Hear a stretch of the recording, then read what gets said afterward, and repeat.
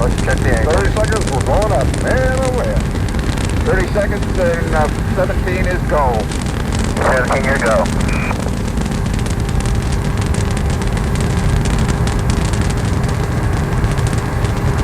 Okay, 1 minute, 68 degrees. Okay. Everything looks great over here to you. Okay. Okay. Stand by for max, coming through max 2. We'll be at 68 degrees. Okay, Have a free leaving. Okay. Team, stand by for mode 1 Bravo. Mark, mode 1 Bravo. Roger, 1 Bravo, we're go at 1 minute. Team, you're looking great. Right on the line. Okay, we got the RCS command. Team, you have feet wet, feet wet. Roger, feet wet. Yeah, this thing shakes like the sun. Yeah, that's max Q. Wait till we get out of max Q. Stay down there, Q meter. Yeah.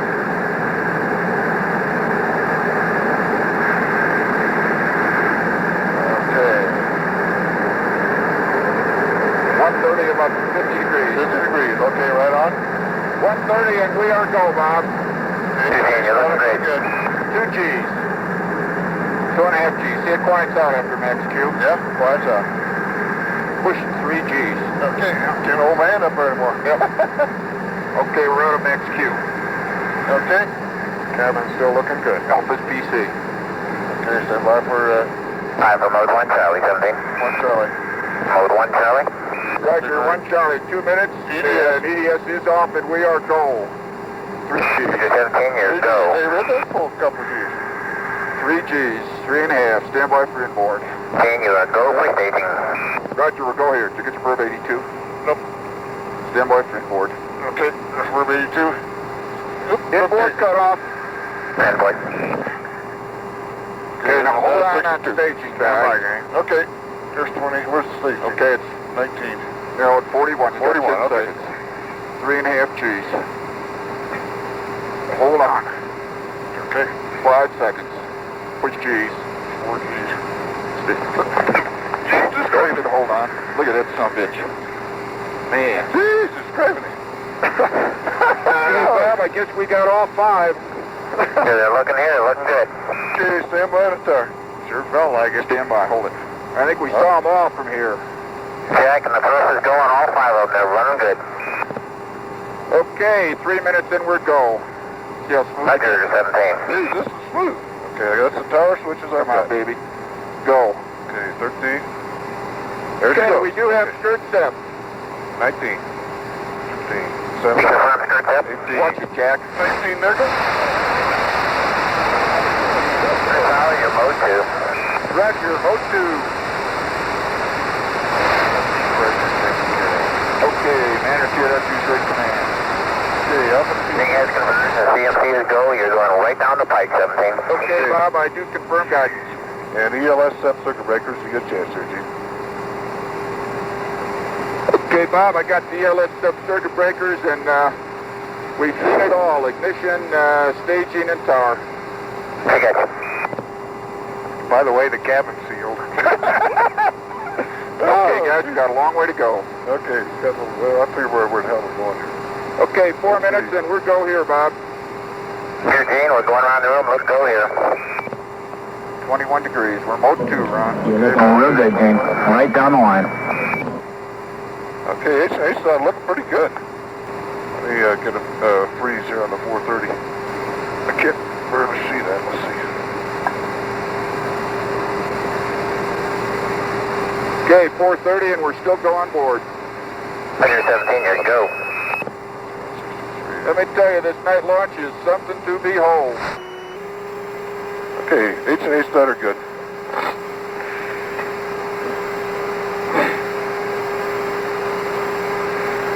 Okay, I don't know if you'll be able to pick up any horizon. Yeah, it's too dark, too light in here. Yeah. Okay, let's keep on 1G. I got some stars at the right, but I don't see. Gino in here, go down here, you're looking great. What's that? Okay. Okay, Robert, we go here at 5. Okay. Coming up on S4B to COI. You guys believe me about that S1 staging now? Oh, good.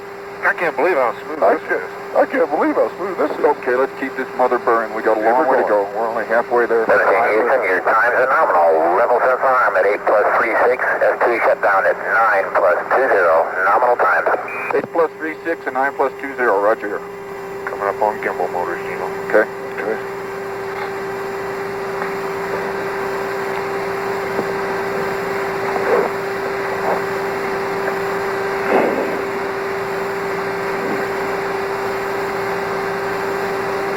Forget anything yet, Ron? Nope. Okay, we're still mode 2 coming up. 5 for S4B to COI capability. S4B to COI capability. Roger, S4B to COI, we're going 6. Okay, gimbal motors. Go ahead. Gino. Pitch 1. Got it. And yaw 1. Got it. Go ahead. Okay, wait a minute, let me check them. Pitch 2. Got it. And yaw 2.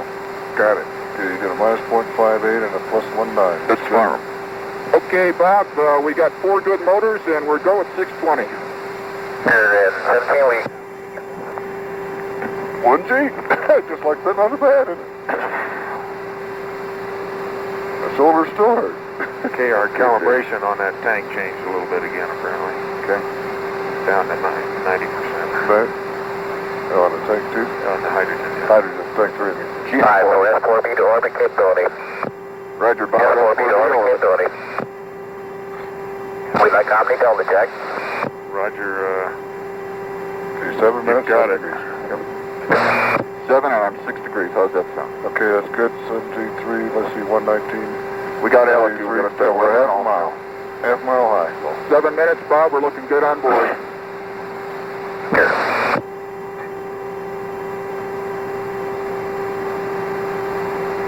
My glad I took my hand off that aboard handle. Oh, man.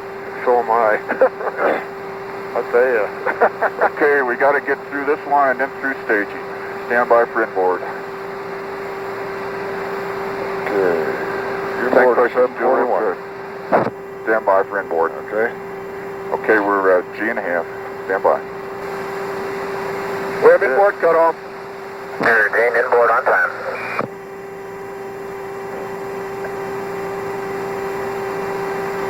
Okay, and she pitches up just like the simulator. Yeah, sure does, bitches. Is that hard to reach, Jack? Yeah, why don't you do that? I can't quite. 2.5. 8 minutes and we are go. Here, 17, you're looking great. Okay, everything's okay. God, the systems are really good. Let's stand by for a PU shift. Is that what that was? Yeah, I think it was. Yeah, I think it was it. Okay, Ryan, level sense arm will be at 3.6. 3.6, okay. Jane Houston, you're go for staging. Thank you, Bob. We are go for staging up here. A little over G. There's a little chug. Okay, we got to get through this one. Coming in, we're in level sense arm now. You have level 10 time this time, Jane. Roger, Bob, level sense arm. Okay, Ryan, our next thing will be stand by for mode 4, and we'll have staging. I'll call it out there. And little old S4B burn, baby burn. There's a little time on here. 9 minutes, Bob, and 17 is go. You're 17, you're go here. Okay, stand by. 10 seconds.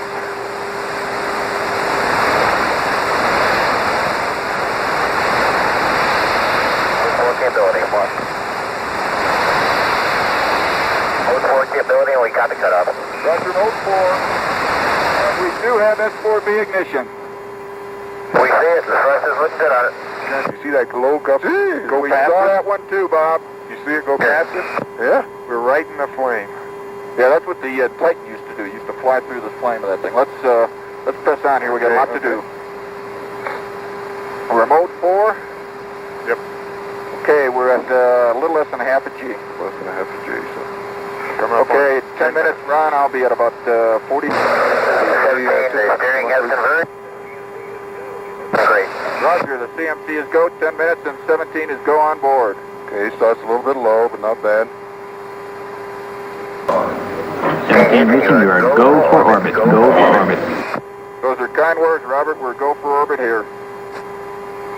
Go, Gene. Okay, coming up on 30, Ron. Okay. Double check everything. 30, 347 degrees. 23.9. Okay, we're a little bit high. I couldn't see a star if I had to I right couldn't either. Velocity is a little high. now. Okay, 10:30 and we're go. A-stop's a little high. A little bit low. Roger, 17, looks great. Okay, the cutoff is VI plus 100. VI plus 100. Okay, I'll catch you down. I just want to hit the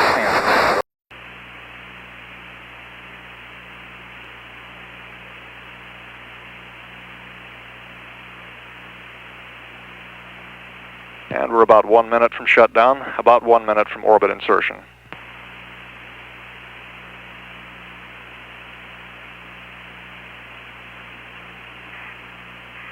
And we are go. Roger, Gene, and cutoff will be at 11 plus 47. 11 plus 47. 11 plus 47, Rog.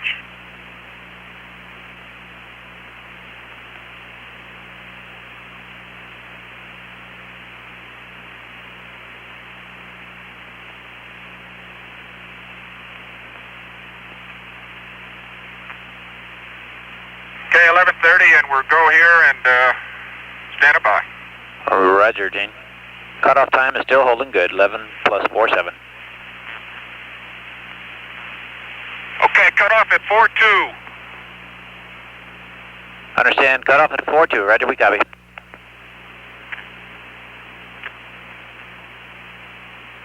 And that looked like a near nominal shutdown. At shutdown, we show 25,600 feet per second. That also looks very close. 89.5. Roger, Gene, we're copying the disk key. Okay, Jack. Gene Cernan reporting the onboard indication of an orbit of 93.5 by 89.5. We'll be getting tracking and confirming that here on the ground.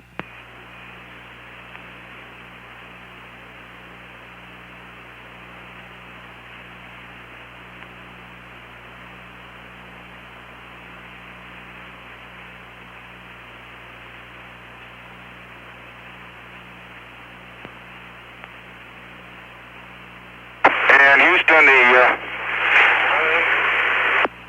looks like the tank pressures are venting. Roger, Gene, the range safety is safe, and you are in a go orbit nominal. Roger, go orbit nominal, thank you.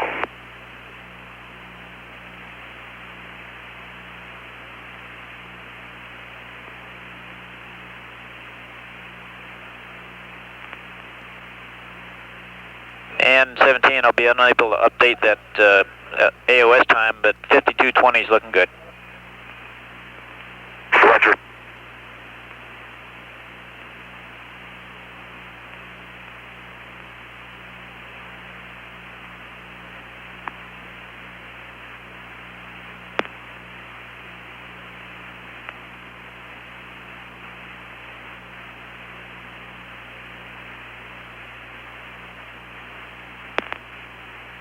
This is Apollo Control coming up on 14 minutes after liftoff. That liftoff coming about 2 hours, 40 minutes late. And we'll be assessing the effects of that late liftoff on subsequent events in the mission timeline, passing those along. One of the effects will be a change in the acquisition of signal, loss of signal time as we move along on the ground track. C off. Stand by on that, Jack. I've been carrying very low amps on the bat bus, and I did not see a drop. I'm carrying about 2 amps now. Volts are 30.5.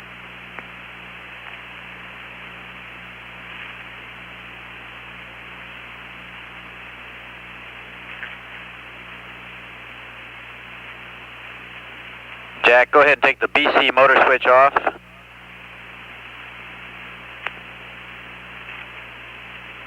Okay, it's off, and I confirm that one. And we think it's the EDS power switch and the fuel cell latch switch that are drawing the current that you're seeing there. Okay, that could well be. Okay, Jack, we're going to lose you in about 1 minute off of Vanguard here and see you at 52:20. Roger, we're pressing. Thanks, Bob. Okay, Bob, everything is looking go on board. Everything's stable. We can see the apps firing, and our attitudes look good. Jano, everything's in good shape down here. The booster's in good shape. You're looking good, and our AOS time is 52:20 as I gave you. We got that, babe. We'll see you coming around. Good show, babe. A little late, but a good show. Outstanding ride.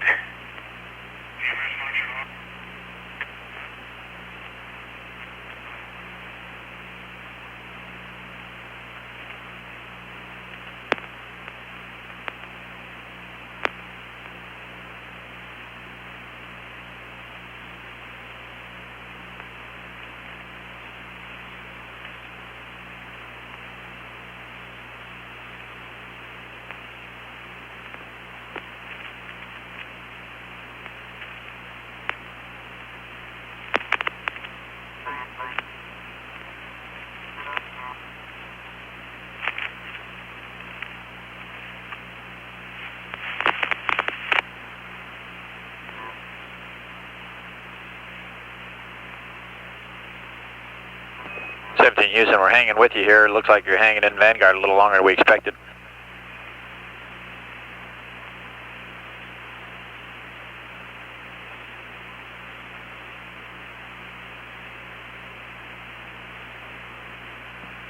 This is Apollo Control at 16 minutes 45 seconds after liftoff.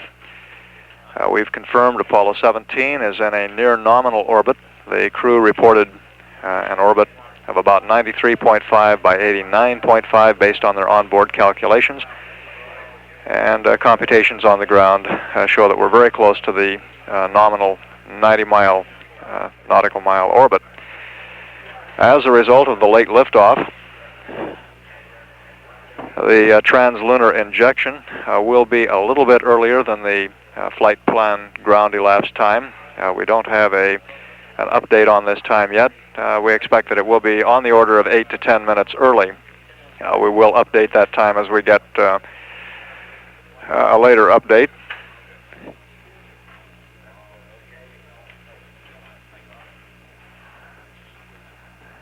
We would expect that the time of arrival at the moon will be approximately the same as the flight plan time in terms of Greenwich Mean Time. The ground elapse time will be somewhat earlier, and we expect that there will be a clock update, a so-called clock update, at some point where we make the clocks in mission control and aboard the spacecraft agree with the ground elapse time that they would be showing in the flight plan. The net effect will be that we'll arrive at the moon in a shorter ground elapse time, in effect about 2 hours 40 minutes earlier than the flight plan would show, but at the same Greenwich Mean Time or local time here on Earth that we would have had we lifted off on time. We're in effect making up the time by speeding up the arrival at the moon. The spacecraft at translunar injection will be going somewhat faster than a nominal liftoff translunar injection.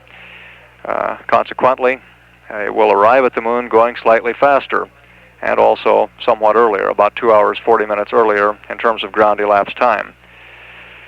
This will also mean that the lunar orbit insertion will require a bit more energy to slow the spacecraft down and get it into lunar orbit. These details, of course, will all be worked out in the time that we have before lunar orbit insertion. And when we get an updated translunar injection time, we'll pass that along.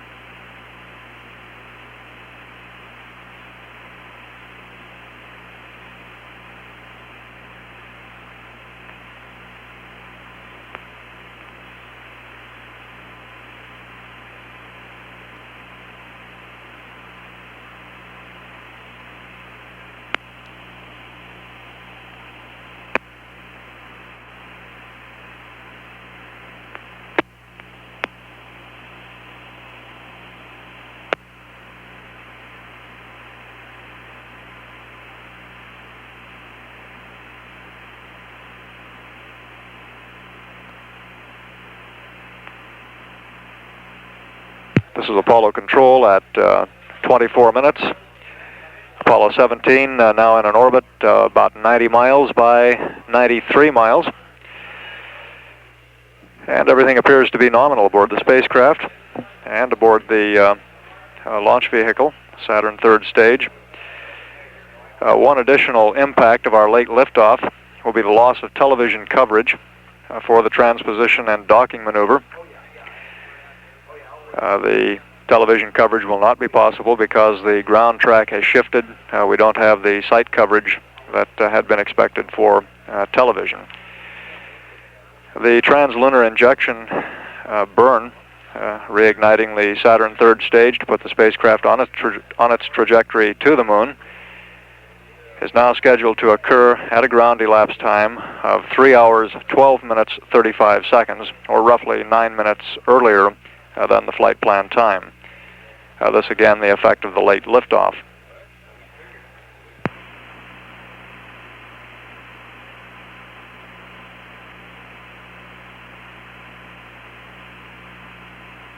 And we'll be reacquiring Apollo 17 through the Caernarvon tracking station at a ground elapsed time of about 52 minutes 20 seconds, roughly 27 minutes from now.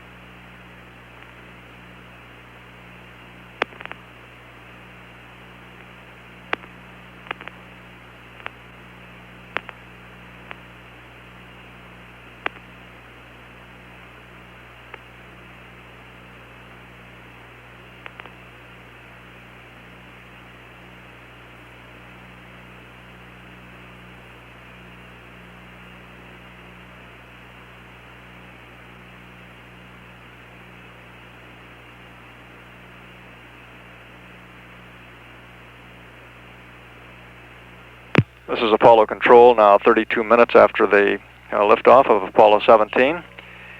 We have loss of signal with the spacecraft. We'll be reacquiring through the Caernarvon tracking station in about 20 minutes. And from the President of the United States, we have the following message to the crew of Apollo 17. The message reads, "As you set forth on the final Apollo expedition to the moon, I want to have my personal best wishes for a successful mission and safe return. I am sure your voyage of scientific exploration will be the crowning achievement in a program which has expanded man's horizons, brought great credit to your country, and lifted the spirits of people all over the world. Godspeed to you all." Signed, Richard Nixon.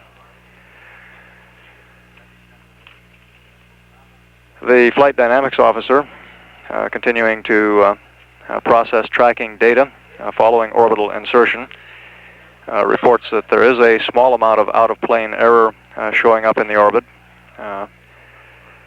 This, it is believed, is due to a small error in the instrument unit of the Saturn third stage.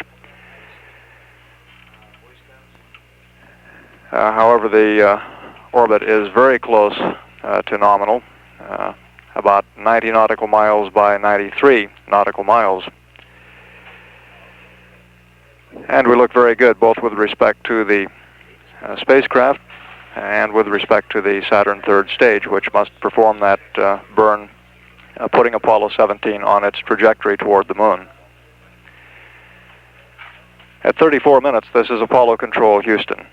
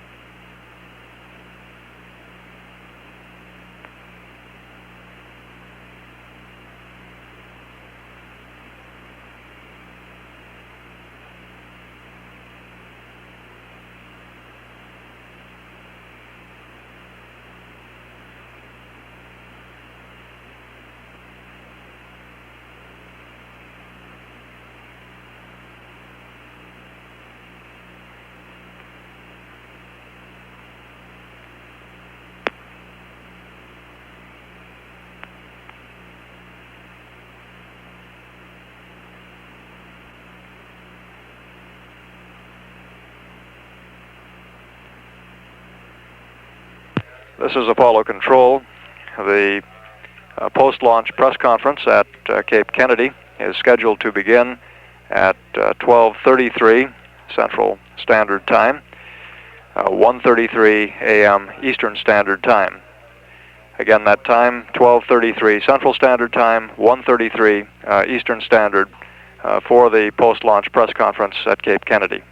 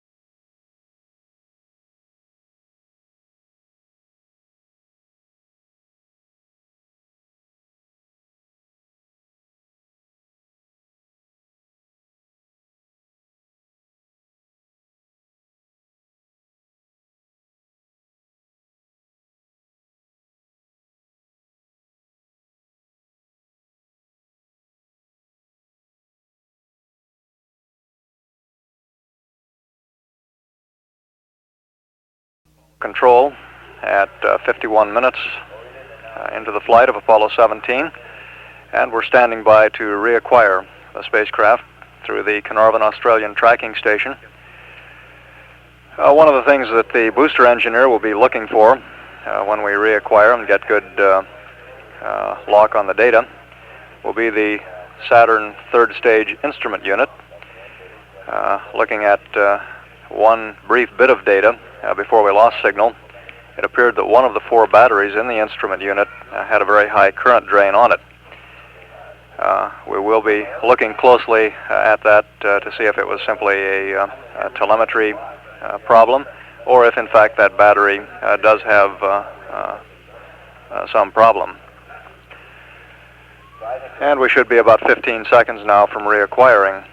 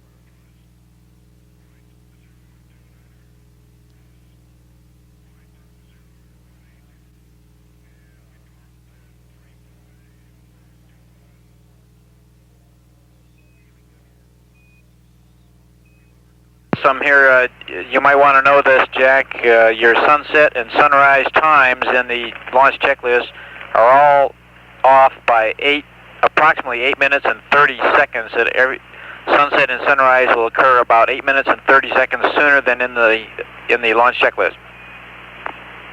That's an approximate number. Okay, we got you.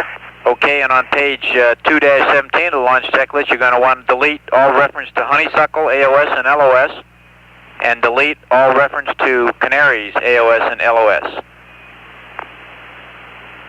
Okay. And we want to add an ascension, pass AOS at ascension 1 plus 5-4 plus 00, and ascension LOS will be 02 0016.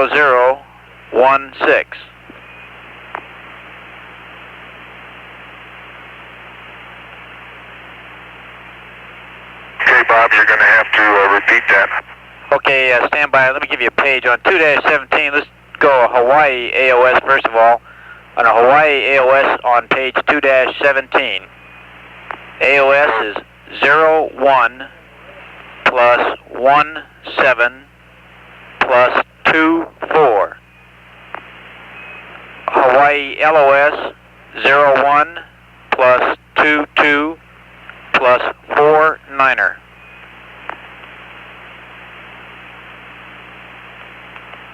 Gotcha. Now, what about the ascension? Okay, here, give you the ascension again now. The AOS 1 plus 5-4 plus 00. Ascension LOS will be 02 00 Over. Okay, I got those. Hawaii is 1 plus 17 plus 24, and LOS is 1 plus 22 plus 49, and Ascension is AOS 1 plus 5400, and LOS 2 plus 0016. Roger, Jack. Good copy, and booster's looking good down here, and looking good. Okay, and I'll do a better job of itemizing those switches. We were pressing pretty hard, and I'll be able to go back and get most of them, I think, and we'll keep an eye on it, on the master alarms. Roger, Jack. We understand, and I think we copied most of what you said there, and we're working on it. Okay, Bob, other than that master alarm, all is well in America, and understand the booster is looking good to you? That's affirmative. And Bob, let me add that we did get spurious master alarms without switch movement, but many came with switch movements. We've had about 7. Okay, understand.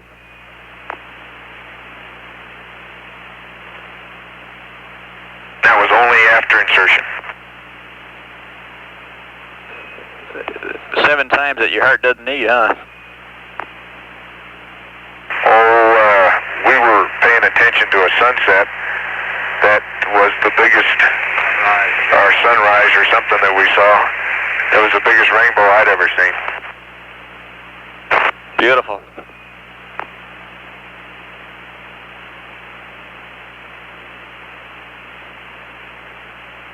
We can't wait to hear what you had to say about that, the ignition on the S2. It sounded pretty spectacular.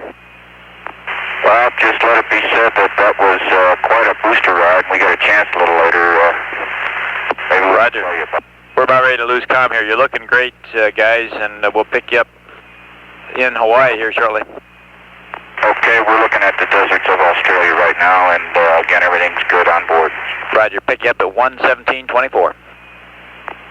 Gotcha.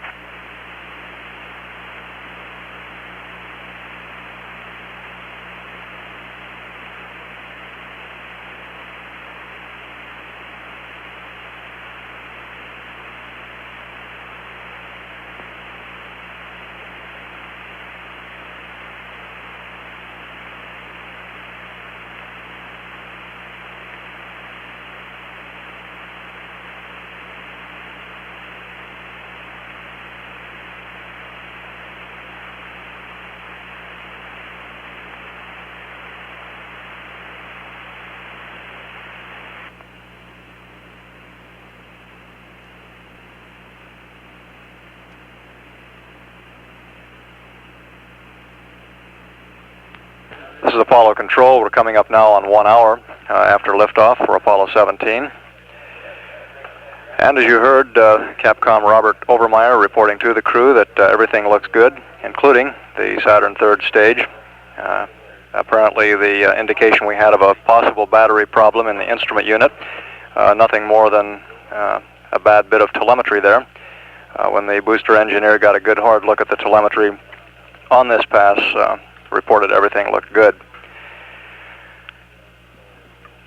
We're ready at this point to begin the post-launch press conference at Cape Kennedy. We'll switch to Cape Kennedy now and stand by for that press conference.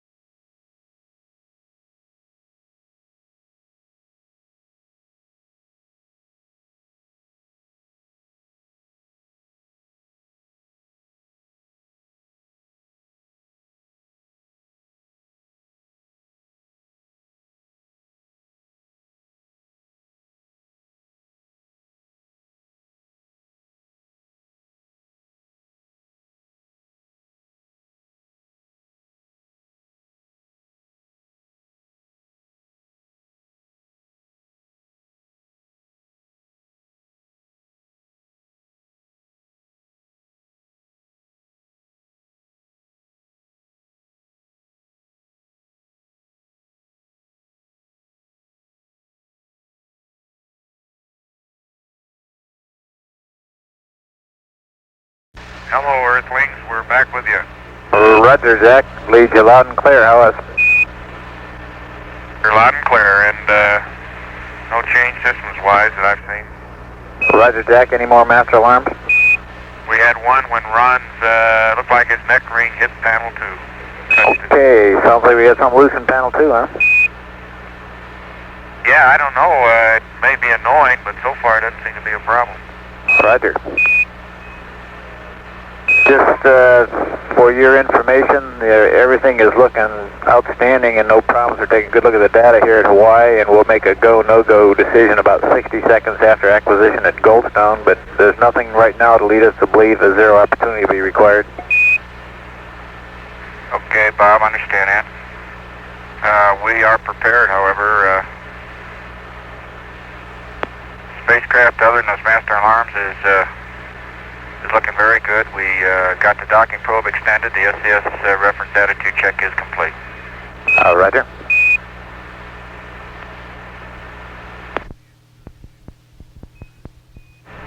Okay, Bob, I just remembered another switch that I think gave us a master alarm was H2O quantity indicator. Oh, Roger, copy that, Jack. H2O quantity indicator. Roger, 17, we're going to lose you in about 30 seconds, but when you get over the stateside here, we're going to take the dump on the data, and we'll read it out real carefully, so when you get in TLC, we ought to be able to see where that master alarm glitch is coming into. Okay, Bob, and yell at me if you want anything done on the comm with this change in AOS, LOS stuff. Negative on that right now. We'll see you at 128.59 through Goldstone. Okay, 128.59, Bob. We'll be there. Roger, Jay.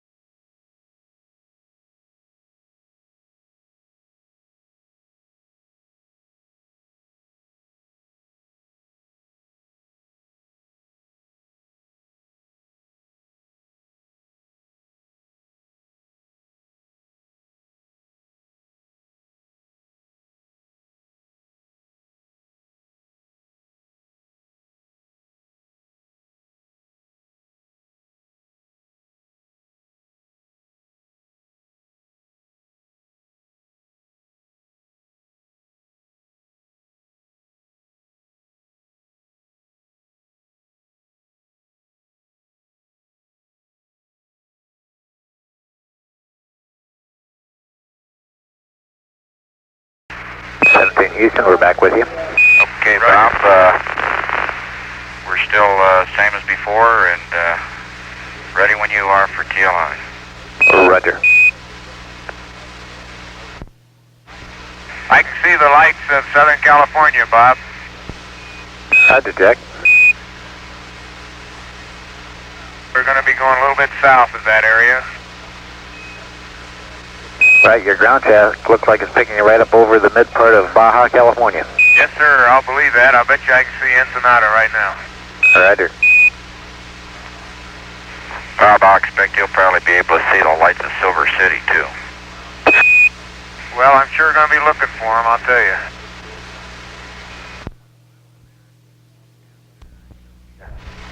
Jack, just for your information, you'll probably, when you come up a little further in this orbit here, get over Mexico, you should be able to see all that bad weather that was giving us so much worry and had Tyndall and New Orleans and everything all messed up this morning when I went through there.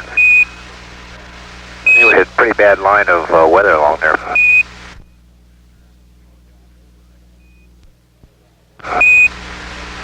I was assuming it wasn't too bad. I think you made it, didn't you? Oh yeah, I made it, but I had to, I had to work at it. But it's, I was worried about it getting down to towards Mila there after, if we had to scrub and go tomorrow night. And boy, I'm sure glad we got you off tonight. Guess who else is? And I wouldn't believe that.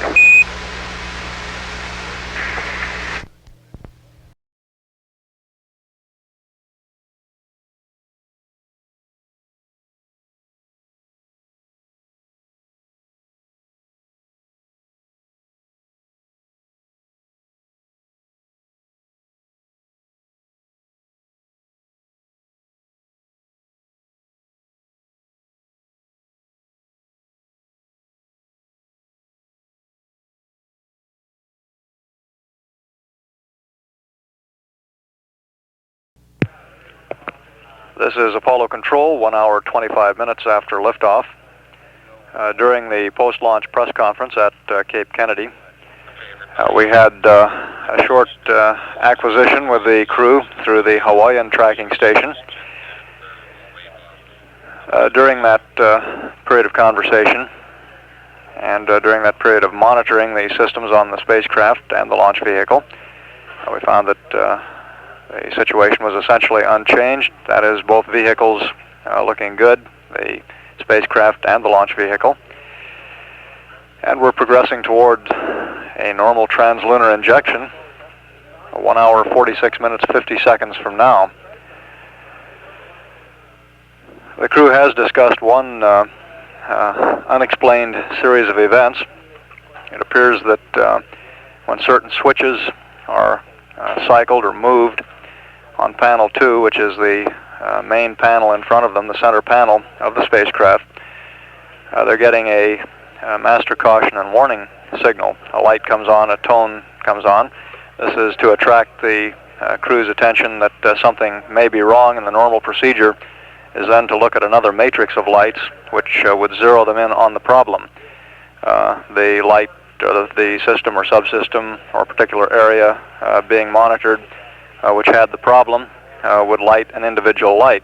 However, when they go to this other matrix of lights, they find that none of them are lighted. This is leading the crew and flight controllers here in Mission Control to believe that they're getting a spurious signal to the master caution and warning when in fact nothing is wrong. We don't have any further explanation for the problem at this point. We will continue to look at the data,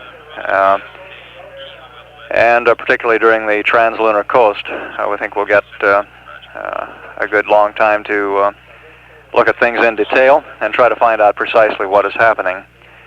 At this point, however, the problem presents no concern, and one of the more likely explanations or possible explanations that's been advanced is perhaps some contamination in some switches.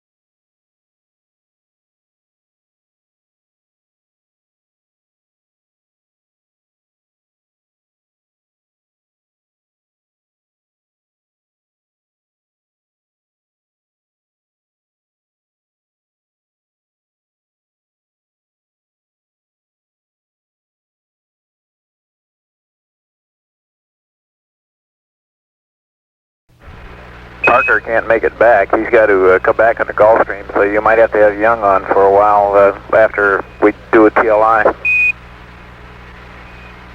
Hey, you just wouldn't believe, Bob, the lights you can see in the west right now. It must be absolutely clear. Roger, Jack. Sounds spectacular. Jack, people in the room here want to know if you've been down your checklist yet. Oh, we got that out of the way in about 5 minutes. Have we missed something? Oh, there's a different checklist here we're talking about. If you're talking about the flight plan, yes. Roger. What a waste.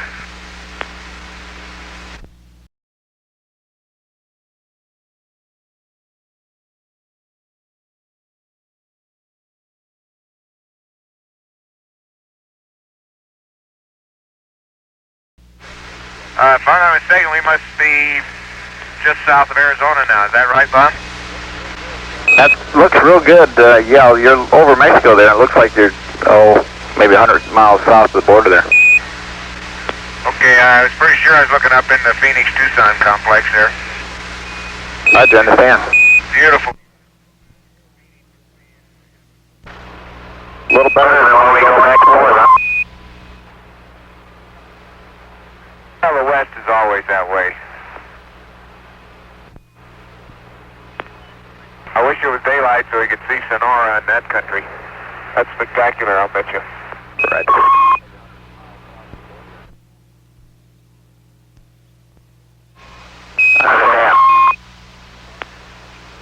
Bob, you're coming through with a large squeal right now in the background.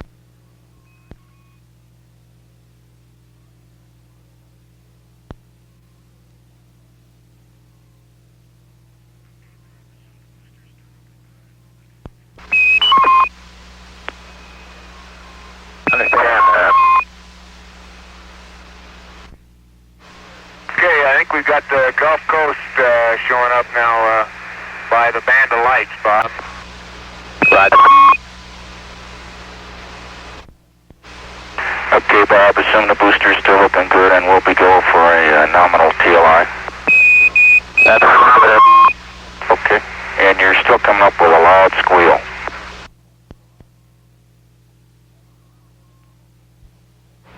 Roger. 1790. Would you believe we're just south of Houston now, Bob?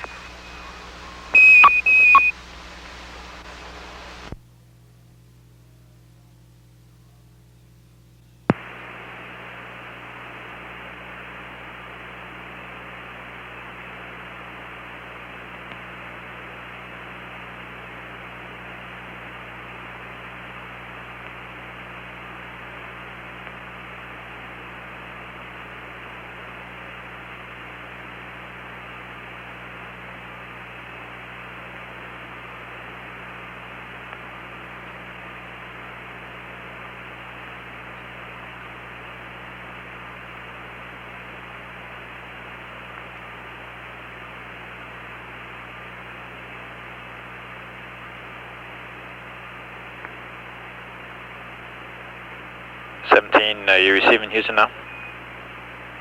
Sorry, Bob, you came up unreadable with the squeal that time. Am I still squealing? Is this Houston?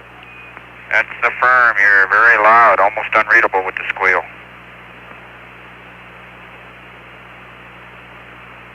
Bob, why don't you give us a short count?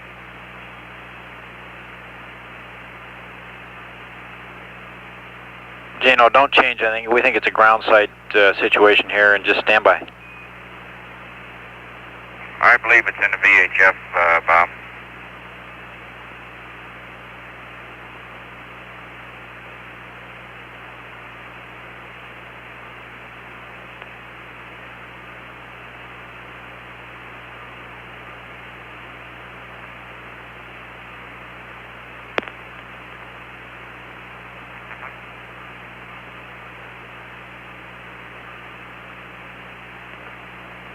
Okay, Bob, I'm not sure exactly where we are, but I'm looking out to an awful lot of lights on the horizon out there at 12 o'clock, and an awful lot of lightning in the clouds out there. Roger. We show you just about over the middle of the Gulf. Looking ahead, you're probably seeing the very southern tip of Florida there. It looks like almost the entire Florida Peninsula has got lights outlining it somewhere. Roger. How's my comm sound to you now, Gene? Okay, give us a quick short count. Roger. Short count follows. 5, 4, 3, 2, 1. 1, 2, 3, 4, 5. Short count out. Bob, you're all right now? Okay. And can you give us a feel for what the final weather was at the Cape at launch? Yeah, let me get that for you. The reason why we had that problem on the comm is we just handed over from Texas to Mila, and we're going through Mila now, and it's great, so we had a little problem with our Texas site. Okay. The television coverage had you all the way through staging very well on the S2 ignition and you went right behind a cloud for a while, but they were tracking you pretty well. Okay. They also cut in for about half a minute or so and showed a view of the crowd in just the available light from the booster, and it stood out pretty well. Okay, Bob, we're going right over Florida now, looking down at Miami, a beautiful view of the Keys, all lit up, and I just saw a shooting star right over Miami. Roger.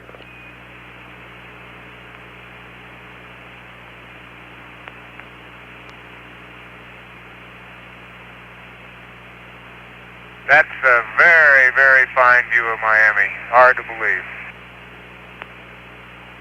I'll bet they sat there and watched you go.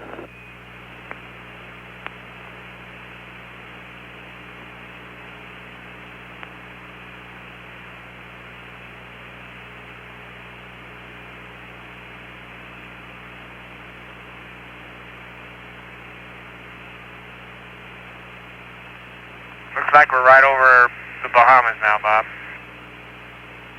Roger, I'll buy that.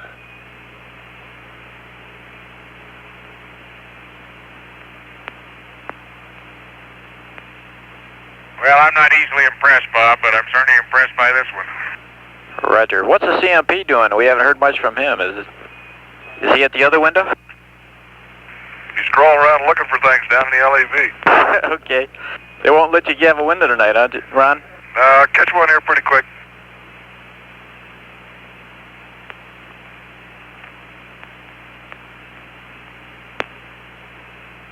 Just a reminder, if you haven't already done it, there's no need to unstow the TV because due to this late launch, there's just no site available. Okay, Bob, we're not going to install it.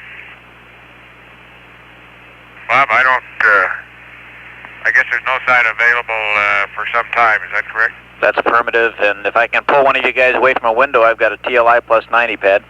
Oh, I'd love to copy that. Just a minute.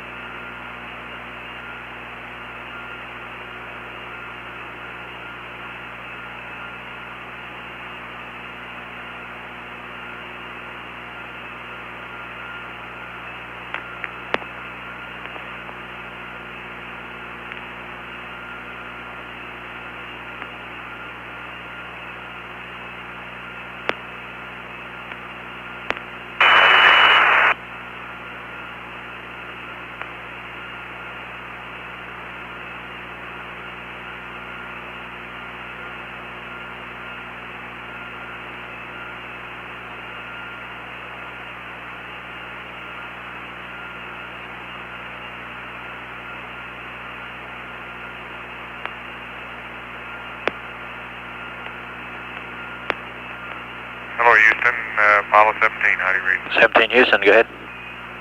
Okay, lost you there for a minute. We had good signal strength all through that, so I figured it was your problem. Roger, we were just waiting to hear from you. You ready for the pad? We were calling you and you missed us, so you might think about that. Ready for the pad. Okay, it's a TLI plus 90. SPS GNN.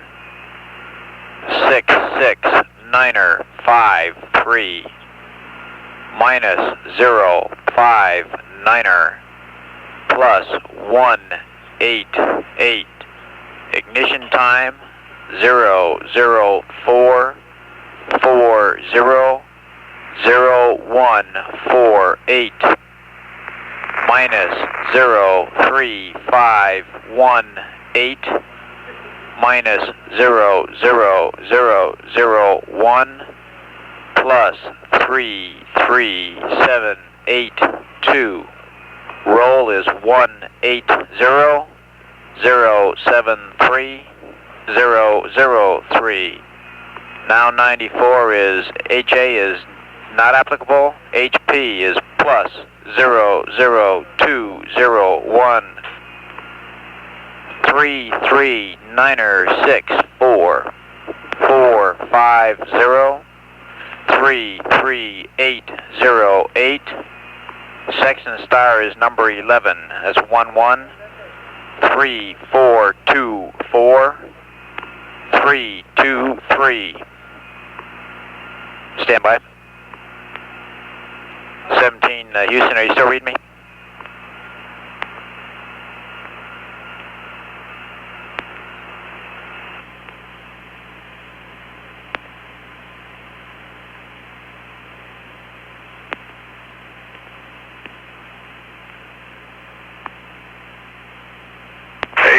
If you read, we're reading you, got you all the way through the trunnion on section star. Okay, we'll have to wait and pick you up at Ascension. We just had a keyhole pass at Bermuda and a little bit of pass at Vanguard. Okay, I'll wait for you to finish that and on the readback, okay? That's affirmative. Stand by, we've got Vanguard. I can continue on with, after trunnion, the boreside star is not applicable, Jack. Noun 61 plus 1329er minus 03200 109er92 349er04 GET of 05G 0243809er. Want to read back that much of the pad, Jack? Okay, Bob, it's TLI plus 90 pad, SPS GNN, 66953 minus 059er, plus 188 004 400148, minus 03518, minus 4 zeros 1, plus 33782, 180 073 003. HA is NA, plus 00201 33964 454 33808 11 3424 323. Boresight is NA, plus 1329er, minus 03200 10992 34904 024 3809er, over. Roger, Jack, good readback, except burn time is 450 and not 454. And we'll be losing here in about a minute, so I'll wait on the rest of that pad. Just a reminder for Ron, we'll be standing by at Ascension for the next gyro torquing, and we might have a drift update on the IMU there.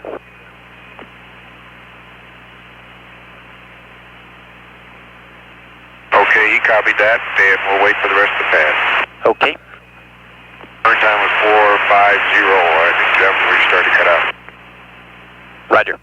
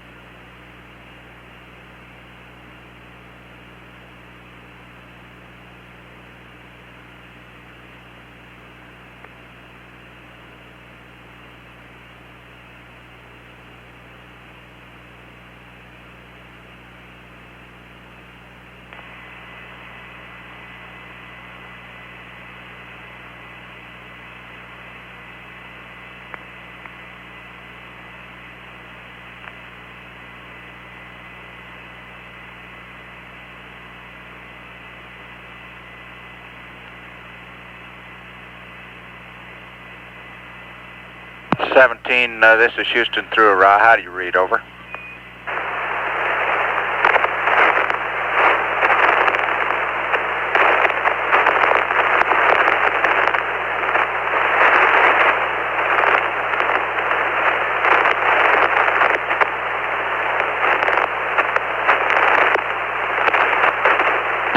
Houston through Arai. How do you read? Over.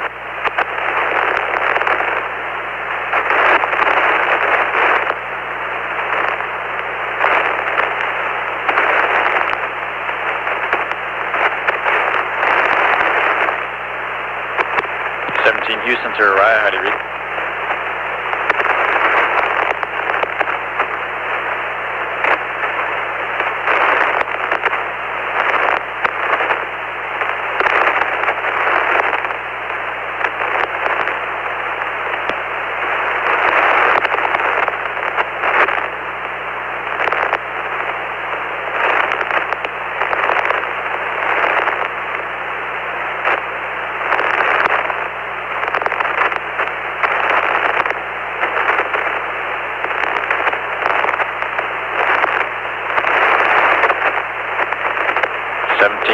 Houston, how do you read through Arai?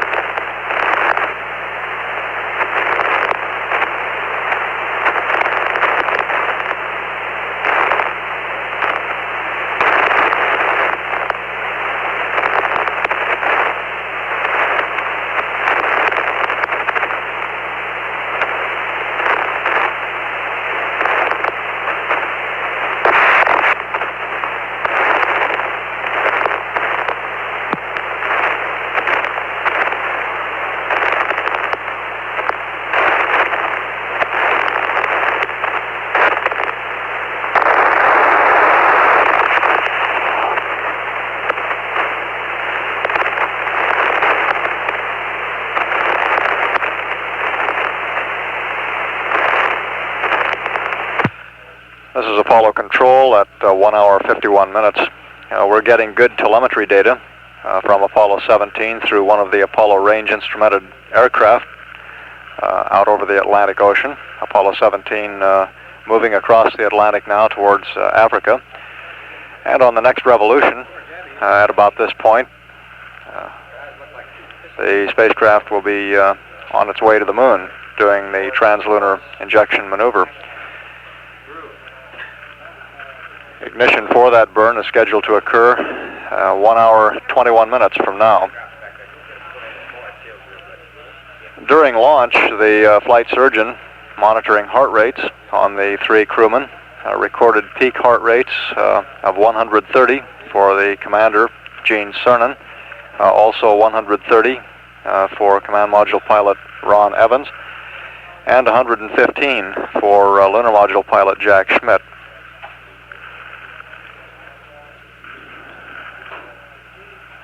We should be reacquiring the command service modules and reestablishing voice communications with the astronauts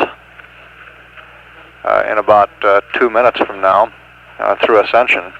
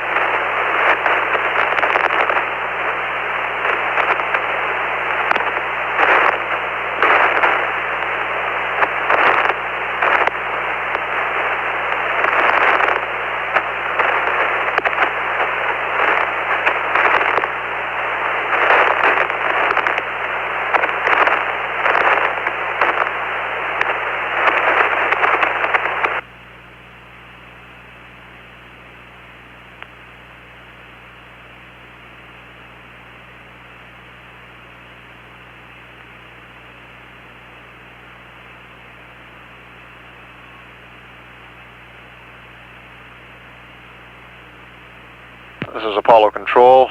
We should be acquiring the spacecraft through ascension in about 5 seconds and reestablishing voice communications with the crew.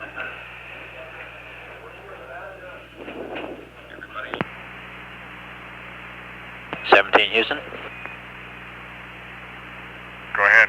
Hi, Roger, you're back with us. I'll finish up that TLI plus 90 pad so we can talk a little here if you want. Go ahead. Okay, set stars are Sirius and Rigel. Our line is 318, 148, 358. There'll be no LH. Okay, down at the bottom of the pad we got the P-37 for liftoff plus 9er. GET is 009000. Delta VT 48907. Longitude minus 175. GET of 400K 03349er, over.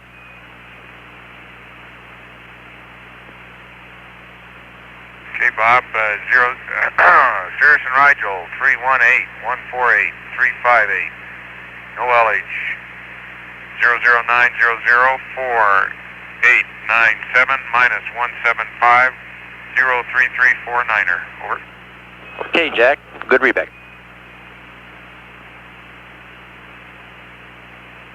Okay, Bob, we had, as usual, up here, a spectacular sunrise, and Gene wants to talk to you. I got some numbers on Rouse P52 for you, Bob. Okay, standing by the copy, go ahead. Okay, now it's 71, we're stars 22 and 24. Now 05 are all balls. Now 93s are all minus.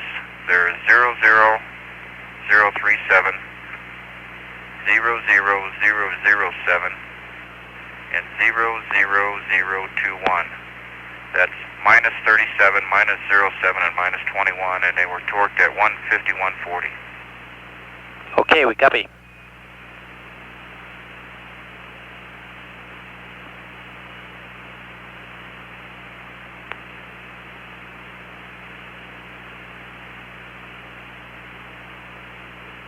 Bob, we're over what might be intermediate to low stratus that have a very strong crenulation pattern, pulling out some geological terms here.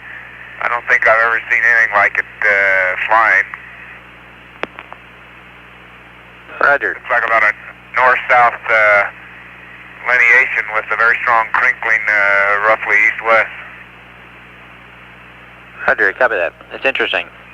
You know, you're just directly over that South Atlantic area. Your path just kind of kept you going right between the Africa and South America, right dead center all the way.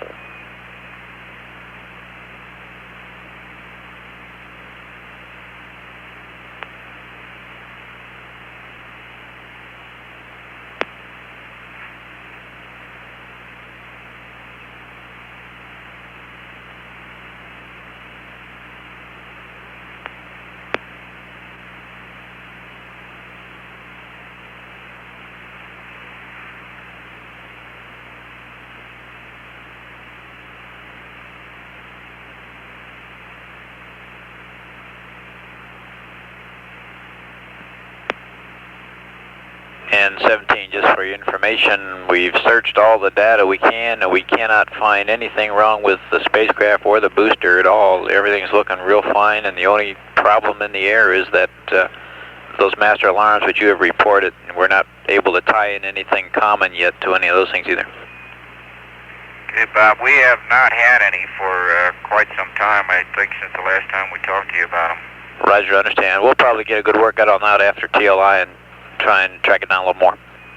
Okay, but also we have not really been doing much switching since the insertion checklist was complete either. Roger, understand. Got you glued to the windows, I guess, huh? They are interesting, I'll say that. Well, I certainly am, Bob, and again, there's a fairly continuous intermediate cloud deck, I think, and it has patterns comparable to what I've seen on pictures of ice flows. I don't understand.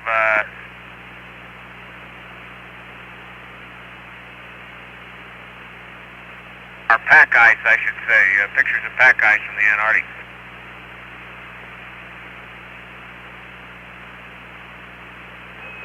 Houston, we've got two questions concerning the master alarms. One, do you get the master alarm on the LEB also? And two, do you get the tone with the master alarm? We did get the tones. The master alarms were on both panel 1 and panel 3. I can't tell you about the LEB right now. Maybe Ron can. No, I didn't pay that much attention. Okay. Hey, Bob, there was something interesting, and I want to get around and tell you. The mission timer down in the LEB, when Ron went down there to get things squared away, was about 15 seconds or so behind all the other clocks. Roger, we copy that. Okay, and we reset it, resynced it, and it's been running okay. I don't know whether that's a clue to anything or not, but apparently it happened either during launch or somewhere before we got down there right after insertion. Okay, we're going to lose you here in about 9 seconds. You're a go and looking great, and we'll work on it. And if you get another MEV, will you check the LEB for us? Yes, sir. Sure will do, Bob. We'll see you. What's our next AOS? Stand by. Carnarvon at 225. Thank you.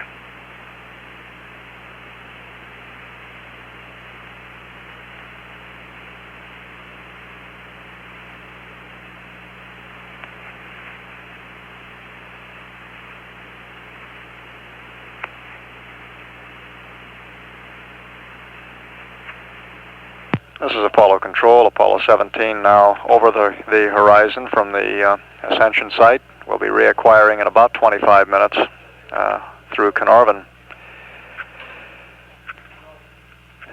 And as you heard Capcom Robert Overmeyer advising the crew, we've been getting a good look at all the data, and spacecraft, launch vehicles look fine. No discernible problems. Gene Cernan did mention one anomaly, and that was the mission timer. One of the numerous clocks aboard the spacecraft, which was running about 15 minutes slow.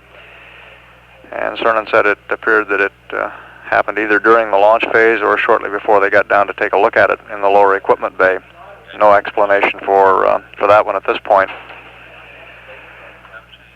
And we show now 1 minute, or 1 hour rather, 11 minutes until ignition for the translunar injection maneuver, the burn with the Saturn third stage that will place Apollo 17 on its trajectory toward the moon.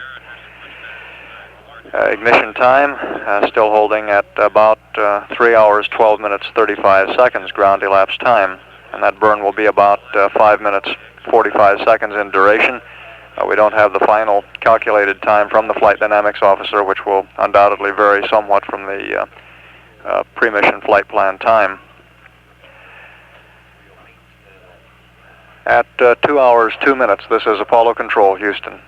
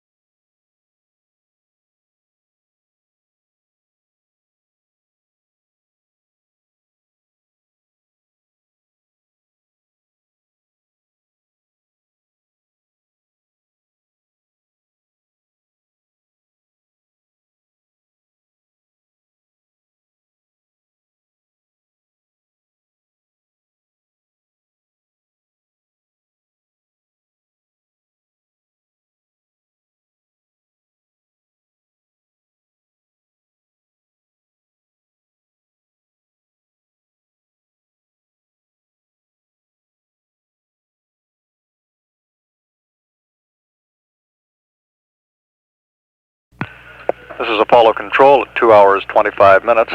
Apollo 17 now approaching the west coast of Australia, and we'll be reacquiring the spacecraft in about 35 seconds. During this pass over Carnarvon, we expect to pass up the first set of numbers to the crew that they'll use in the translunar injection burn to put them on their trajectory towards the moon. That maneuver is scheduled to begin at 47 minutes from now. And we have acquisition of signal a little bit early. 17 Houston, how you doing? Well, pretty good. You're wavering here a little bit on signal strength. Okay, we've got a TLI pad anytime you're ready to copy it, Jack. Goodness, okay, let me get rid of something here. Ron, I'm putting that right underneath you. And guys, we'd like poo and accept, please. You're getting a CSM state vector if you'll give us poo and accept.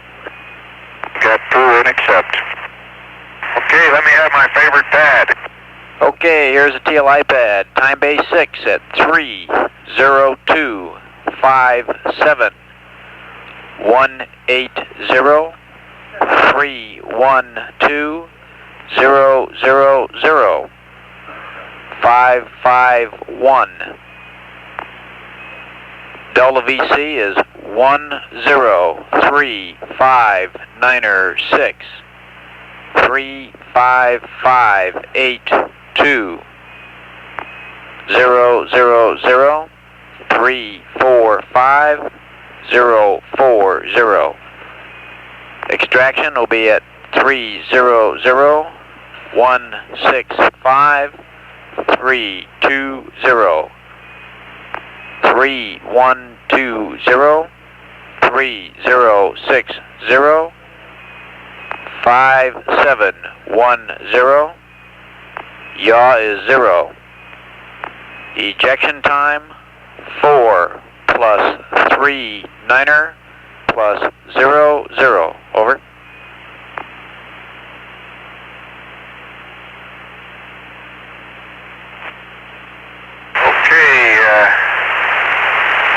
Houston, there's your TLI pad, 30257 180 312 000 551 103596 35582 000 345 040 300 165 320 3120 3060 5710 000. Ejection time 4 plus 3 9er plus 00.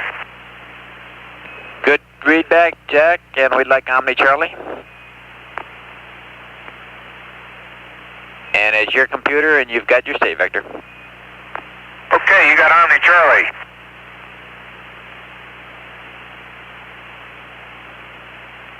And Bob, we had almost a completely weather-free pass over Africa and Madagascar.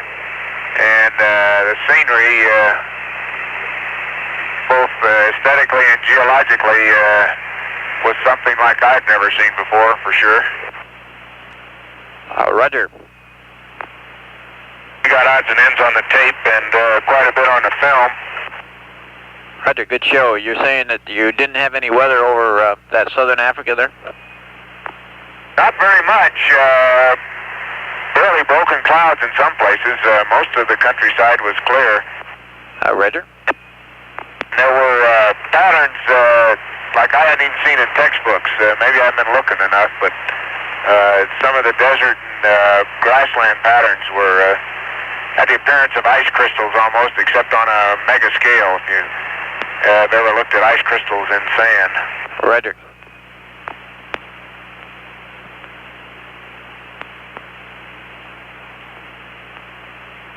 Or better yet, ice crystals on your car window when you get out early in the morning up in northern areas. Roger. And just be advised, we'll be standing by for the go, no-go for Pyro Arm when we get to Hawaii, and we'll be giving you a go for TLI about that time. Okay, and we'll be ready.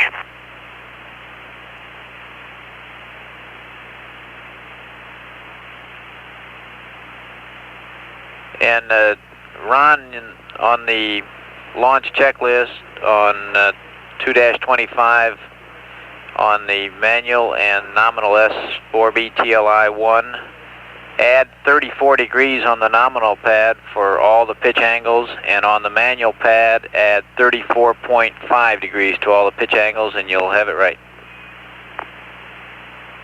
Okay, Bob, give us a to get set. Okay, we'll just add 34 to the nominal and 34.5 to all the manual ones. And you'll want to do that on your cue card also, Ron. Yeah, that's affirm.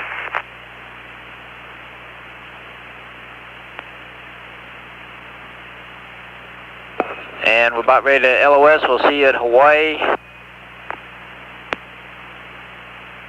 Okay, Bob, we'll 2 plus 50 at Hawaii. Okay, 50, and we'll be into our TLI checklist, and we'll be ready for the power arm. Okay.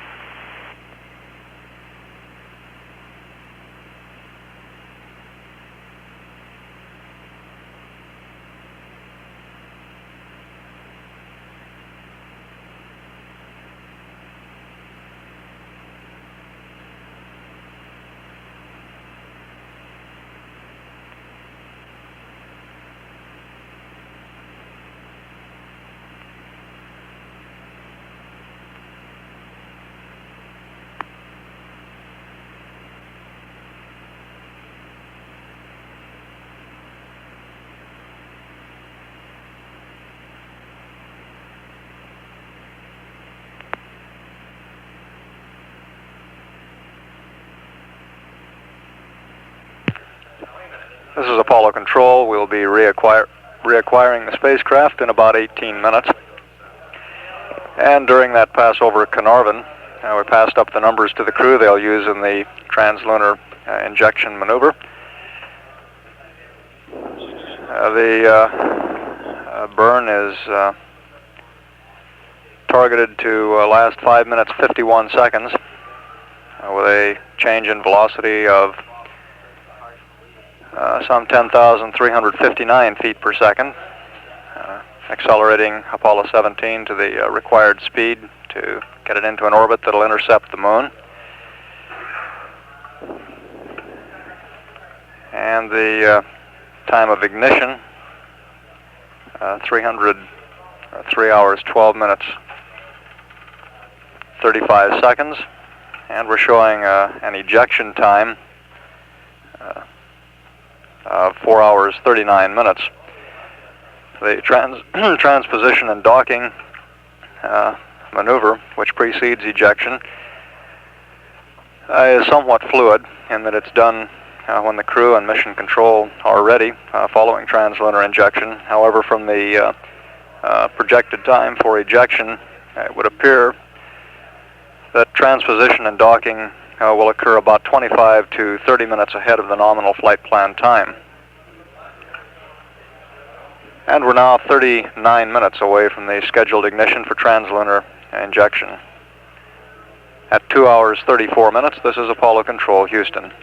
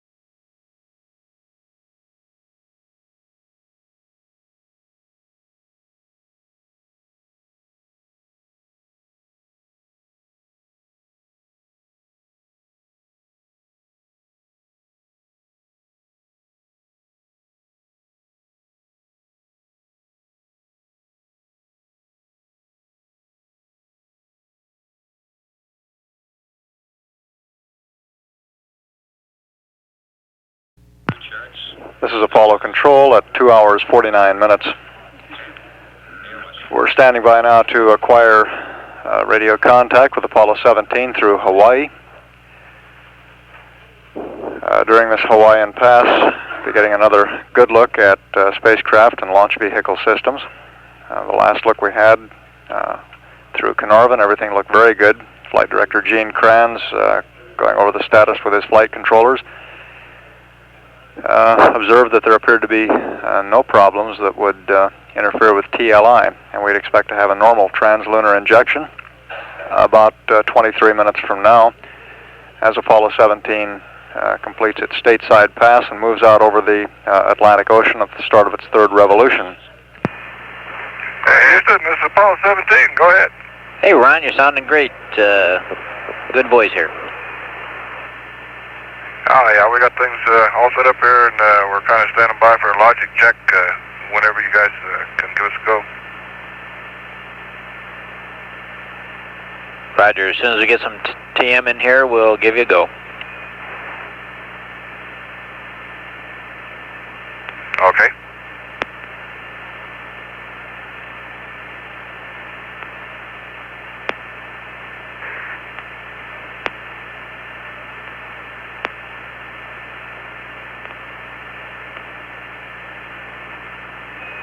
Houston, we're ready for the logic check.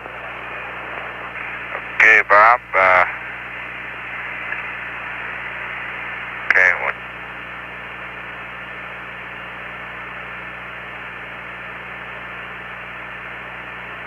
Okay, 6 arm breakers are closed. Roger. Okay, and logic 1 is on, mark it. And logic 2 is on, mark it.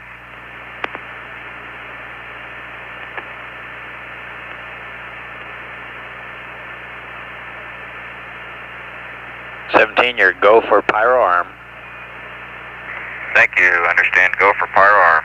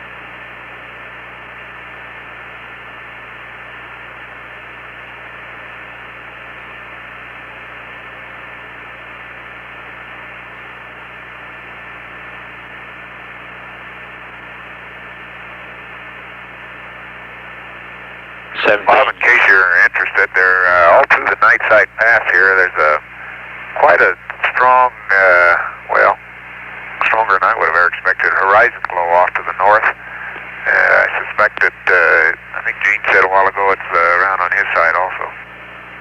Roger. Guys, I've got the word you wanted to hear. You are go for TLI. You're go for the moon. Okay, Robert, understand. America and Challenger with their S4B are go for TLI. That's affirmative. You're a sweet talker. We try to please there, Gene.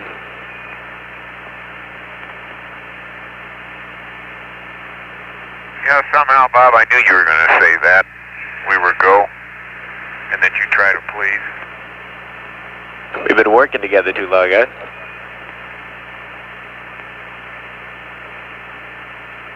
Not long enough yet.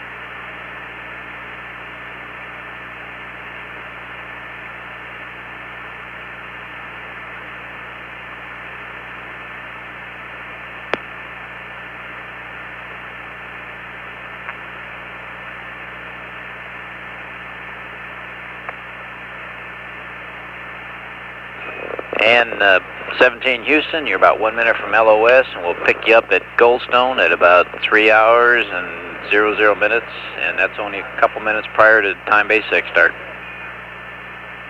Okay, Bob, we'll be with you. Roger. Bob, that glow is actually above the horizon, just in case you're curious. I can see stars below the top of the glow, down closer to the Earth. Roger, Jack.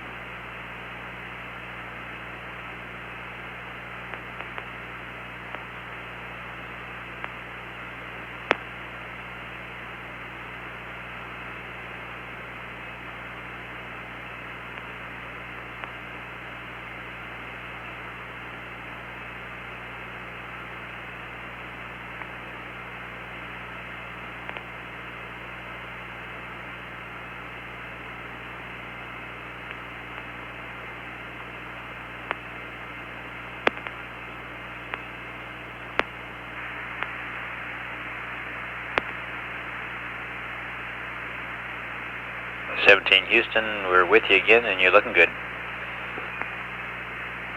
Okay, mighty fine, Bob. And Bob, we've got the pyros armed now. Roger.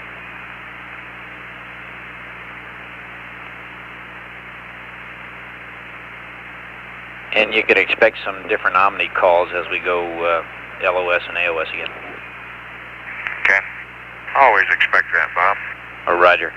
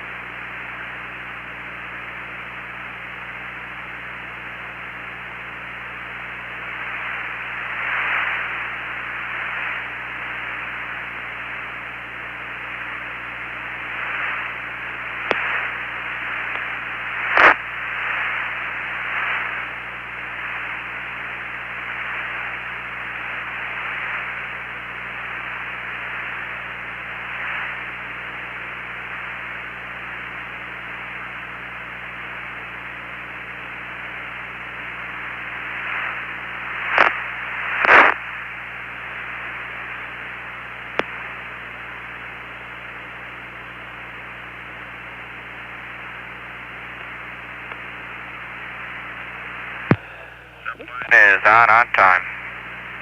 Roger. Data shows time base 6, right on time, Jane. Okay.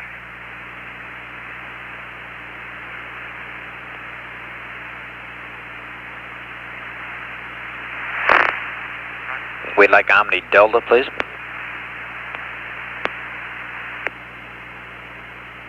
Okay, you've got it. Roger. I'll just switch, Bob. I won't give you a call. Roger.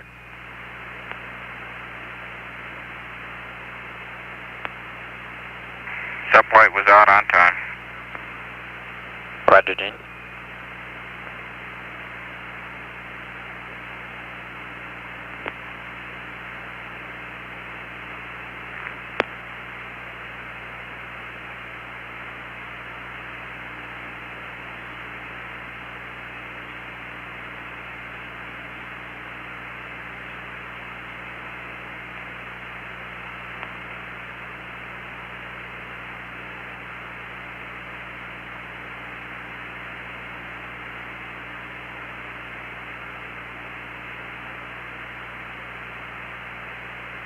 This is Apollo Control at 3 hours 4 minutes. And we're now some 8 minutes away from ignition.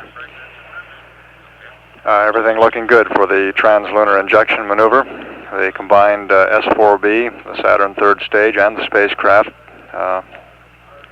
with an orbital weight of 308,298 pounds at the start of this maneuver.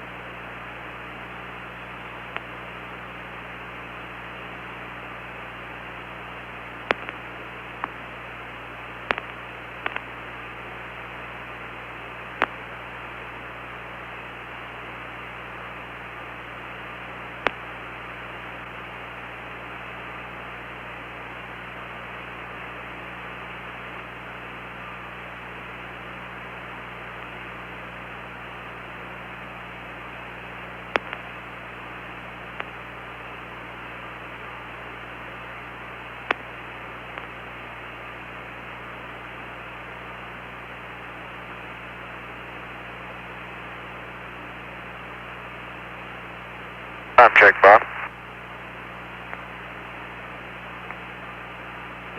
17 Houston, go ahead.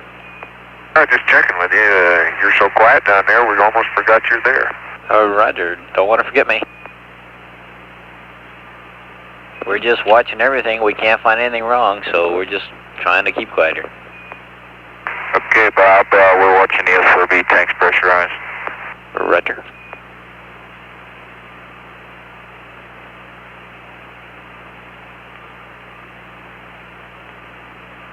You ought to look for the good things rather than the bad. Well, that's good when we don't find anything wrong. Can't agree more.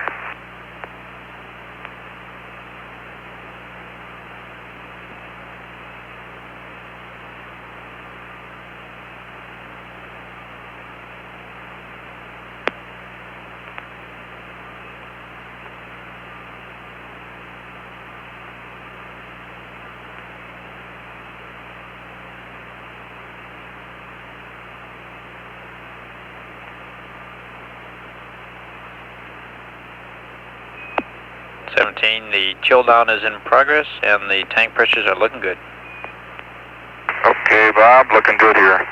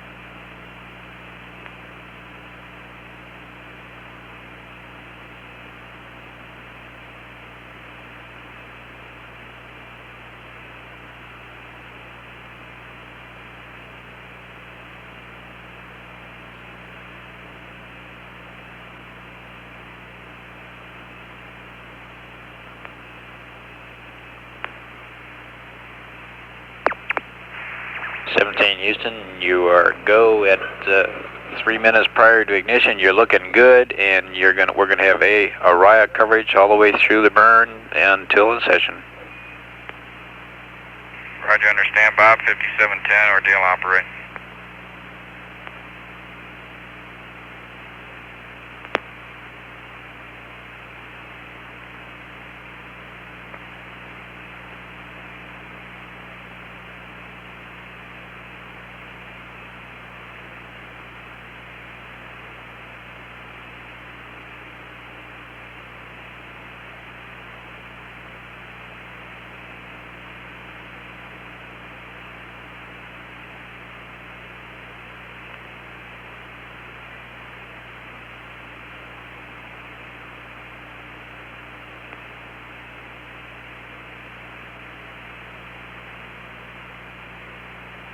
And we're coming up now on 2 minutes until ignition. This burn again will be a 5-minute, 51-second maneuver. The S4B engine delivering about 225,000 pounds of thrust, and it'll be increasing the spacecraft velocity from the current speed of about 25,000 feet per second up to around 35,585 feet per second. Roger, we confirm it.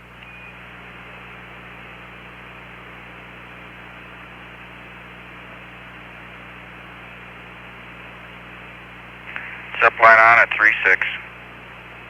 Roger.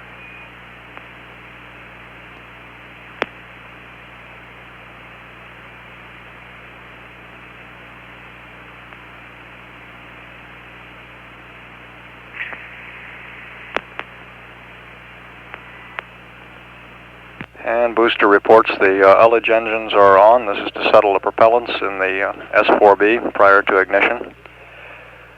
We're 53 seconds now from ignition.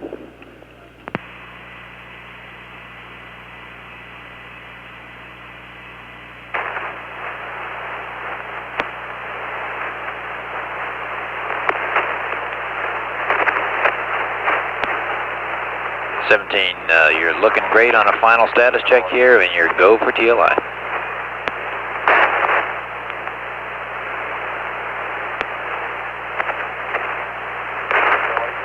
20 seconds now to ignition, and we're maintaining communications with the spacecraft through one of the Araya Apollo range instrumented aircraft.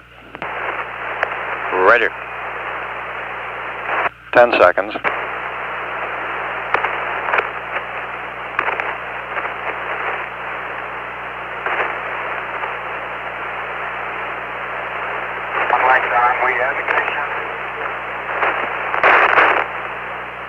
And very faintly, we copy the crew reporting S4B ignition. That's confirmed by the telemetry. The booster reports the thrust looks good on the S4B. 17 Houston, you're looking good, and the thrust is go. Bob, you're done at 5, but we're go on board at 20 seconds. Roger. And telemetry data from the Saturn instrument unit shows the velocity increasing, up now to 26,000 feet per second, beginning to climb ever more rapidly.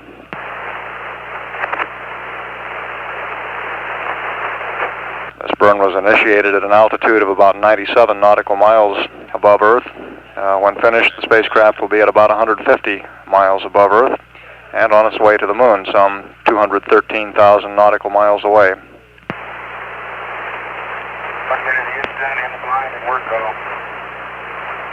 Roger, Gene. We can barely hear you through the Araya, but you're go. We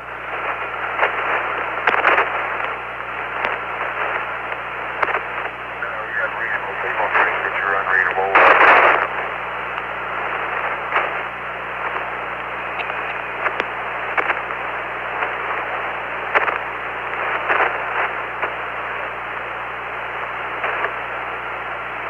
Very weak voice communications, and booster says the data is now static, but at last look, everything looked normal. Code 145. 17 Houston, we can confirm PU shift, and you are go.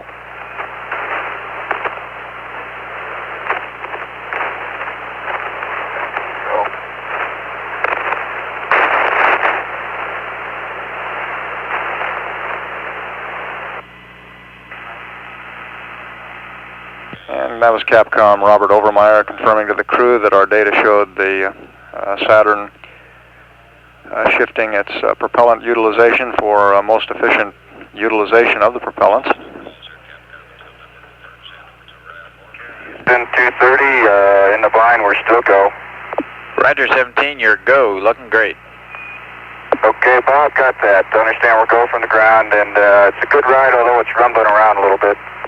Okay.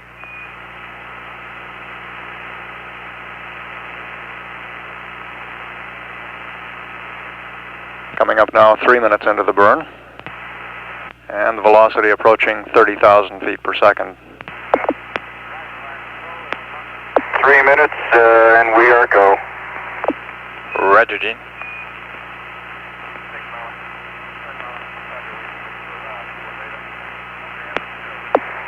Bob, we're going to TLI right through sunrise. Roger, understand. Gene Cernan reporting the TLI burn has taken them out of darkness and into sunrise now. And we're showing a velocity of 30,463 feet per second. Roger, 17.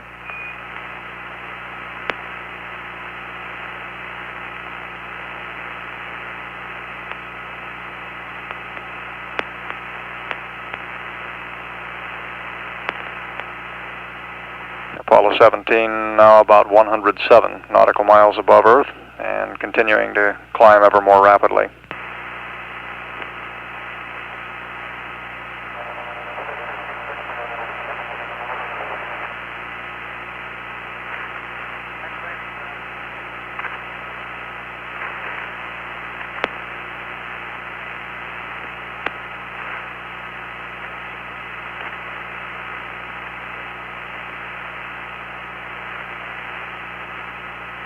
Four minutes, 30 seconds now, and everything continuing to look good. Apollo 17 at a velocity of 32,000 feet per second. At 4:30, you're still unreadable. Roger, how do you read me? You are go, by the way. Okay, we got you that time. Understand we're going to ground. We're still go here, and we're TLI and right through at sunrise. Understand.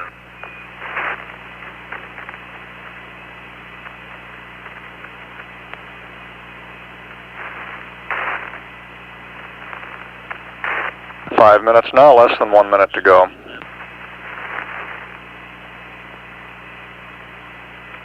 And booster engineer reports we're very close to the nominal predicted shutdown time.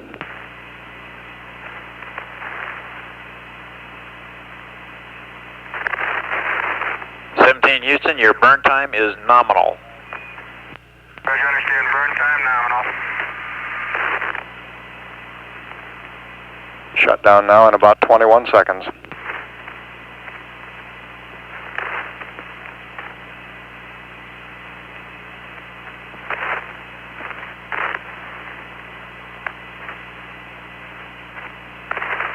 We're showing a velocity of 33,000 feet per second. Altitude now approaching 150 miles. Get off at 5-2. You read the disky? We don't have the disky. You have to read it to us, Ron.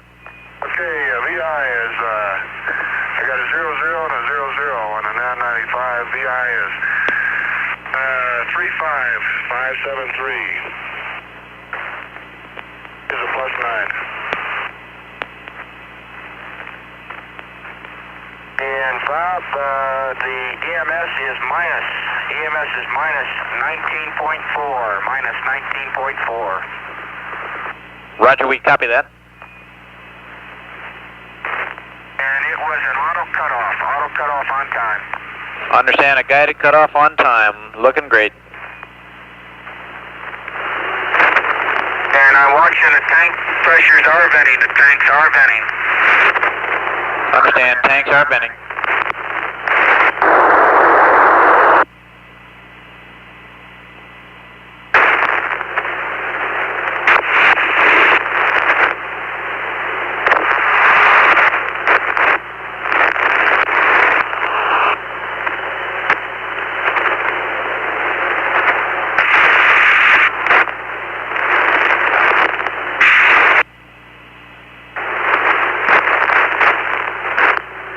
And we're still getting communications through the Apollo range instrumented aircraft. We'll be picking up through Ascension shortly, at which time we'd expect the communications to improve, the noise to drop off. From Gene Cernan's report, also from the reports from Ron Evans, it appeared that translunar injection was extremely close to nominal. The crew read a cutoff time of 5 minutes 52 seconds. The pre-maneuver prediction was 5 minutes 51 seconds. And the cutoff velocity appeared to be very, very close to the planned normal.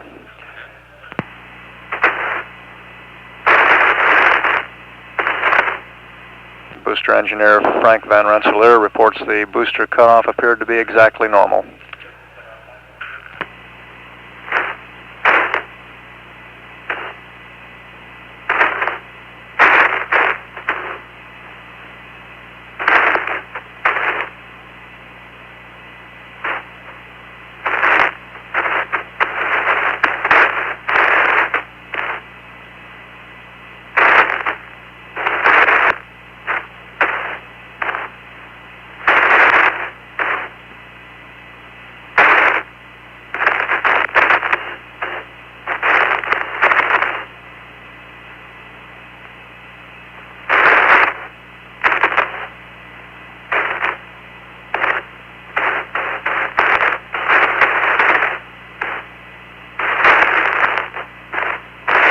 booster engineer predicting that the maneuver to separation attitude will begin at about 3 hours, 33 minutes, 27 seconds.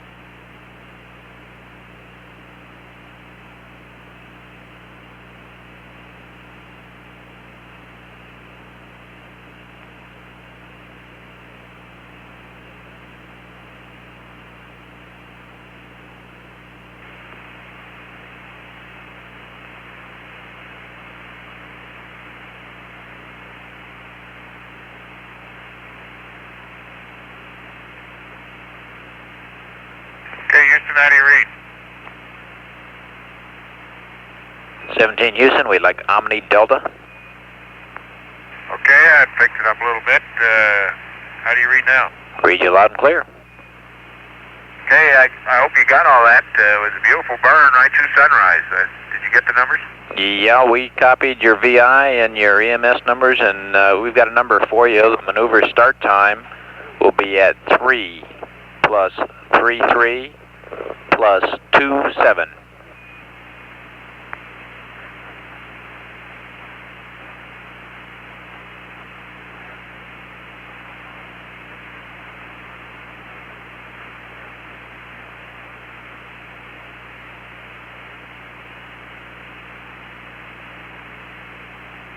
Okay, we got you. Maneuver at 33327. That's affirmative, Jack.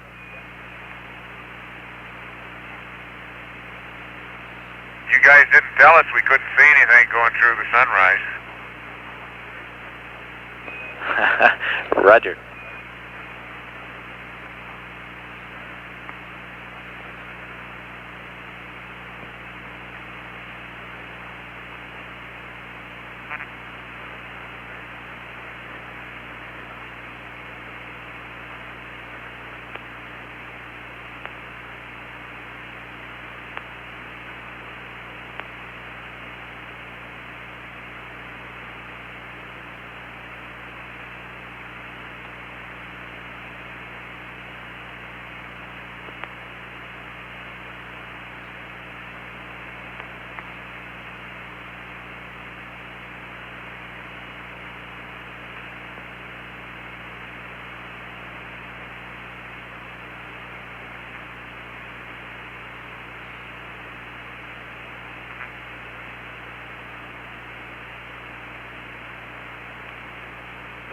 Houston, we're making plans here for a spacecraft SEP time of 3 plus 43.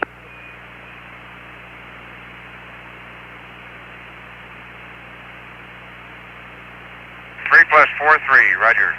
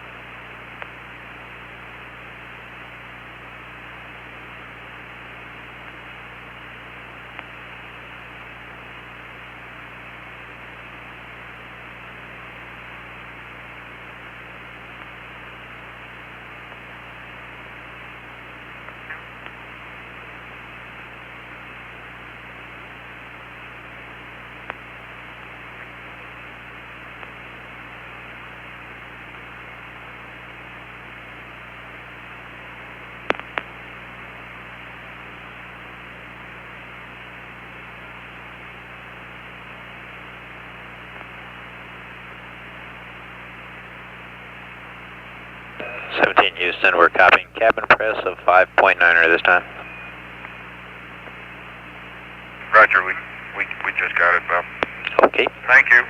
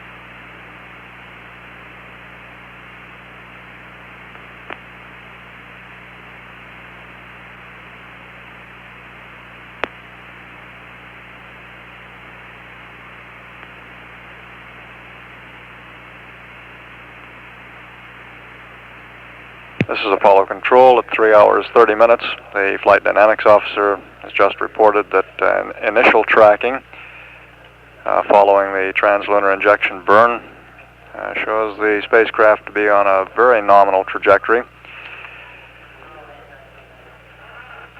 and a relatively small mid-course correction indicated at this time. The pre-burn prediction on that first mid-course correction was around 5 feet per second, and we expect that that will be updated as we get additional tracking following the burn.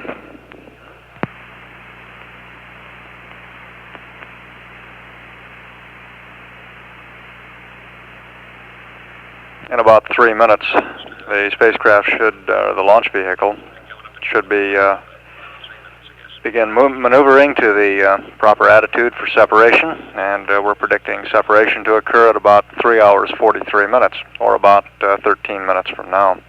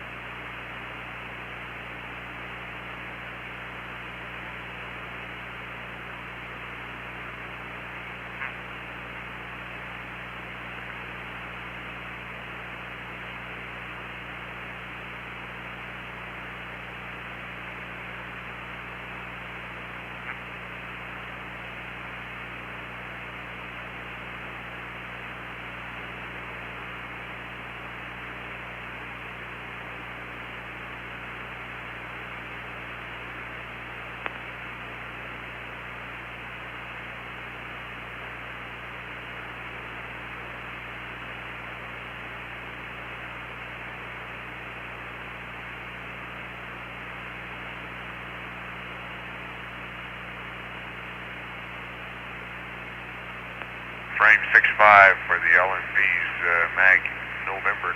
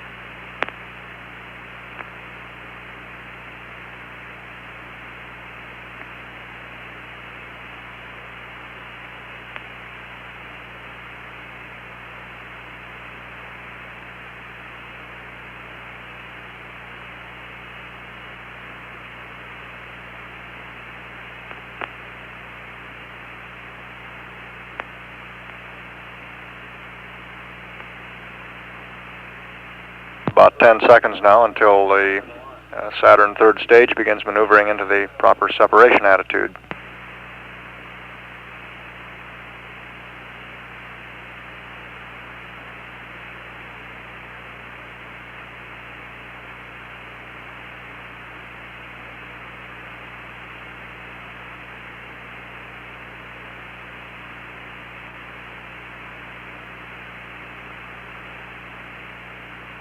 And booster engineer reports from telemetry data that the booster has begun maneuvering into the proper attitude for spacecraft separation.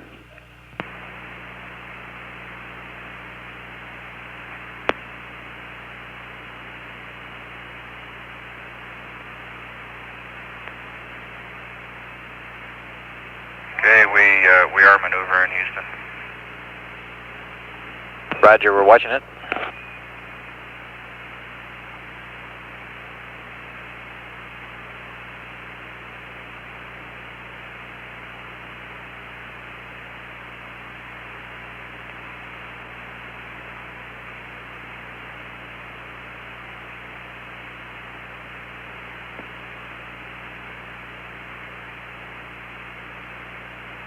And we got a few very bright particles or fragments or something that go drifting by as we maneuver.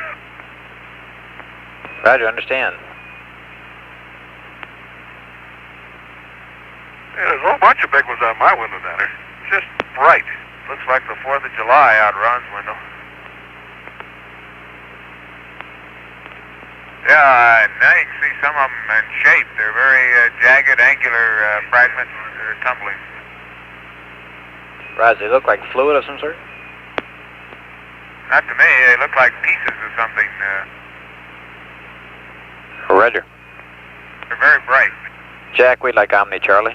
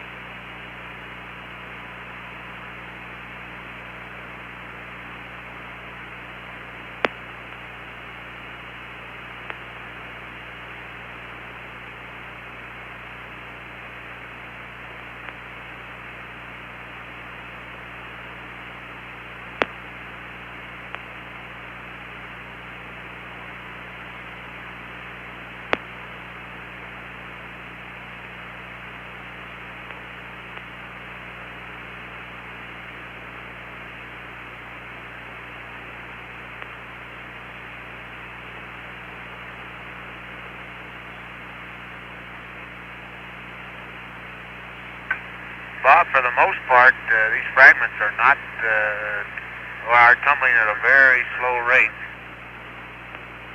I've tried a couple pictures of them, different settings. You may get an idea of what at least the patterns look like. Roger, I got you. We're all ears on these fragments if you think you can figure out what they might be. Well, you know, I don't know. There are a number of possibilities. If you had some kind of a, I got the impression maybe they were curved a little bit, as if they might be off the side of the S4B. That's a wild guess. Okay, RCS logic is... ice chunks, possibly. Maybe there's paint coming off of it. Right, I noticed on one trip up the elevator last week, one of the flags, I thought it was in the S2, but it might be on the S4, looked like it was peeling. Maybe that's what you got. And the S4B maneuver is complete. 1 minute. Okay, we'll set the o'clock. Okay, and with the maneuver complete, the fragment field is essentially static, except for very slight tumbling within the fragments. Roger, copy that. Every once in a while, a fragment of considerably higher velocity than the others goes across my window, but that's very rare. Roger.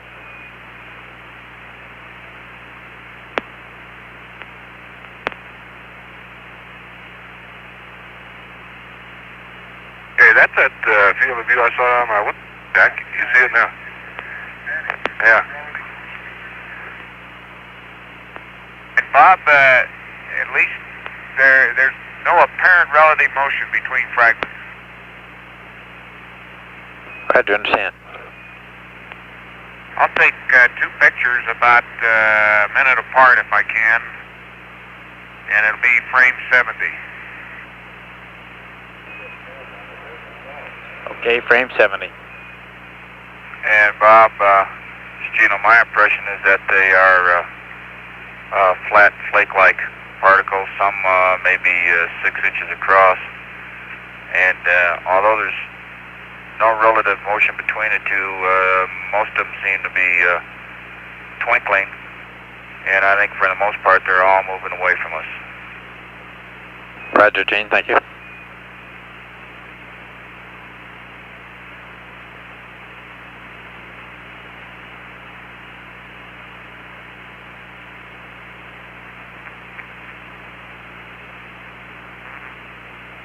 Okay, we've got 0, 180, and 0 on the old thumb wheels. Roger.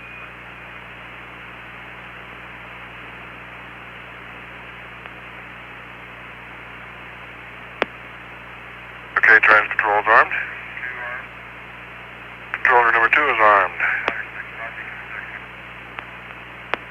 Okay, sex logic is closed, sex armor closed, logic power is on.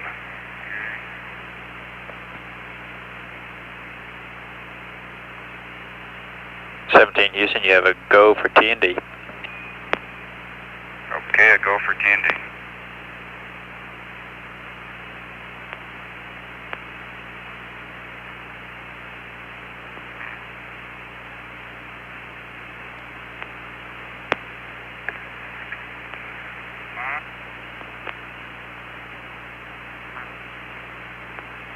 Okay, we'll arm the pyros.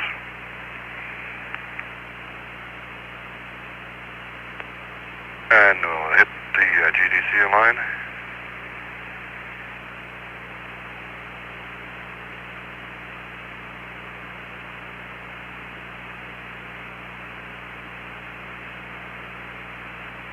Yeah, maneuver's complete. Okay, 0, 180, and 0 on the GDC. It's just in a dip in. It's kind of diddling.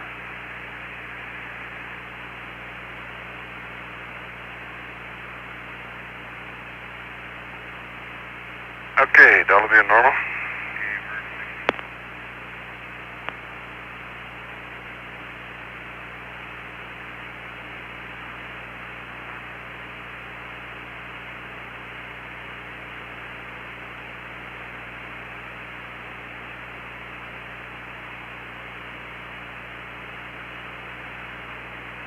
S4B, okay.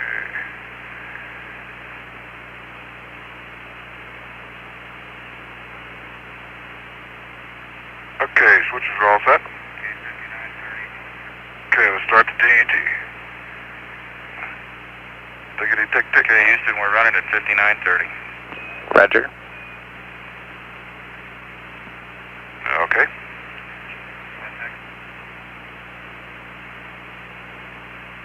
Okay, that's the launch vehicle set. Push button. MC and auto.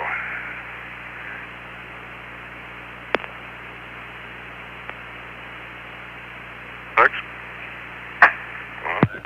Separation, Houston. Okay, check the, whoever it is. Okay. And check the other ones off. Okay, I'm going to start the, my God, look at the junk. Okay, there's 15 seconds. Picture up. Okay, we'll proceed on the,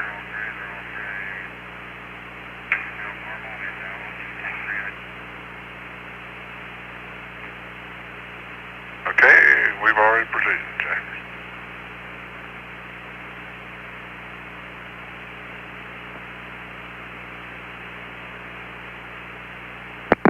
Okay, we checked her out.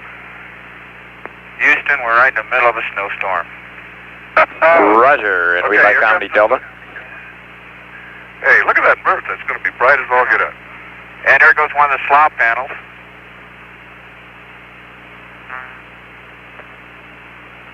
Yeah.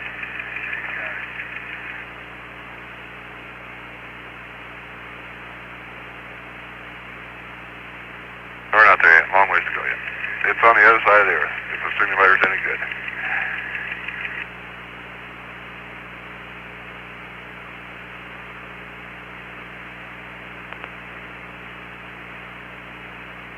Apollo 17 now in the process of turning around after having separated, blown the pyrotechnic charges that separates the spacecraft from the Saturn III stage.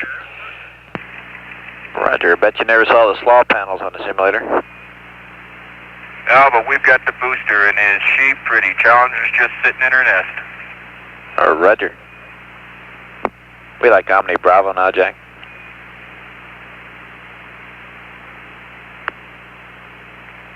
Okay. Plus exit. Let's see. Nice. I can't see the nice influence. Okay. Can't see my coas.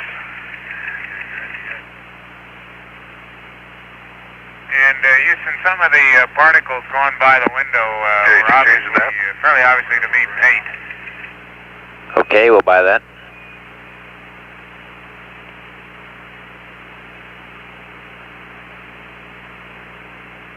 Okay.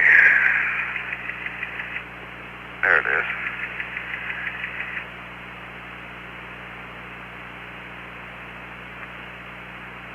Okay, you changed it up. Got that one right too.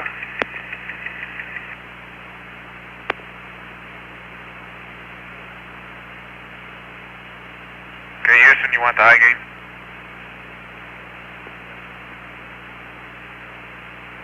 Roger, we're standing by for it, and the angles as published on L3-3 should be good. Okay.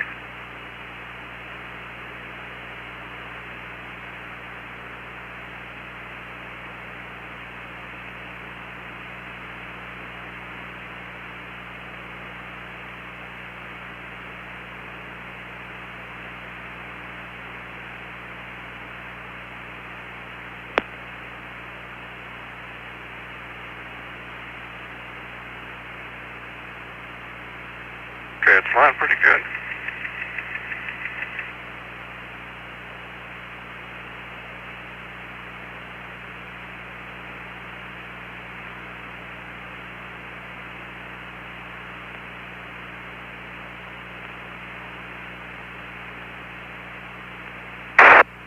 Okay, we're in REAC here.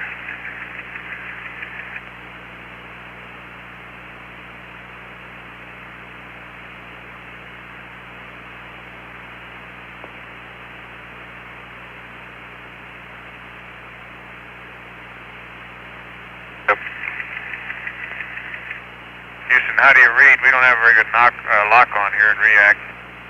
Roger, Jack, we're reading you pretty good voice.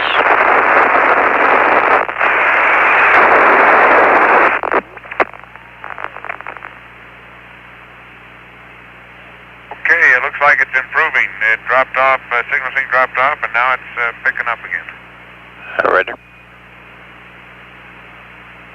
We're getting good signal now, Jack.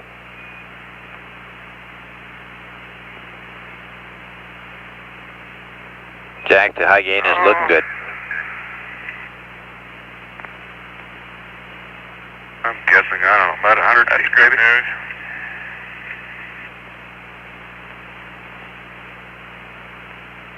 Seemed to slew very smoothly, so looks all right. Roger, Jack. And one right too.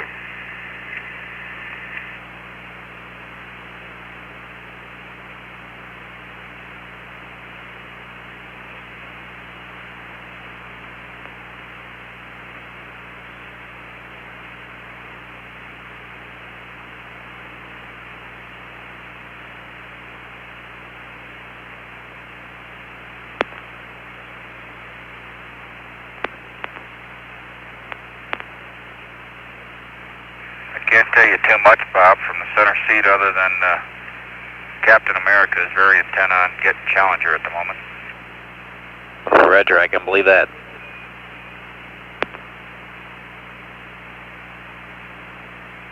Yeah, I'm coming in a little slow, but got plenty of time.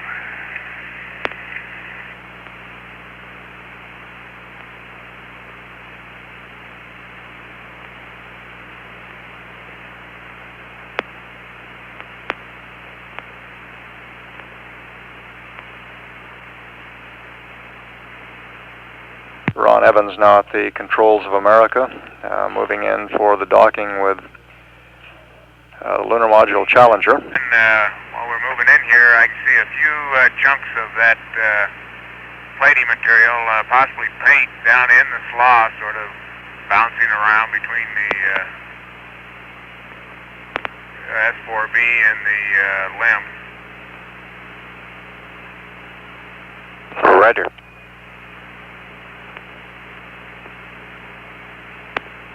But so far, limb looks very clean. Can't see anything abnormal from this view yet. Okay.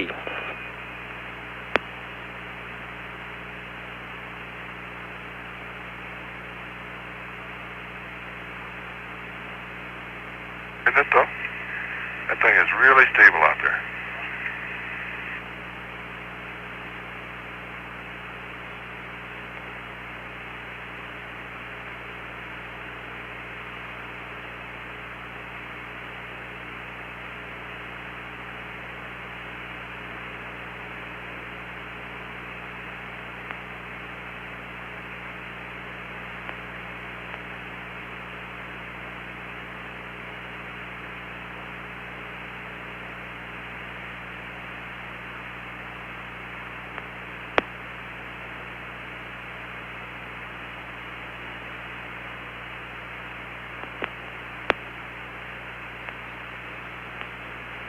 Yeah. Can you see it at all, Chief?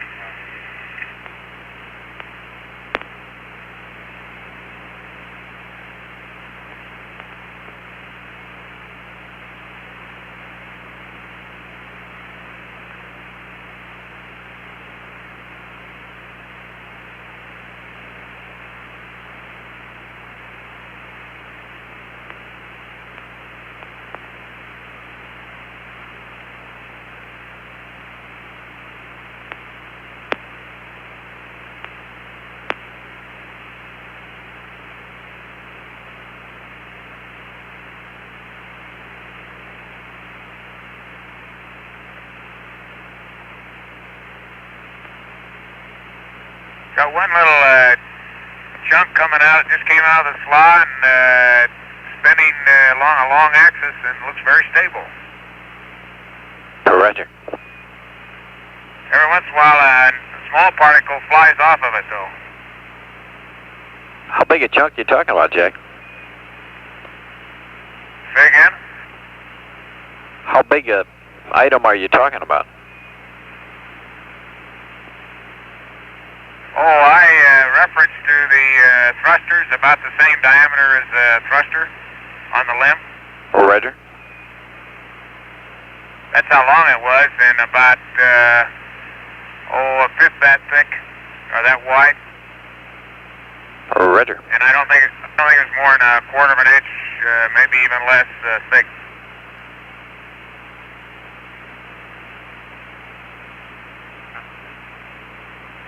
That same particle, Bob came by, and as it was spinning, it was throwing off pieces of itself radially out. Roger, we copy. There's small ones come floating by, and they look like flakes.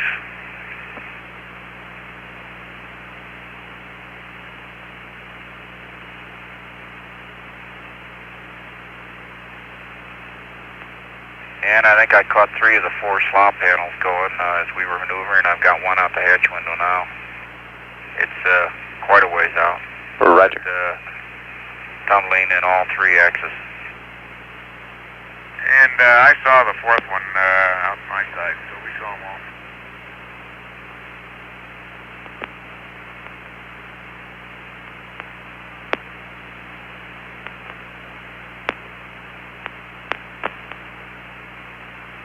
Area around on the two spacecraft is cleaned up pretty well by now. There are just a few fragments moving around.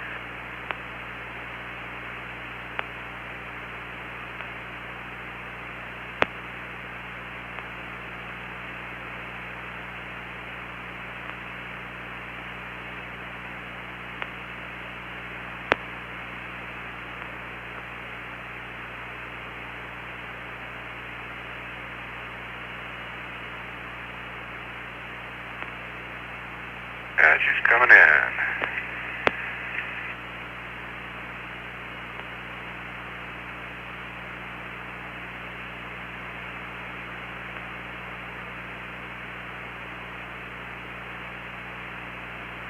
The crew of Apollo 17 describing what would appear to be paint or possibly ice flaking off the Saturn third stage. But somewhat puzzling at this point is just exactly what the flakes or particles that they're describing might be. And Apollo 17 in the process of docking with the lunar module, preparatory to extracting the LEM from the Saturn third stage. This occurring at some 5,300 nautical miles from Earth. And we're watching the spacecraft velocity drop off rapidly as that altitude increases rapidly. The velocity, which at the translunar injection cutoff was around 35,000 feet per second, down now to about 22,000. Roger, Jack. Can you see down on that quad? Is that how you're looking at it? Yeah, I'm looking right at it.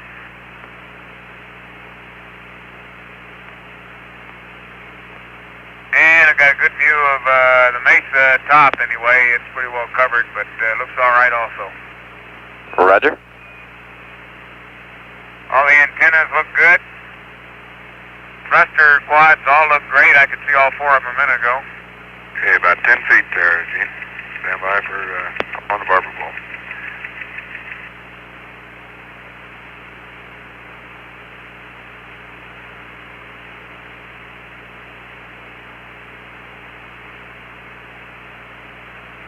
Okay.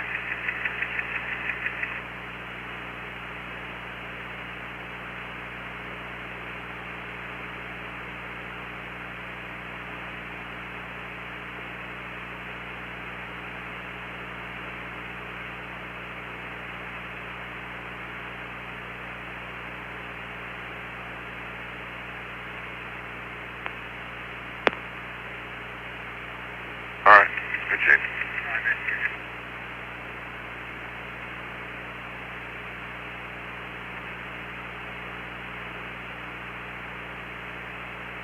About now.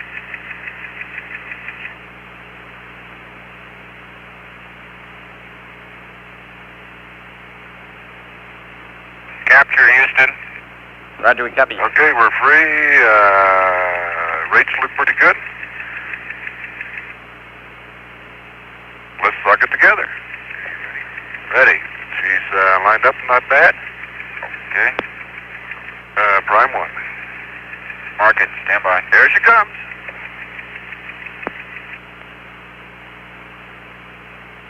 Good talk. Hi, guys. Okay, Houston, ripple fire, but we still have number 8 barber pole. Roger, we copy. We have a master alarm. Roger. We got the most of the latches, but A is barber pole and B is gray. Okay, check both circuit breakers. Yeah, okay.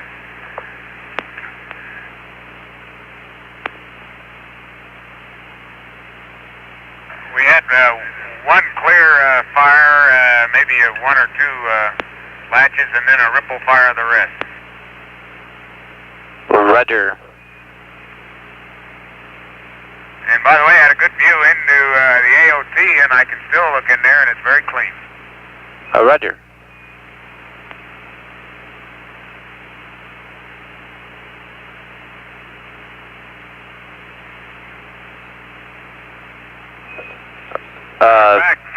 Ron and Jane We saw your master alarm. Did you have anything on the matrix light up? No, not a thing. I looked. Roger.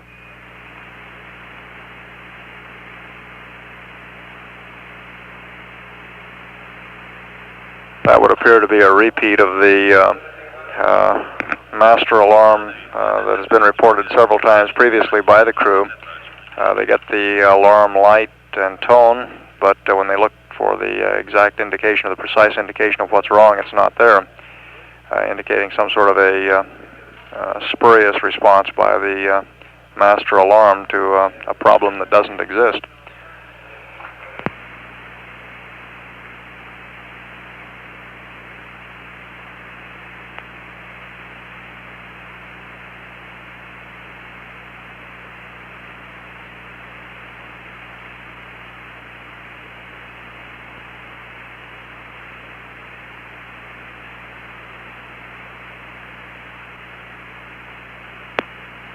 Okay, Bob, we're going to go ahead and take a look at that docking malfunction before we press on to further and check this barber pole out. Roger, we're working some words up here. We'll be back within a second on the chain. Okay, we're down in a checklist through these power breakers open. Understand.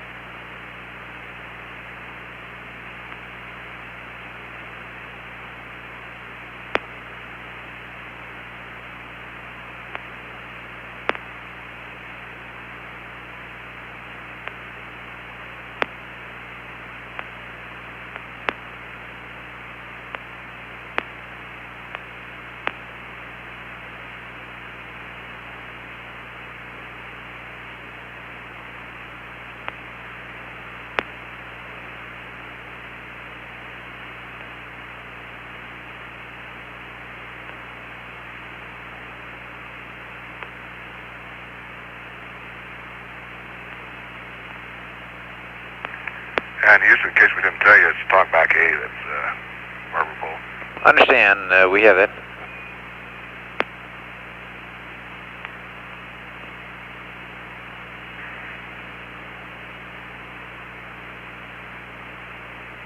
Say, 17, we don't think it's a problem. We'll find out what it is when we get in. We think we should just press right on with the flight plan checklist and keep going. Okay, we concur with that. Okay, we'll press on, Bob.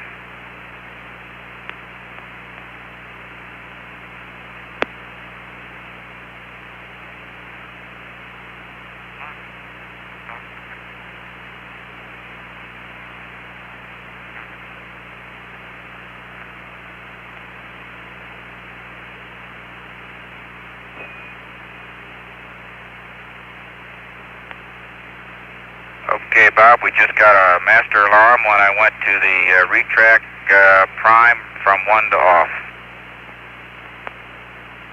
Roger, we copy that. Looks like panel 2 is Jinx up there, huh?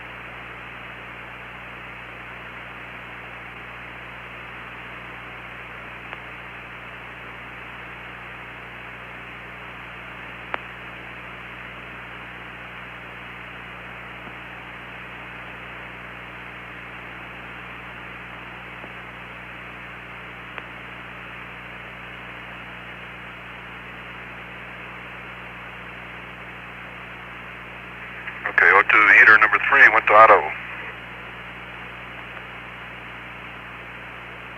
Do we copy that?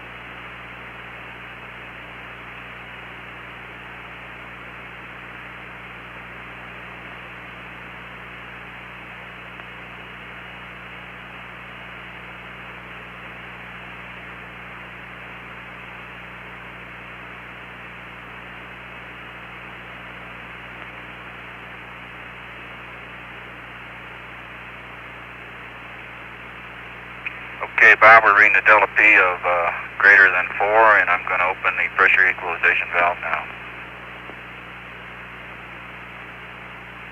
Roger, 17, we copy that.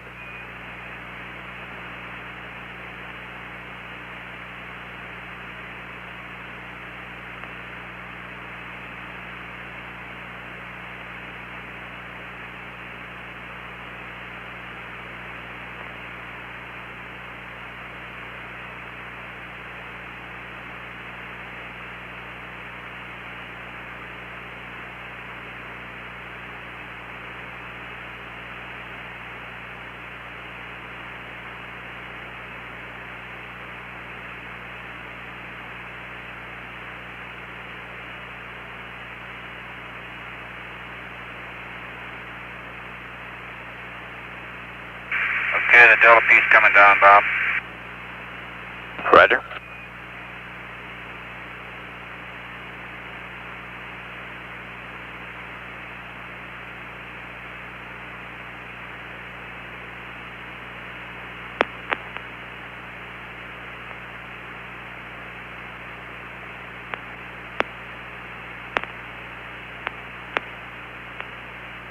Gene, while you're watching that, I just thought you'd be interested. We talked to some of our friends down at the Cape who watched the launch, and they said you were aglow all the way until you faded into, you couldn't tell you from a star. They saw staging, and they could just see you as a star way off in the distance until you faded out. Not a cloud in the way at all. Beautiful. Okay, we're at 2, and we're monitoring it for 3 minutes. Okay.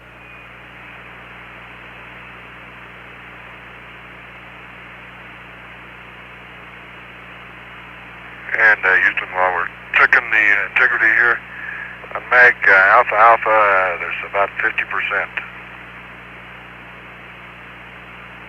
MAG Alpha Alpha, 50%, right here.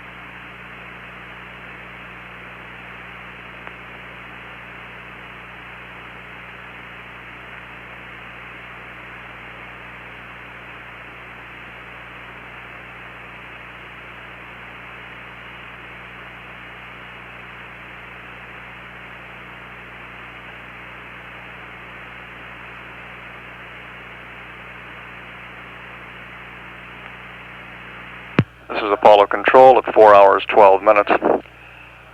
The crew aboard Apollo 17 at this time pressing ahead with their preparations for separating the lunar module and command module, now docked together from the Saturn third stage. You heard some conversation earlier about an indication that all of the docking latches had not locked up. There are 12 of these latches in the docking mechanism, 6 of which are instrumented. And of the 6 that are instrumented, there was an indication that one of those may not have latched. However, we are confident that more than enough latches have locked up to assure a good solid dock, and for that reason the crew is pressing ahead with their preparations for separation. Delta P change is less than 0.1. 3 minutes and less than 0.1. We are pressing on. Roger, press. And that report from Gene Cernan indicating that they have a good seal at the docking interface.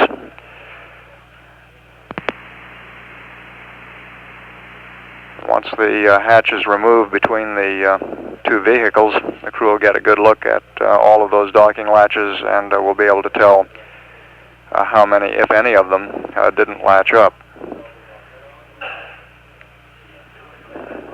We're pushing ahead now for extracting the lunar module, separating from the Saturn third stage at ground elapsed time of 4 hours 39 minutes.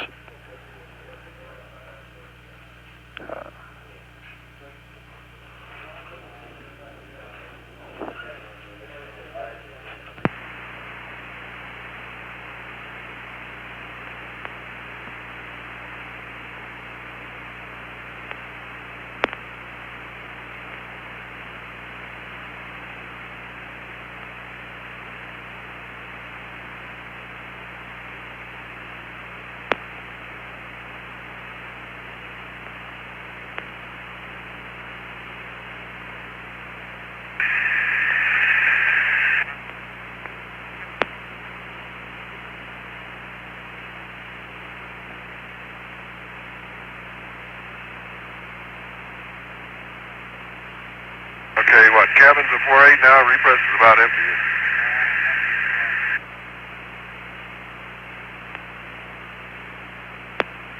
Okay. No, not yet, it's still getting a little bit.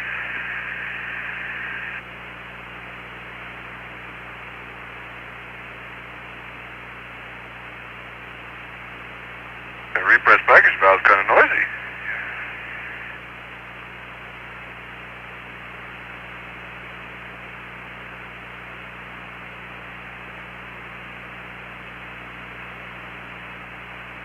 Yeah, it's all the repress will do. We'll turn that off. Okay, Houston, the repress package is empty now, and we're down to a delta P of 0.2. Roger, we copy that?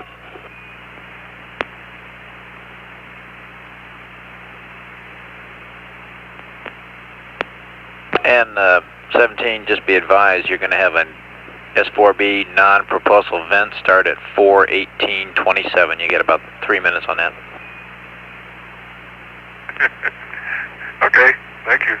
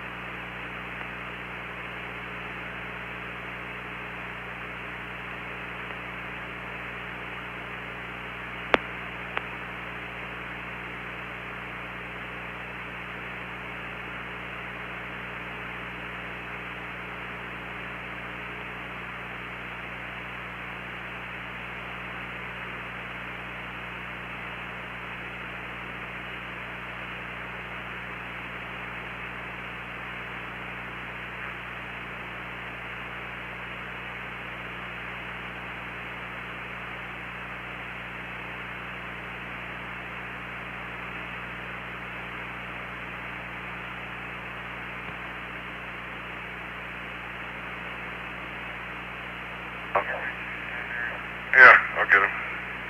Okay, Bob, we seem to be holding delta P at about 0.2.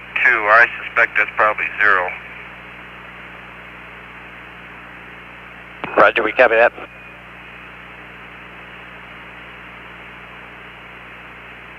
And the cabin pressure is about 4.5. You want us to wait till 5 psi for the emergency cabin pressure selects? Negative on that. Let's go ahead and just press on. Okay.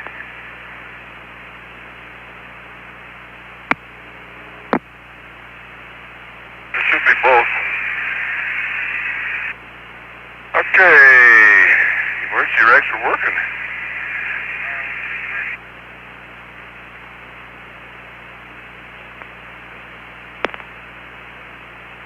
Coming down though, Jesus. Wait till it gets down a little ways.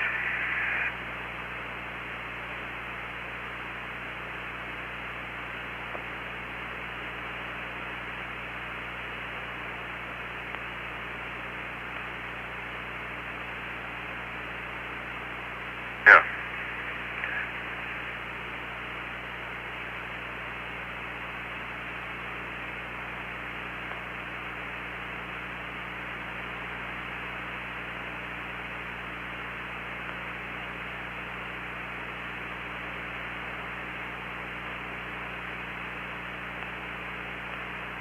Yeah. Straight up and down is cool.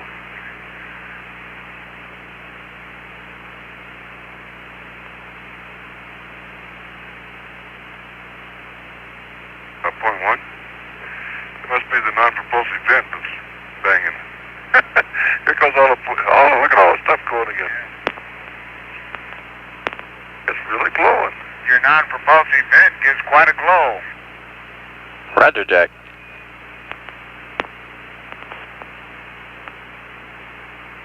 It looks like a rainbow.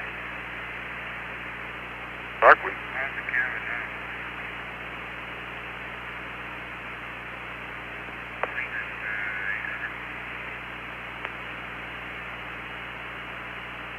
Okay, repress package to fill.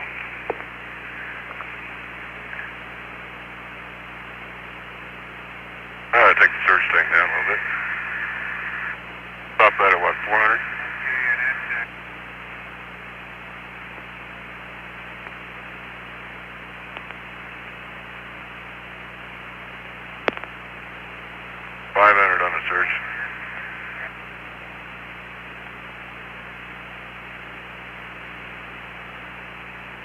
No, they ought to be closed off by now, I think. Yeah. 17 Houston. Go ahead. Roger. Be advised you don't have to wait till 5 PSI cabin to go ahead and open the hatch. Okay, we're not, Bob. We're pressing on with it now. All right. Okay, and looks like we're going to maintain about 400 on the surge.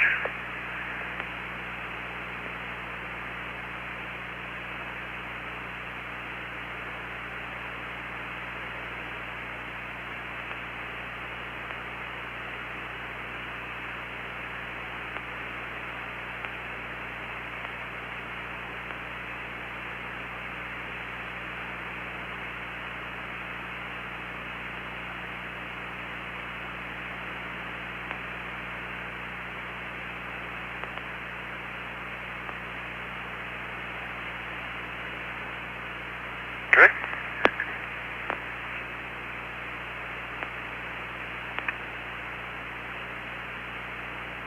Okay, Houston, the hatch is coming out. Roger. I don't know what you're going to do with it.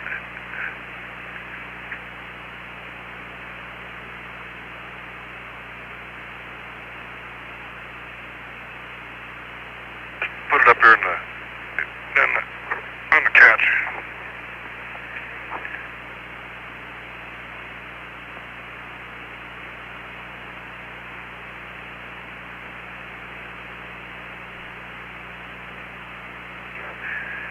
There we go.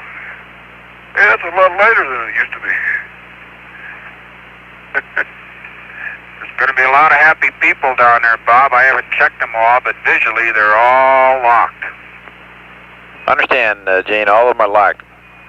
Let me give them a good check. Hey, you better check them because we got a barber pole on that one. Okay, here's one that didn't go over. What is the position of it? 7.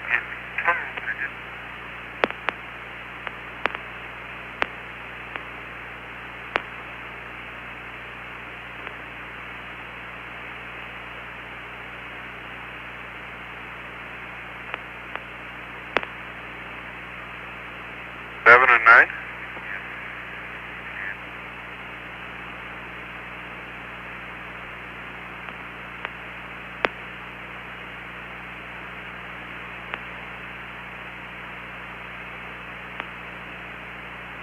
Okay, Bob, maybe we aren't all going to be so happy. Go ahead. 7. Okay, 7, 9, and 10. The handle is flush. The bungee is vertical.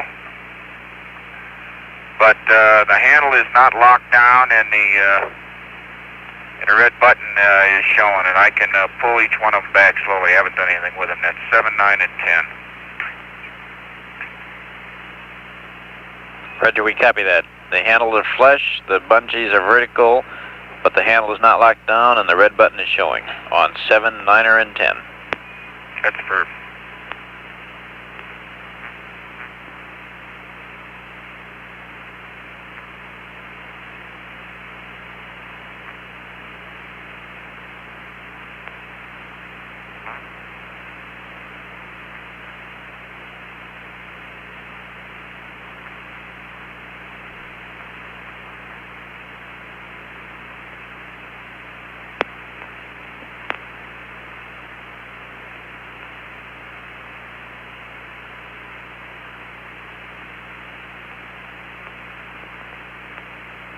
Okay, Bob. Bob, I just pushed the handle on 10 home a little bit, and it did lock, and the red button is flush. So that leaves me 9 and 7. Roger, understand?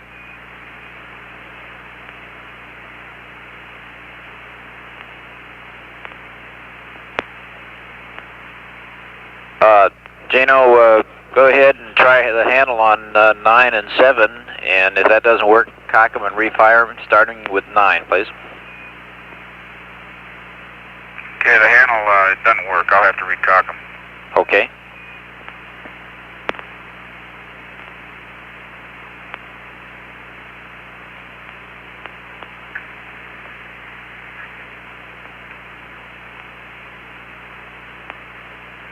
your triple was your clock it twice?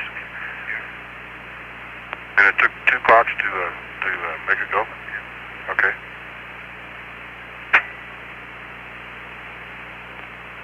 Okay, 9 cocked twice and tripped. It is over center and locked. Roger. How about the barber pole now? Okay, wait a minute. I got rocket probe main A circuit breakers in and gone to retract, and it's gray. Okay. That did it. Roger.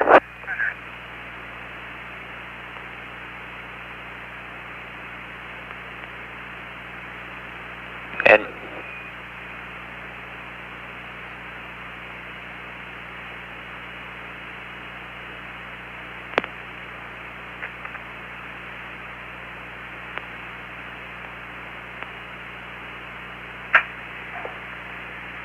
Okay, Bob, cocked 7 twice and tripped it, and it's over center and locked. Roger. I think that takes care of them all. Good show.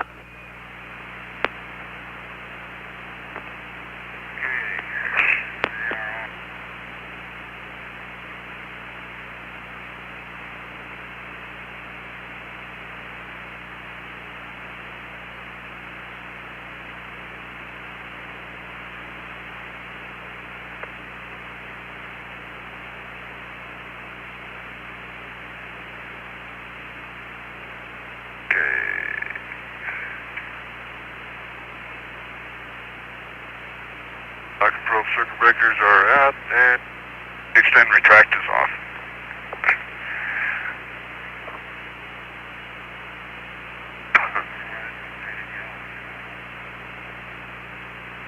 Because it belongs on the probe. If it's faded yellow, it belongs on the probe.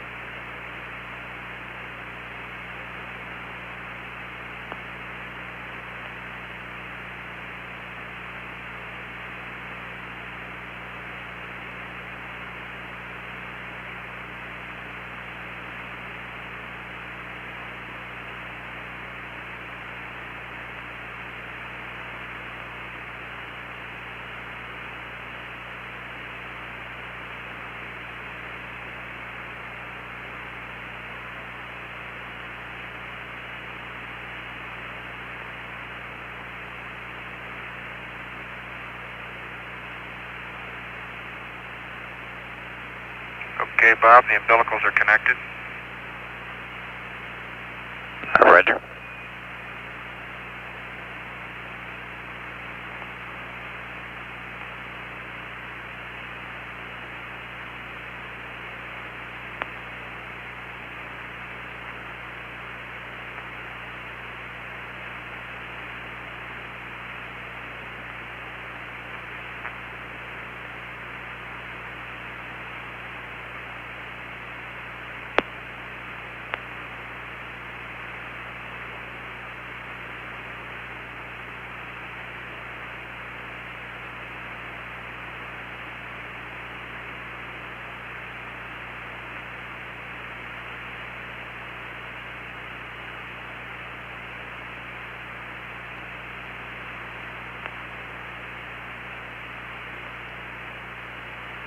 Okay, Houston, Southern Delta on the test meter is now reading 1.0. It jumped up to 2.6 and is now back to 1.0. Roger, we copy. That's good.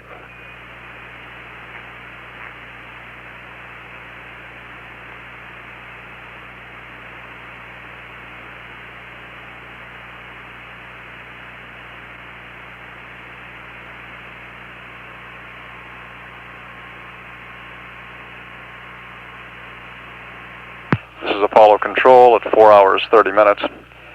About 9 minutes from now, the crew will be firing the pyrotechnic charges that separate the lunar module docked to the command module from the Saturn III stage. And springs will push the LEM CSM back away from the launch vehicle at a rate of about 1 foot per second. Then at ground elapsed time of 4 hours 52 minutes, the launch vehicle will yaw to the proper attitude for an evasive maneuver of about 10 feet per second to be performed at a ground elapsed time of about 5 hours 3 minutes. This will increase the separation distance to assure no chance of recontact between the booster and the spacecraft en route to the moon.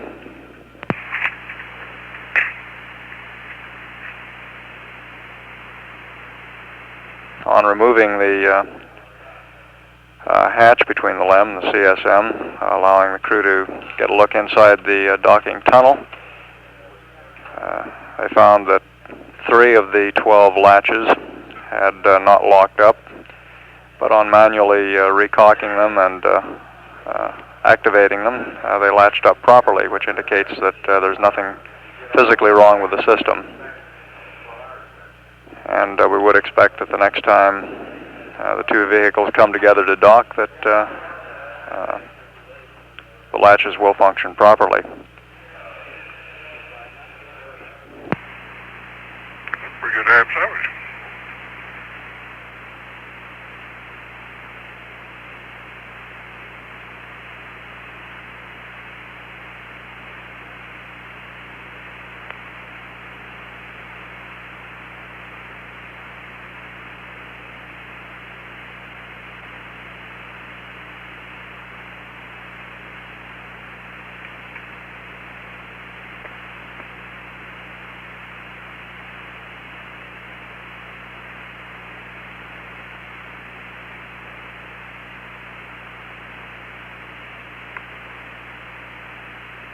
Okay, Bob, the hatch is back in. Roger, Dean.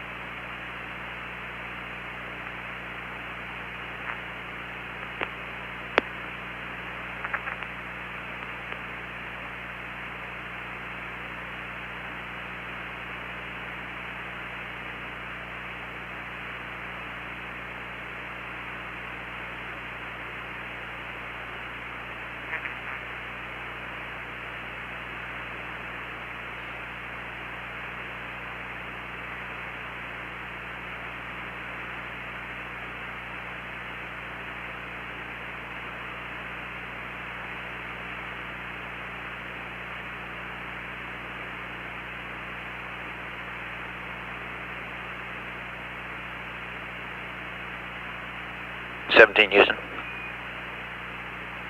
Go ahead, Houston. Roger, we got some new angles here for you.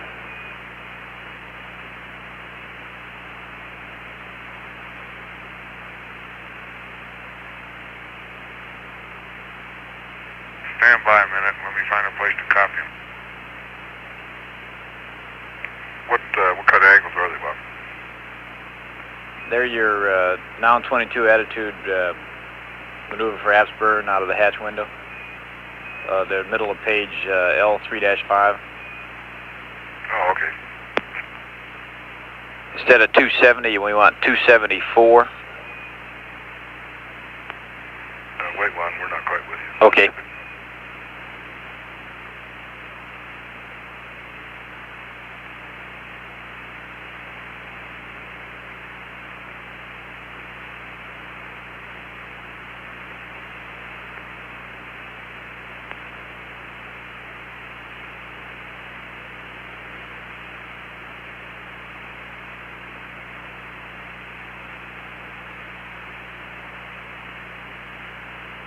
Okay, I think I marked you 3-7, go.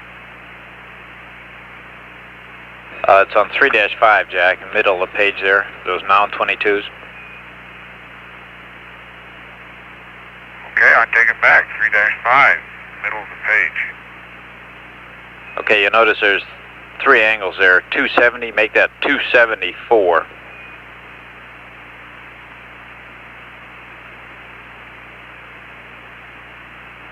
Okay, that the only change?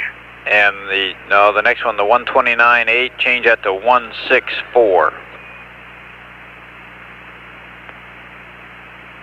And the 4.3 on the yaw, change that to 0, it's close enough. 0 on the yaw. Okay, we got them. 274-164-00. Roger, and the high gain angles that you got in the flight plan are close enough and should do it. Very good.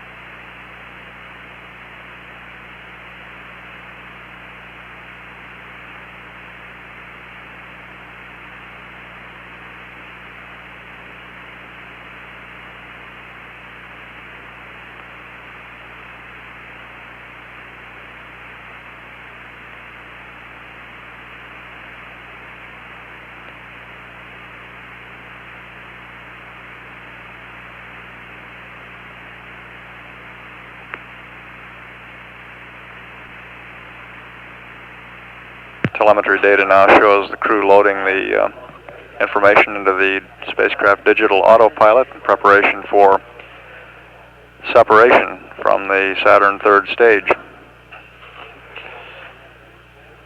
That should be occurring in the next minute or so.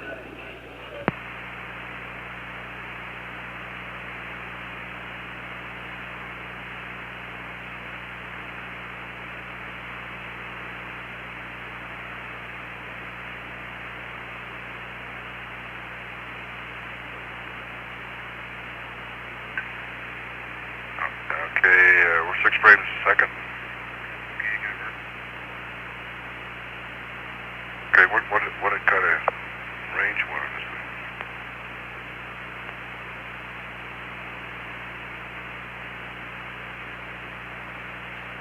Yeah, I'll leave it at 10 feet and about an F8.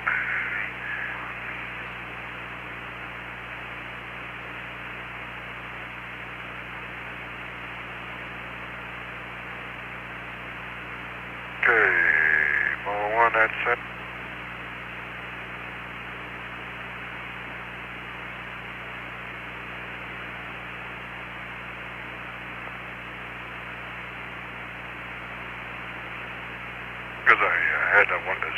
user.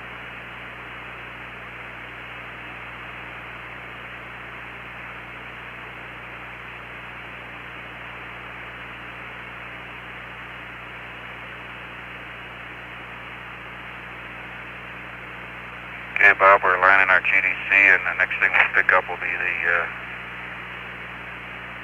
SecArm circuit breakers, and we'll give you a call on the logic. Roger, Jane.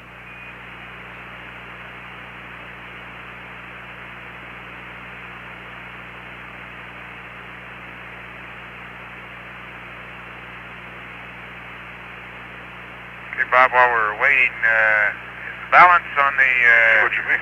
Yeah, you're H2 looking. and O2 flow in fuel cell 3, well, actually in all 3 fuel cells, look pretty good to you?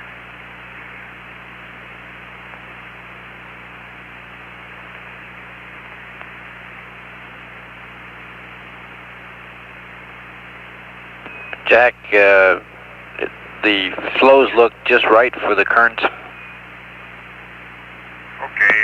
used to seeing them more or less lined up, and I hadn't calculated any farther than that. Roger. O2 seems a little higher in H2, relatively speaking.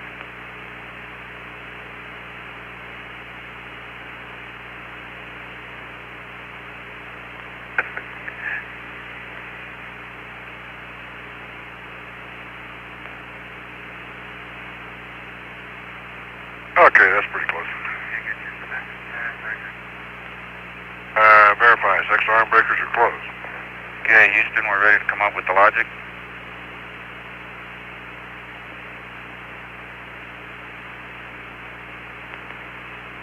Okay, Houston, logic 1 is coming on now.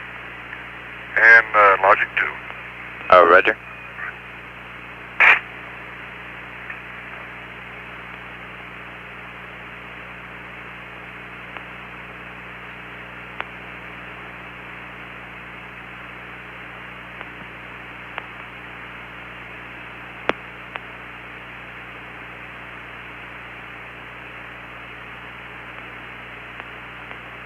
And Houston, just to keep track of it, EMS no bias check that time was, went from 100 to 100.7 in 100 seconds.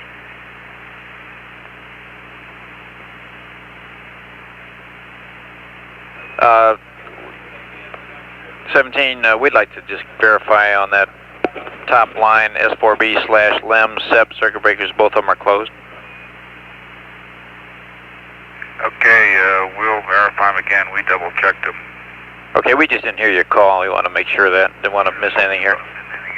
Okay, they are verified, closed, and Jack just checked them again. Okay, you are go for pyro arm and go for extraction. Okay, go for pyro arm, go for pyro extraction, or LEM extraction. Okay, pyro arm. Okay, we'll arm the old pyros. There's pyro A, pyro B. TVC servo power, AC1. Trans control power's on.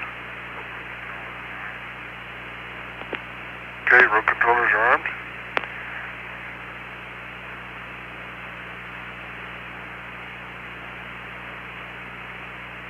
Okay, I'll wait just a little bit on that. EMS and all. Just tell Adina.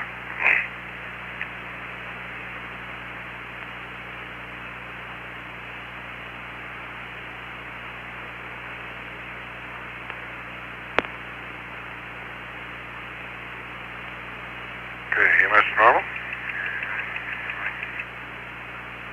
Switch right there. Yep. Okay, at my mark, S4B LEM SEP will come on. Okay, and then I'll back it off to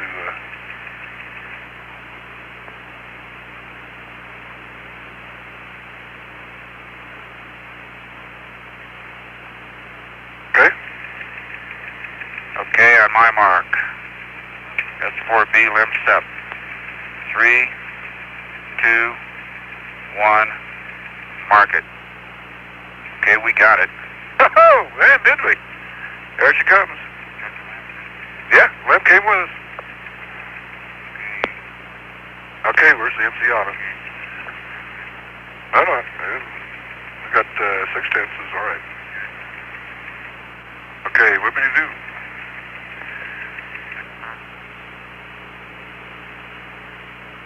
Safety spirals. Okay, logic's off.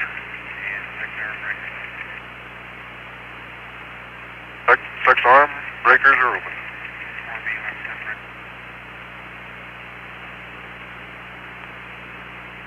This is Apollo Control. America and Challenger are on their own. LEM ejection occurred at 4 hours 45 minutes ground elapsed time at an altitude of 13,000 nautical miles from Earth.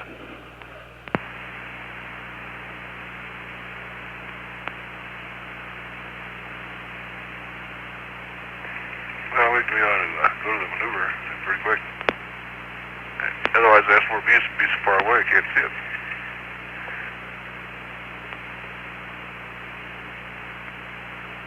Okay, ready to maneuver? Okay, CMC and auto caged. Where we go?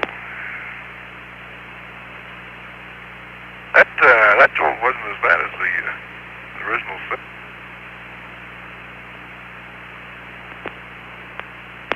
Yeah.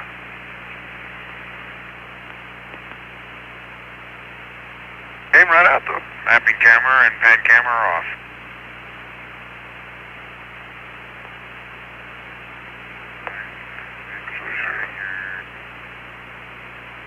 Okay.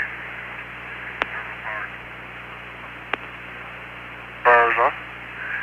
Hey, Jack, hand me the Hasselblad. I think we're pulling in the right direction.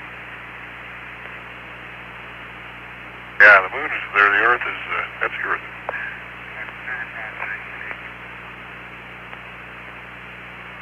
Server power's off, yeah. The Earth just fills up window 5.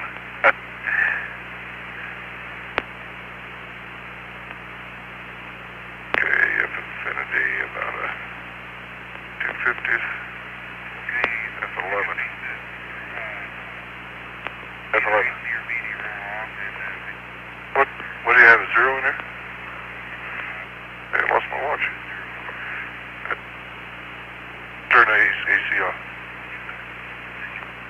Yeah, AC is on. Ooh, what a beauty. What a beauty. Yeah, the Earth. I can't see the S4B, he's gone.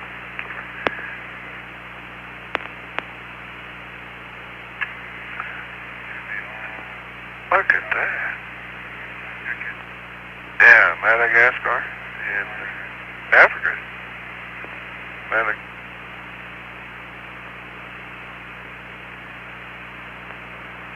Let's see.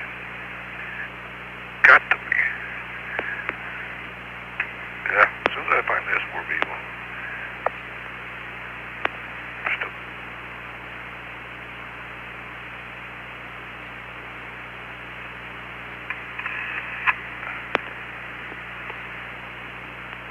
Hey, there's Antarctica. It's all full of snow.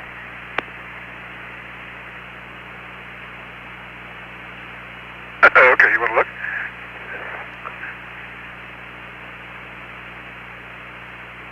Yeah.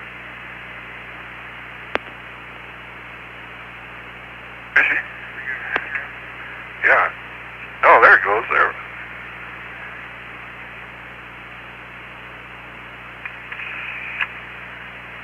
Looks kind of empty down there without the lamp. Okay, Bob, we're looking right up the dome of the S4B. Roger, we copy that. We're standing by for your go for our yaw maneuver.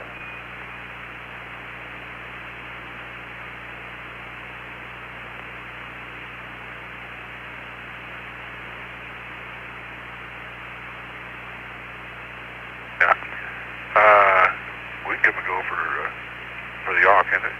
We can see it now. Yeah, we can see it. You got to go for the yaw.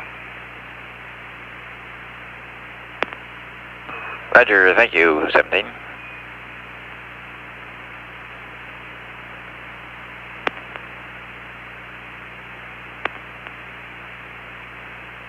Looks like she came out of there clean as a whistle. 17 Houston, the yaw maneuver will be starting in about 4 plus 5, 2, a little less than 2 minutes from now. Okay.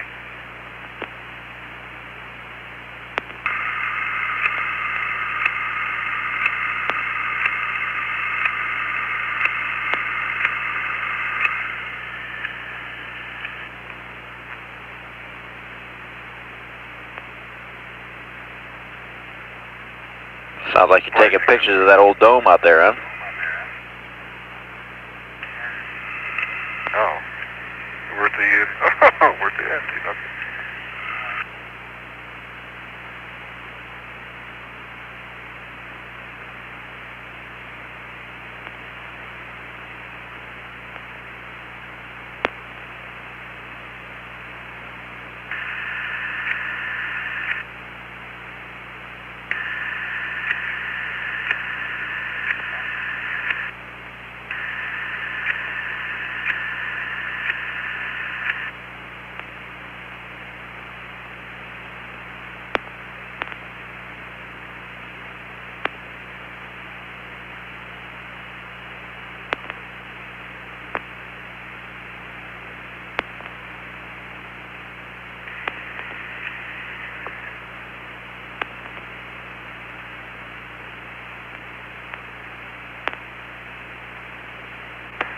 There we go, somewhere.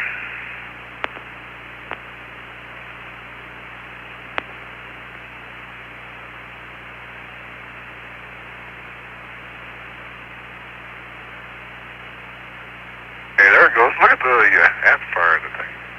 Yep, we can see it fire now.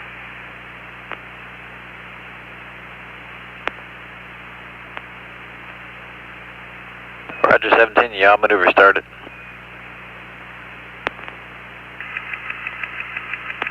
The Saturn third stage now maneuvering into attitude for the APS evasive maneuver, 10 foot per second burn using the auxiliary propulsion system that'll assure. The flare for the dramatic, but it certainly did its job for us.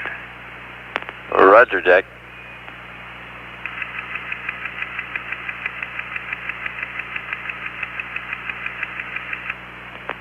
Preliminary data will indicate you're about as nominal as you can be. That's the way we'd like to keep it, Bob. You better believe it. Okay, she's, as we're looking at it, she's pitching up. She was looking right at us. We were looking right at the dome, and now she's pitching up.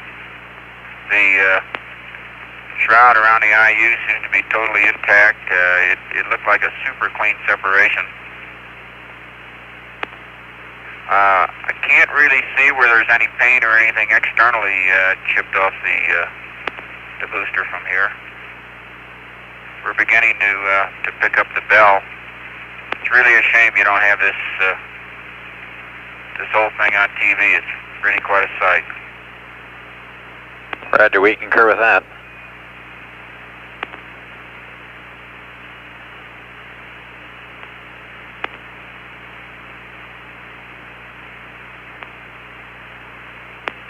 The mylar, or the gold coating on the inside of the shroud that's now visible is also intact. It looks like you could use it again if you could get it back. Well, it's got a job to do when it hits the moon yet.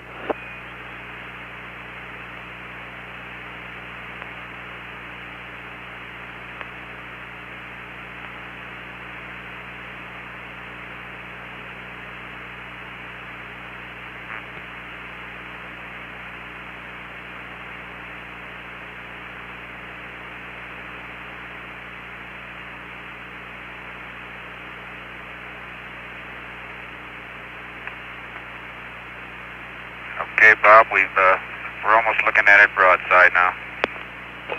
Roger.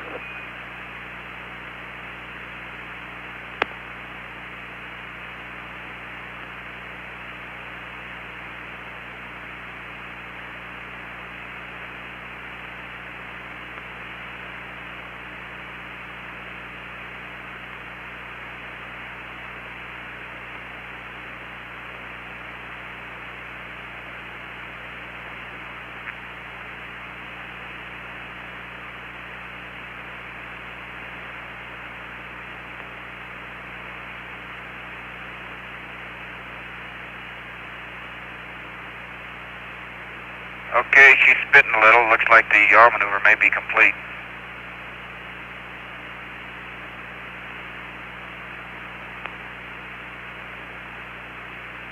We got a full view of the entire J2 from here. And no kidding, Bob, the whole bird, the shroud at the top by the IU, the separation plane down by the S2, from here all looks as clean as a whistle all the way. Roger, Gene, if you're happy, we'd like a go from you for the evasive burn. Okay, you're going to burn on the boosters plus x-axis, is that right? That's affirmative. Let us get a picture or two here yet, and we'll give you a go.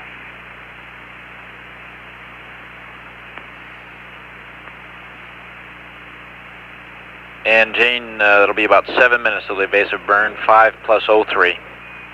Okay, you have a go.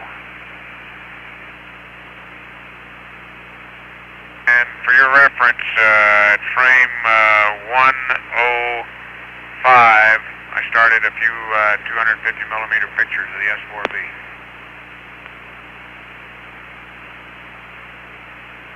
Roger, Jack.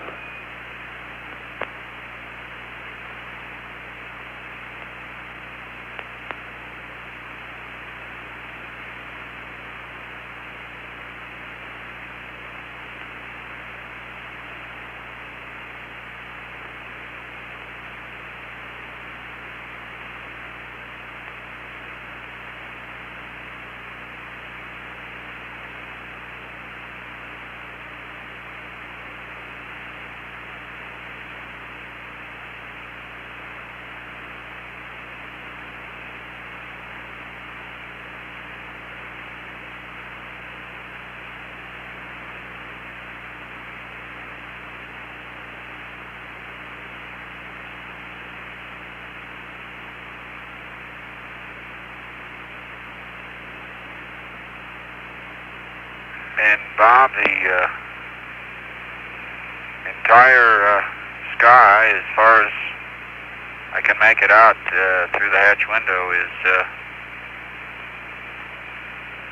completely filled with our twinkling flakes.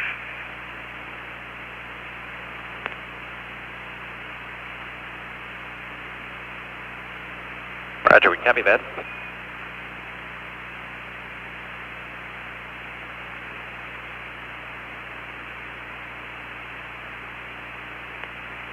I saw a couple particles go by the window a while back, and it looked a little bit like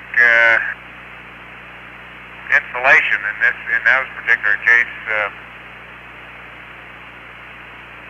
Styrofoam insulation, but in flat flakes. Roger that. That was right after we separated from the S4B. Roger. CSM SEP. CSM SEP, Bob. Roger, understand. And Bob, I know we're not the first to discover this, but we'd like to confirm from the crew of America that the world is round. Roger, that's a good data point. Have you gotten a good look at any of that weather down there on the Antarctic? All-out rounds window number 1, maybe he can tell you a little bit about it. You know, it's real funny there in Antarctica. You can see the snow, but there isn't any weather at all on it. All the weather's around it in the water.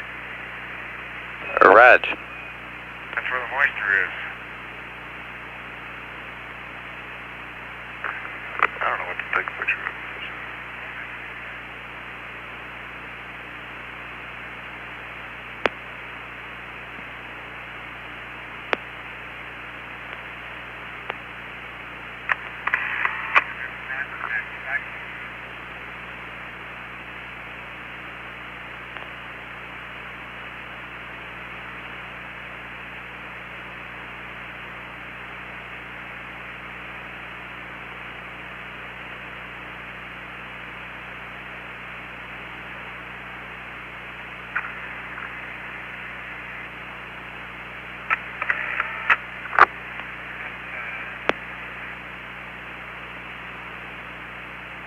can't see the U.S. at all. 17 Houston. Go ahead. Looks like you've got a super conservative CMP up there. We've run out some numbers. Looks like you use about 40 pounds of RCS on the T&D, and you've used about a total of 42 pounds RCS total. So we're hanging right in there. Beautiful. Very fine. Glad to hear that. Good. The velvet touch. Still a little bit too much, but that's not bad. We'll be glad to leave all that extra, I hope, in the service module when we get home.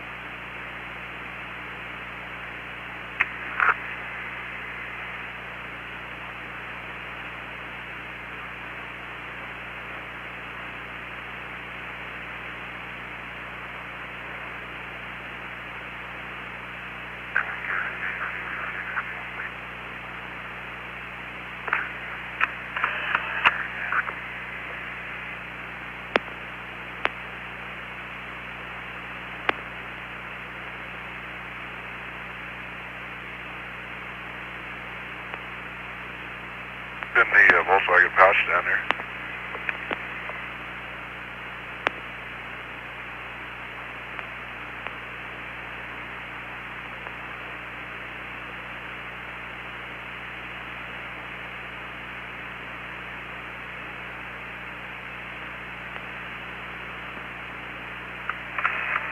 I'll chase Lens now. 17 Houston, it's about 30 seconds from the evasive maneuver burn.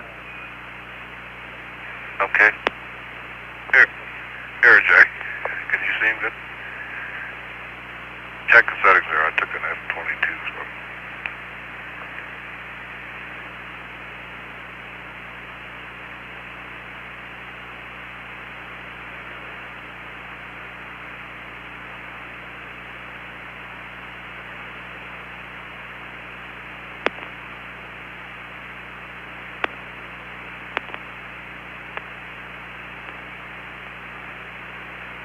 There it goes, Bob. There it goes, finally.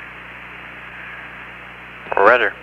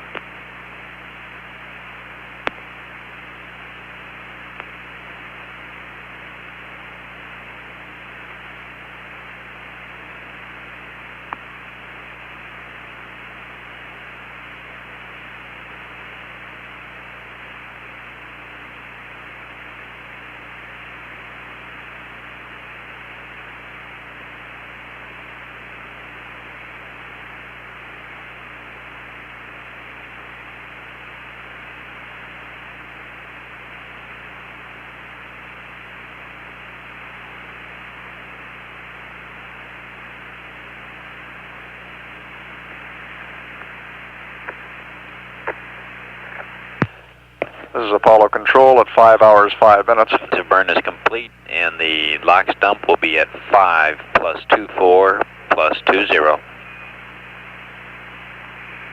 5 plus 24 plus 20. Roger. He's going to be gone, I think, before we can see him.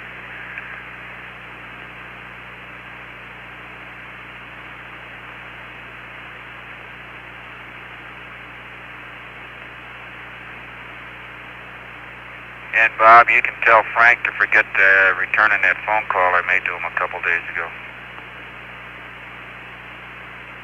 Raj, understand. All my questions are answered. Think you've had enough booster briefings, huh? Yep, I figured this was probably the best one of all.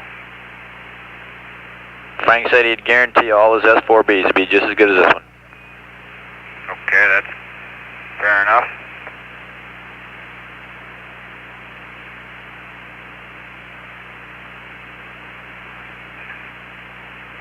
S1C and the S2 didn't put on a bad show either. That's right.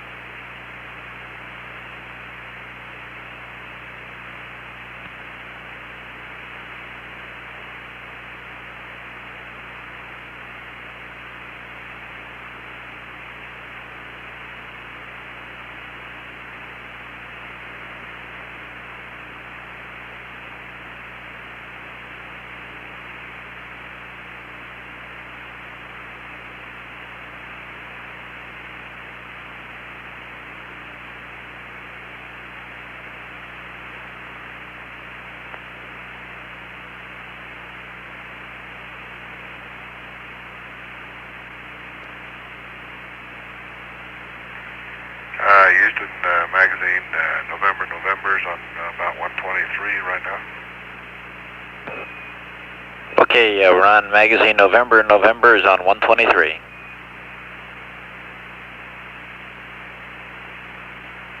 And Bob, we're on page 3-9 of the flight plan now. We'll check the Lemcium Delta P, get the cabin fan filter in. We'll go over the systems checklist, get the primary evap and a few odds and ends, and start off on our PGAs. How's that sound?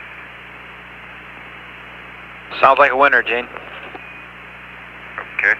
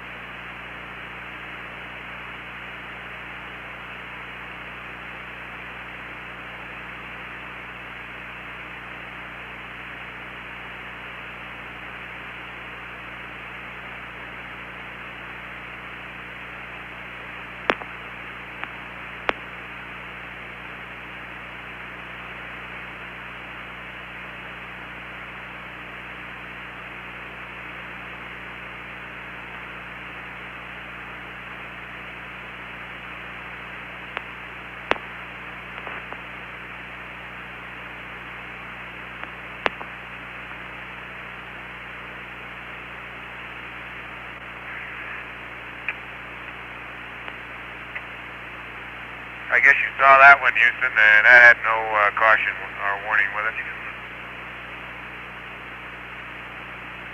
Right, is that a master alarm? Yes, sir. How about the LEB? Gene's got... Say again? you caught me. Forgot to look. Keep after us. We'll get you that data point. Roger, Jack. Gene's got his hands all over panel 2, which probably is what caused it.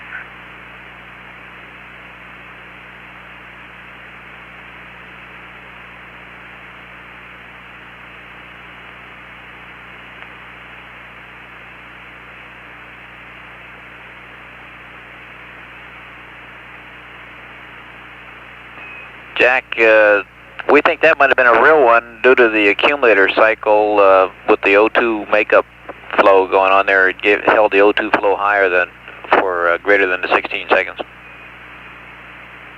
that's certainly a possibility. We didn't notice it, looked up right at the time, but sure that was the right time? Well, he kind of was watching it here, and he feels it is. Gee, I can't argue with him.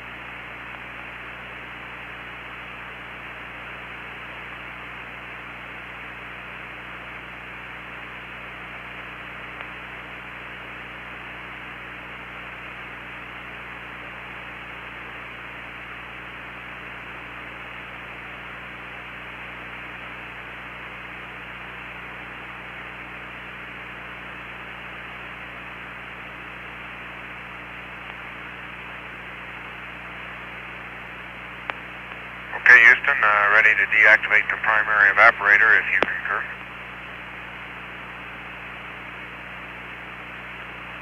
Roger, Jack, we concur.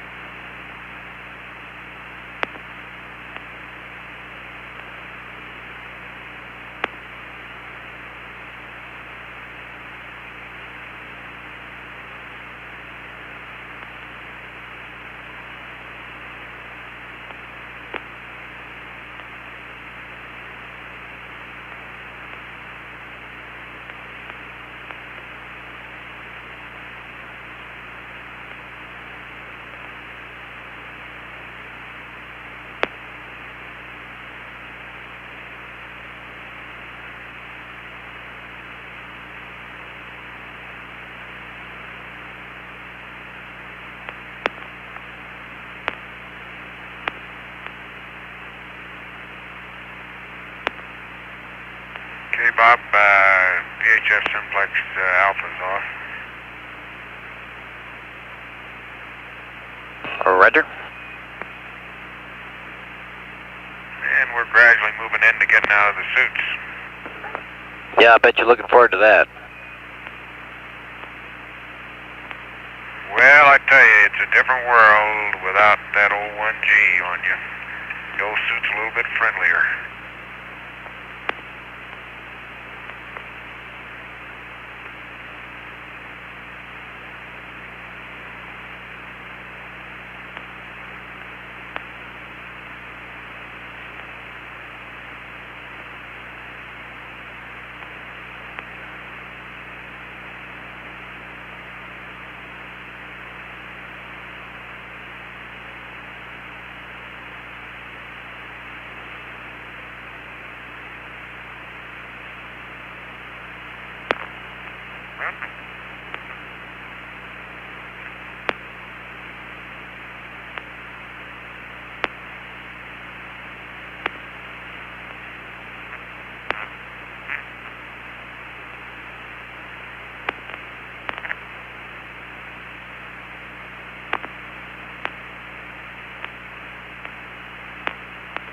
as you may have noticed, Bob, we've come to the end of the launch checklist.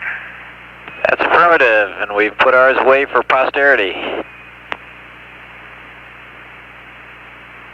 We also started with our TLI-0 data that we worked so hard to generate. Well, I'm just happy didn't use it. That view of the Earth for Rev there was something I was looking forward to and was not disappointed. That's great, Jack. Bob, you've got a pretty good sized storm over the the northwestern coast of India, where it starts to wrap up and around to the west. It's rounded out on the horizon, so I can't make out exactly where it is too well. Oh, roger.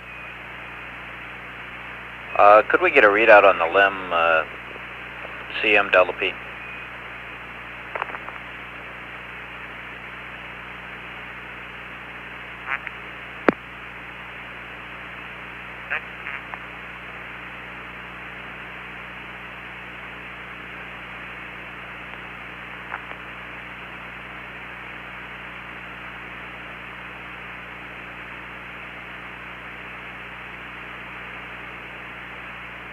Plus 0.4. Roger, we copy that. Bob, Antarctica is what I would call effectively just a solid white cap down on the South Pole. There's definite contact between the continent and the water, but as Ron said, most of the clouds seem to be very artistic, very picturesque, some in clockwise rotating fashions, but appear to be very thin, where you can, for the most part, tend to see through those clouds to the blue water below. But Roger. The continent itself is the same color as the clouds, but of course more dense, and a striking difference than any of the other white background around, because you can definitely see that contact with the water and with the clouds over the water. Roger, understand. It's going to be a comm switch over to Madrid here shortly. We may break lock in a few minutes here, or a few seconds really.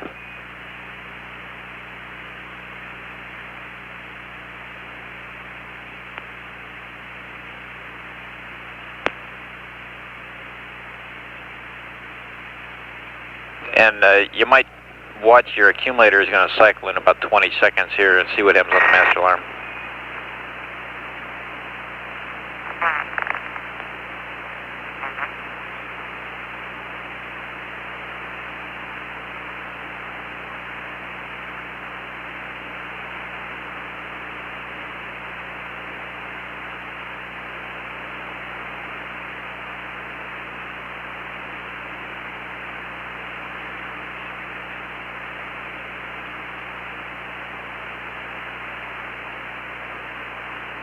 Houston, how do you read through Madrid? You're loud and clear, Bob, and could you give us our distance from the Earth, please? Roger, I'm looking up at the board. I'd guess about 19,000 miles, but let me get it exact. Just approximate's good enough. 18,100, Fido says. Okay, and I suppose we're seeing as 100% full Earth as we'll ever see, certainly as I've ever seen. It appears to be, it may be a little bit of a terminator way out to the east, out beyond Australia and beyond India, but beyond that it's about 99% pure.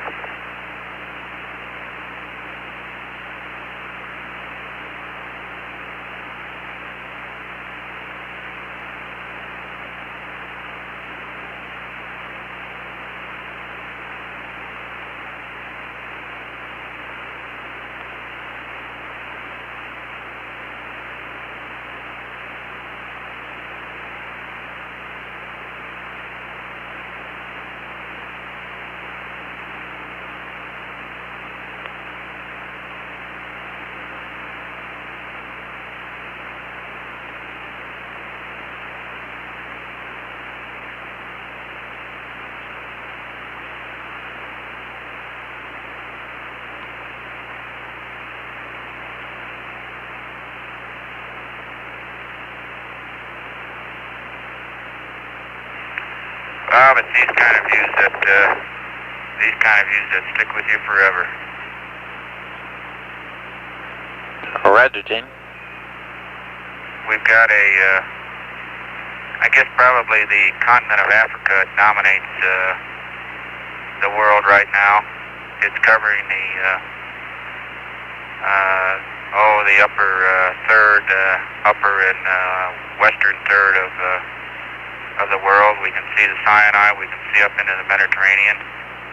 We can see across the Mediterranean, although we can't quite make out the countries up there. We can see across into India. I can catch a glimpse of Australia out on the far horizon. Got Zanzibar in the southern tip of Africa, the Cape down there just almost directly below us. And I don't know exactly how big Antarctica is, but I guess we can certainly see more than 50% of it. And the rest of it is all oceans. The Indian Ocean out into the Pacific Ocean and back into the Atlantic Ocean. And for the most part, relatively clear clouds, except in the Antarctica region.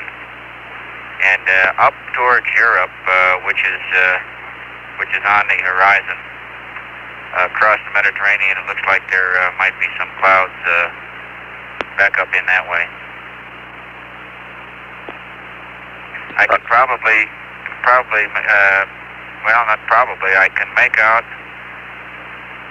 the entire coast of Africa from Mediterranean around to the west, coming back to the south, back where it takes this big dip to the east, back around the Cape, back around up through the Suez Canal, almost perfectly. Roger, we understand. And there's one batch of clouds in northern Africa, just a small batch. It looks like it may be up near the, well, no, it's not near the mouth of the Nile. It's quite a bit west of that, as a matter of fact. I can see the mouth of the Nile. I can see it running straight down towards us as it parallels the Suez, and then sort of fades out into the central darker brown or darker green portions of Africa.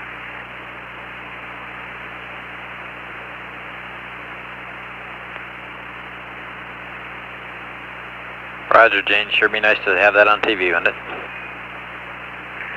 Well, I'd love to give it to you any way I could.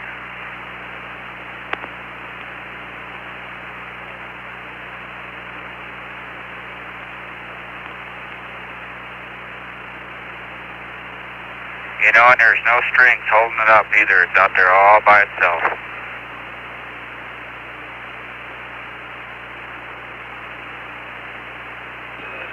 Roger. I just was going through the 17 status report on CSM systems, and boy, everything is absolutely nominal with the exception of those glitching master alarms that we're trying to still track down, but every other system is just nominal. Everything's great. Okay, sounds good. That's the way they build it for us.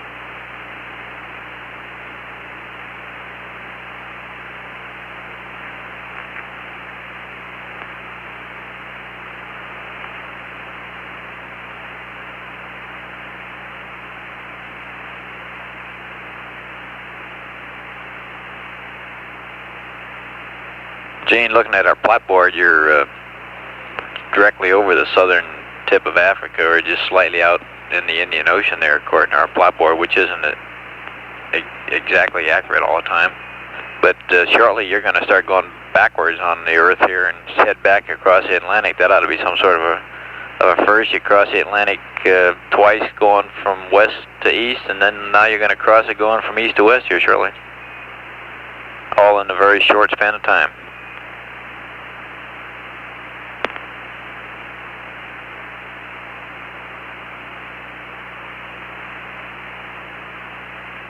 Yeah, I guess that does sound like a first.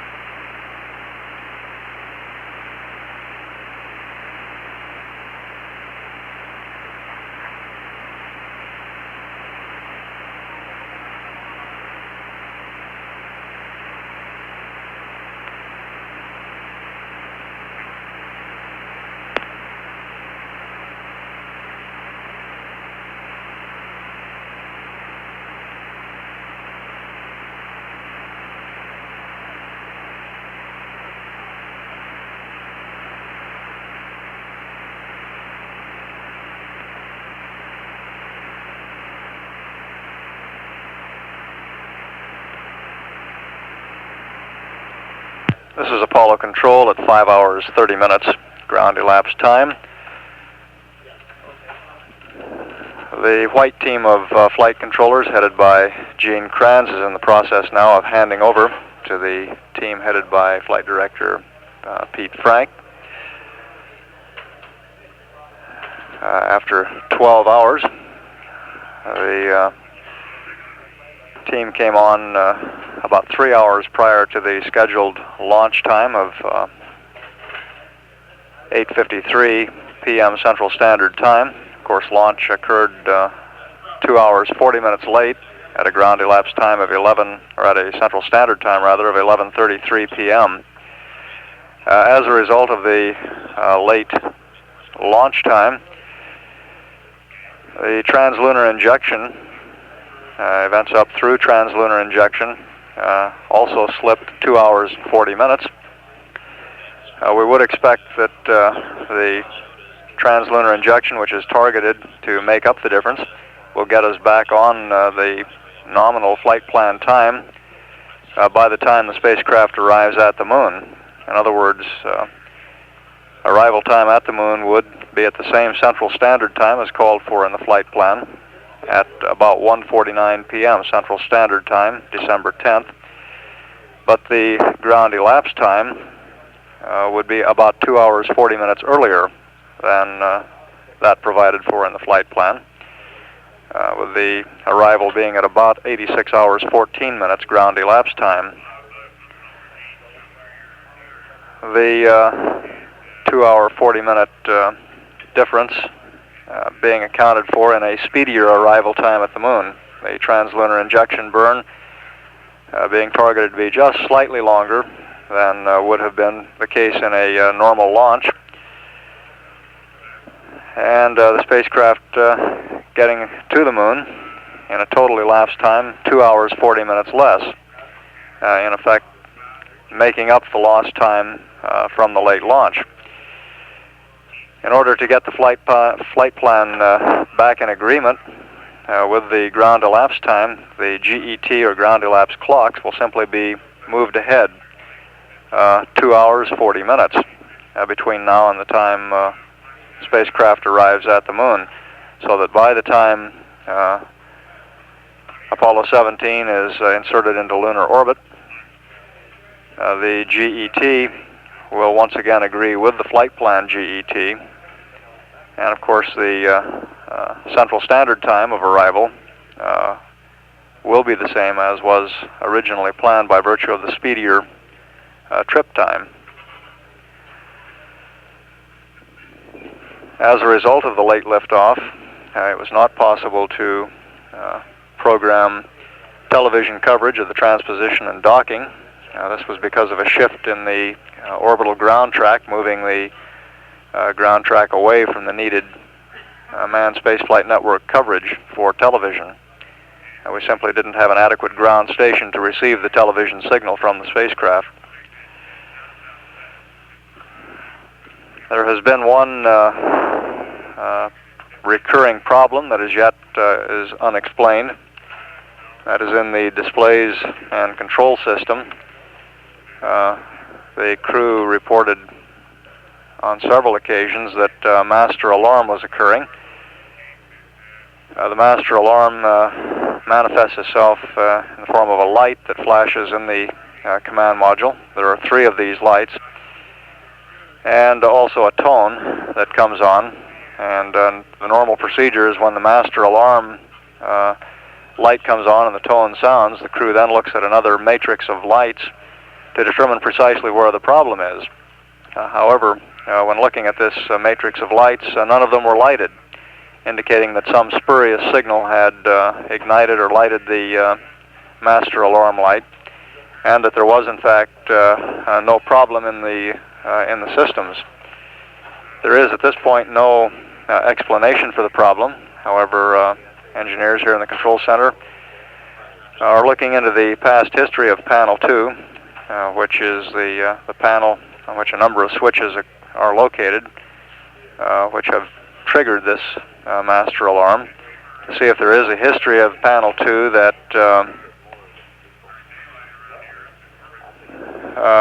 would indicate a possibility of some momentary short in the caution and warning system which could give a master alarm.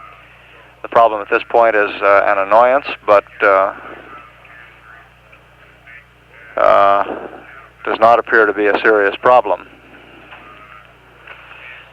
All other spacecraft systems are performing normally, and the trajectory to the moon is almost precisely as planned at this point.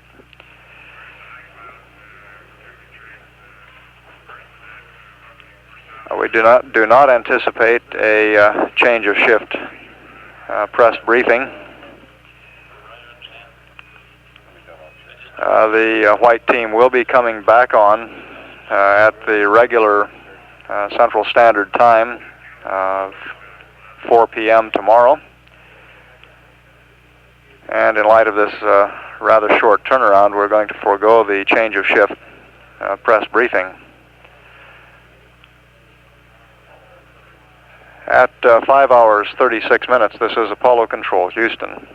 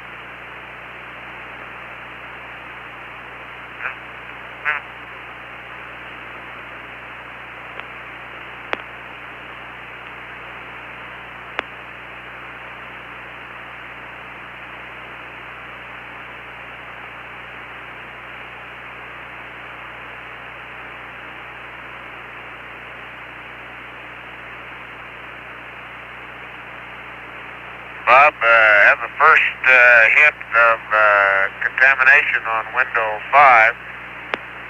It's covering probably the central, well, let's say roughly a rounded square about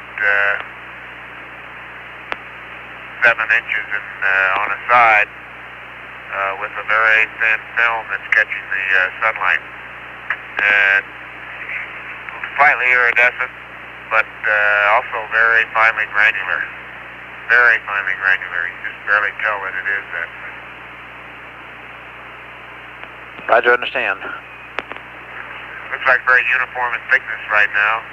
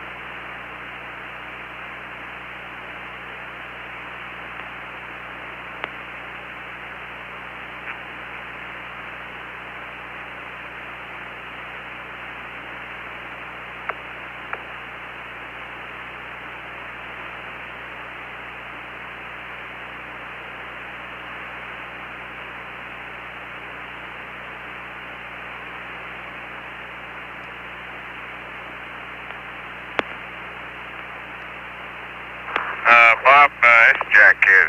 We got a UCPA dump scheduled, or is possible at 6 o'clock. There's nothing sacred about that time, is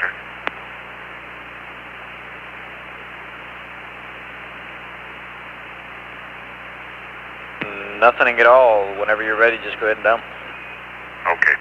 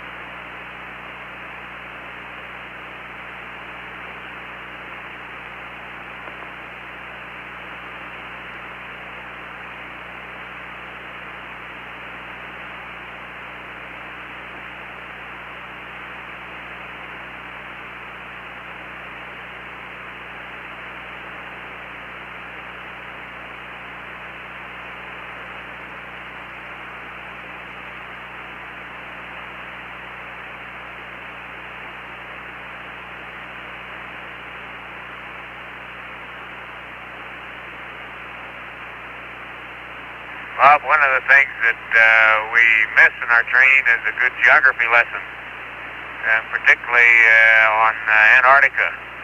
I got the monocular out, and apparently the dark band that Gene Ron mentioned, interface between the continental water, is that between the pack ice and the water, and you can, by very subtle changes in the apparent smoothness of the ground, probably make out where the actual continent begins and the pack ice ends. There are a few exposed ranges. I guess it's midsummer down there now, and you can make out the snow-free areas scattered at least in the northern portion of the continent. Raj, did you get any pictures of that, Jack? Oh, yeah, we got some pictures earlier. I'm going to get another one here in a minute. I'll tell you, if there ever was a fragile appearing piece of blue in space, it's the Earth right now. Roger. And we got a master alarm. Okay, we copy that. And there's one in the LED. Okay, good data point. And there are no caution lights. It came right at accumulator cycle along with the high O2 flow again. Yeah, I just checked the time, and I think you're right on that one.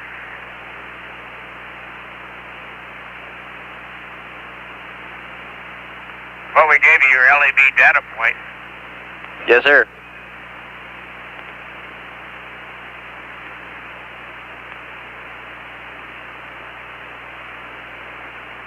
The problem with looking at the Earth, particularly Antarctica, is it's too bright.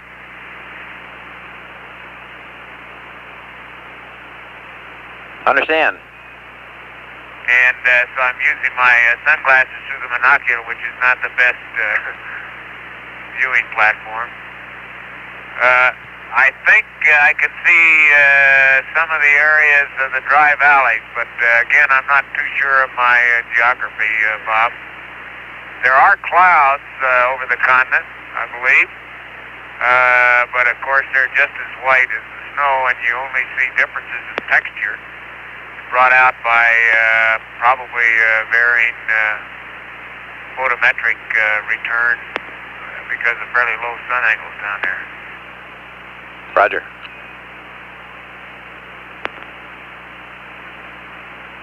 But you can see patterns of what I believe is pack ice leading off from that sharp interface that was talked about earlier. And those patterns seem to merge directly with the patterns of the clouds, as if the, at least near the continent, the oceanic currents are controlling the air currents up to a point, along with the movement of the pack ice. Roger. Now, I'm distinguishing the pack ice from clouds mainly by the angularity of the patterns within them. There is no good, clear color or albedo distinction, so I couldn't be looking entirely at clouds, but I suspect there are some pack ice patterns too.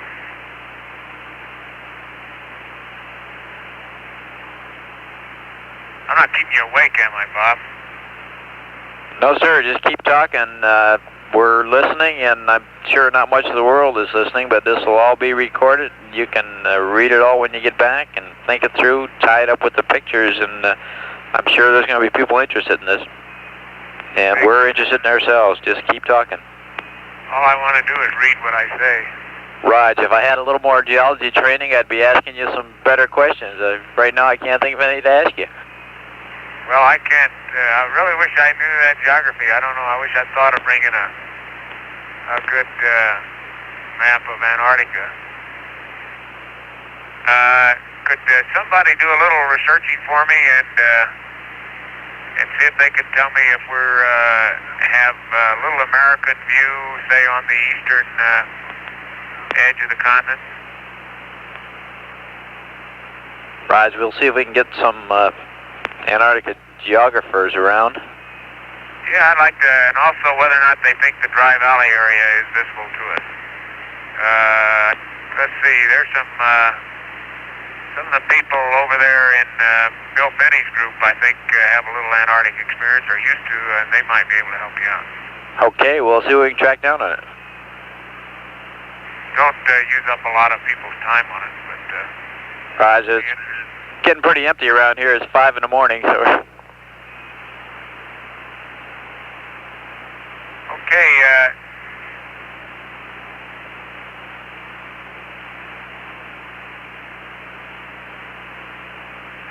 there is a good, strong northern hemisphere cyclone up near India, and I think Gene mentioned that. It,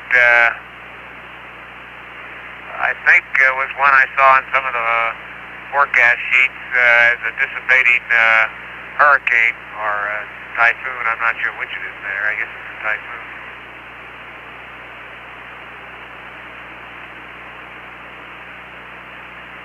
And I see something here that I noticed in Earth orbit, Bob, that as you approach the terminator, and now I'm looking at the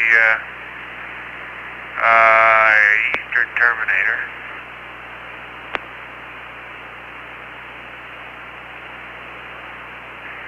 Gotta keep all my directions straight here. Yeah, eastern terminator. The clouds, those associated with the cyclone over India, and one that appears to be due south of there, maybe 30 degrees of latitude, have a gray appearance. Instead of the brilliant white of other clouds, as you approach the terminator, those, at least the high-level clouds, are gray. Now, when we were going over them in orbit, the lower-level clouds were still white, and I think I can see a hint of that right now. That the sun gives strong white reflections off of the buildups in the low-level clouds, whereas the high-level and relatively layered cirrus and maybe some of the intermediate level stratus tend to look gray because of the grazing sun, I suspect. Roger. You mentioned something in Earth orbit that kind of intrigued me. You mentioned seeing the rainbow, and we were trying to figure out how you saw a rainbow up there, and you were in orbit already at that time. Do you remember that? Well, we were speaking of the appearance of the sunrise. Okay, as having Roger. having a banded color appearance that varied as you approach sunrise. I can't remember what we did. I think we put some of that on tape. And we were probably LOS at the time. But the banded character of the sunrise in the atmosphere was very, very marked. There was a gray, blue upper layer that merged or graded into a brilliant blue intermediate zone that was just above the cloud levels. And within the clouds, you got a orange to yellow band, getting more yellow as the sun rose, that was broken by the dark patterns of the buildups. Roger, good show. Well, the interesting thing was the continual glow on the horizon we had even at night on the dark side path. And that glow was in the atmosphere because I could see stars rise over the horizon in it and then pass on through it. As we were talking, the air glow, I guess, is a phenomenon most of the guys have seen before. It's kind of interesting, I guess. Yeah, that's right. It's I guess standard air glow, but it is very striking that it's a continuous thing, and even in the dark Roger. path.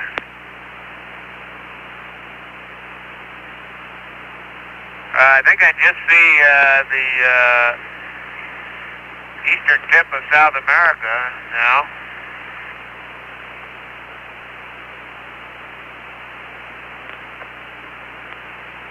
Roger, you're starting to back up now, coming the other way, so you're still over Africa according to our chart here, but you're backing up towards the South America.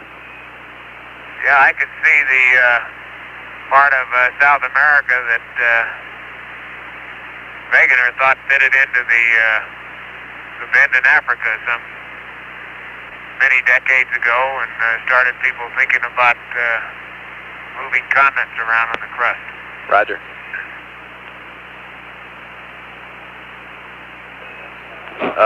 Jack, how'd the PGA doffing go? Most of you, are you all out of your PGAs now? That's in work. We're taking it slow and easy up here, Bob. Roger, understand. I'll just be curious to see if they all fit in that bag. I think you'll find that Ronald Evans will also be curious about that. He's already made comments. Roger.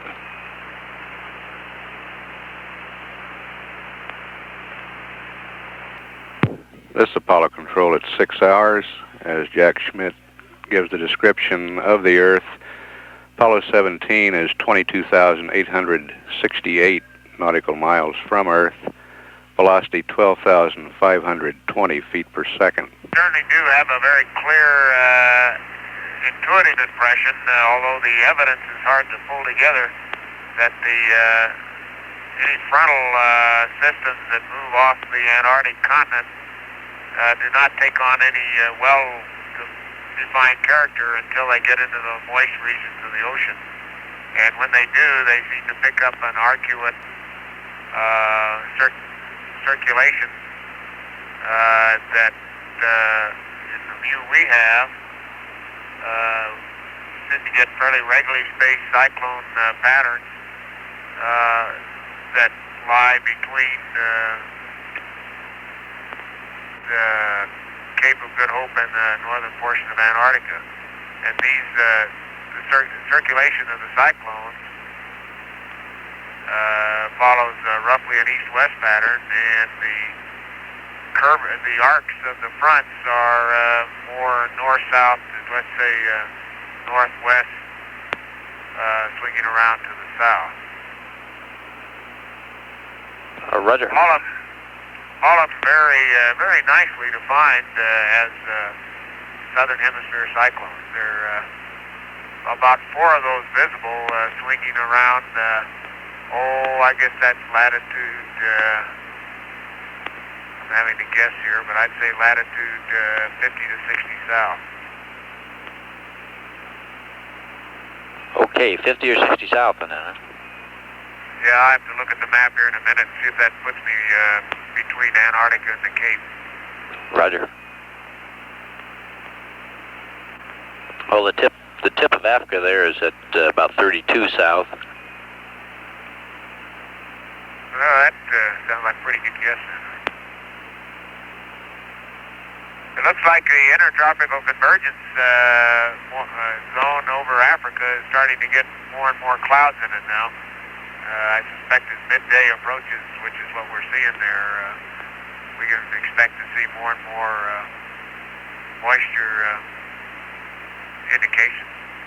Right, they're probably about noontime right there right now. It's 11:36 at the zero meridian there at Greenwich, so it's just a little bit before noon right in that area you're talking about.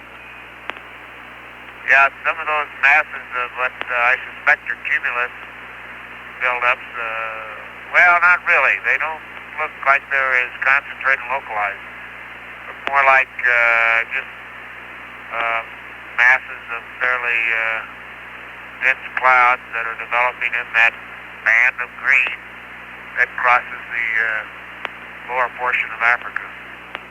Roger.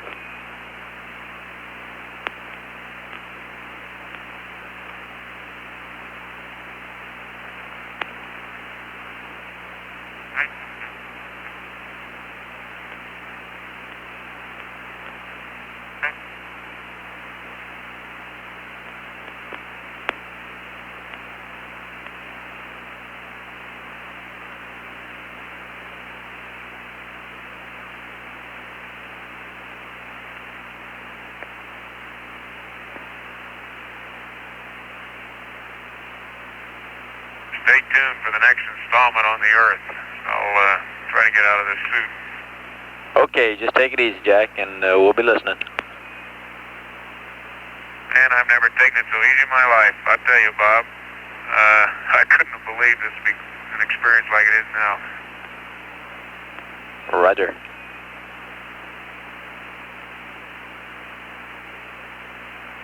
Yeah, every time you turn around, there's something else to see and wonder what's causing it. Whether it's a particle zipping across the window or one zipping across the cabin or spring mechanics here in the zero-G. There's always something going on. Roger.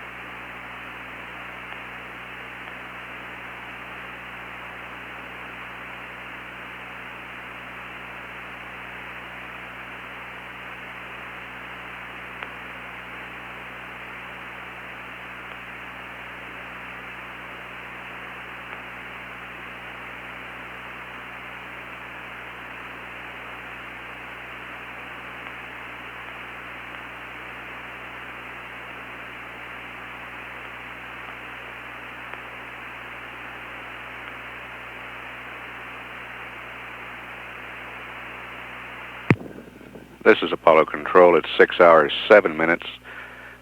No mid-course correction number 1 will be performed. The value of the maneuver that would be required is less than 3 feet per second. And mid-course correction number 1 will not be performed by Apollo 17. The spacecraft is now 23,682 nautical miles from Earth, velocity 12,301 feet per second.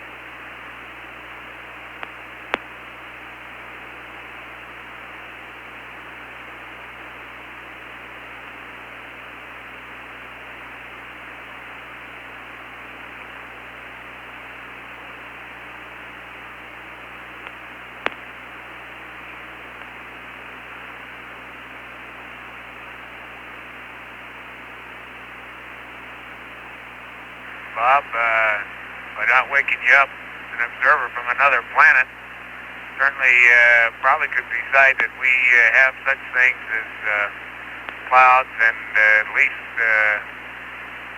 large thunderstorms. Because right at the terminator, you get brightening of the sunlit side and a long shadow out to the east that is reminiscent of what we saw in the early days looking at the moon at the terminator. Roger. However, the next pass around, I'll bet you wouldn't see them.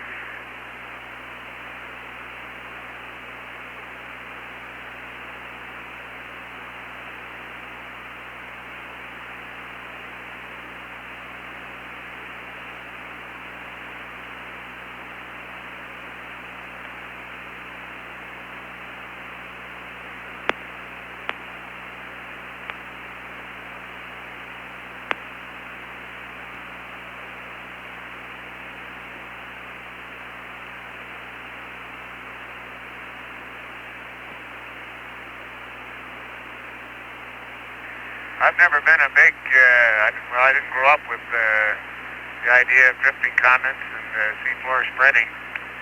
But I tell you, when you look at the way the pieces of the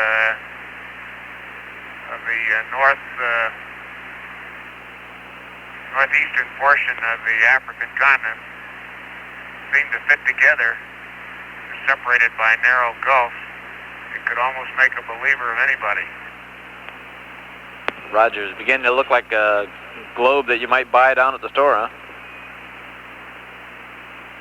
Oh, I don't think so, Bob. Okay. I don't think we better put this one up for sale.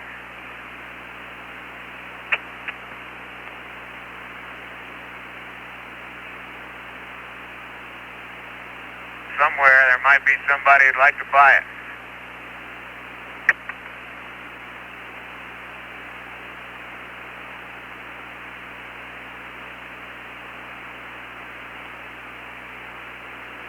Say, Jack, we noticed the O2 flow has dropped down now. We're wondering, did you all close the waste OH vent valve? I don't think so. Let me check on that. It might have gotten closed inadvertently in this game we're playing down in the LEV.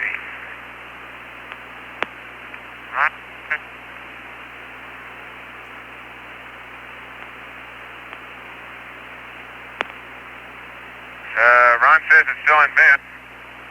It is on vent, Roger.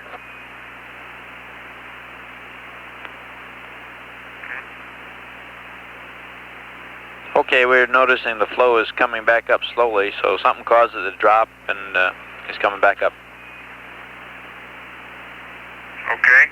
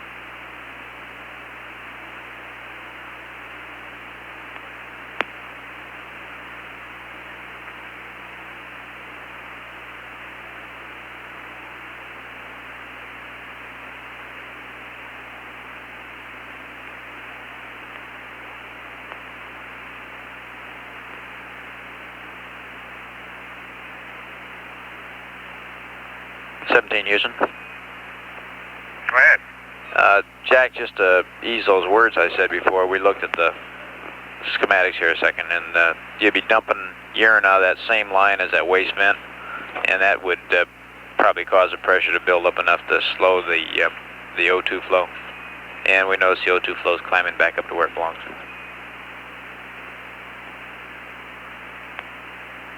Well, that's clever. Okay. Didn't mean to worry you there, and shouldn't have said it, I guess, before we looked at the schematic. Well, I really hadn't started to worry about it yet, Bob, so no sweat.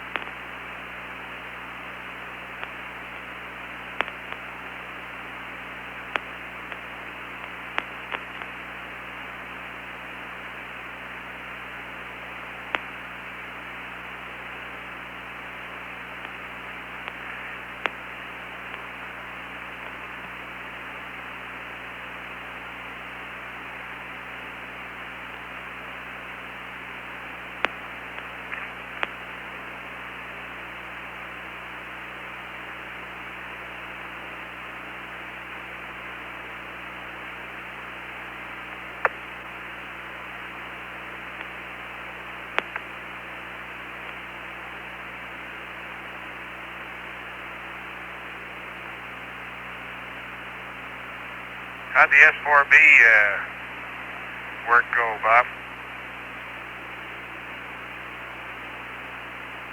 They just finished their second burn, and it's targeted right where they want it. Just working perfectly. Where were they going to put that one? I guess I lost track of that.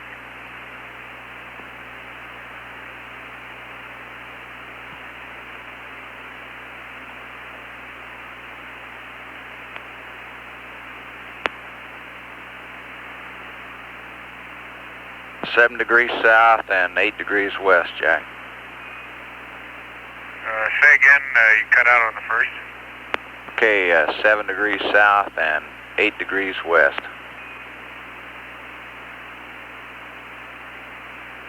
Okay.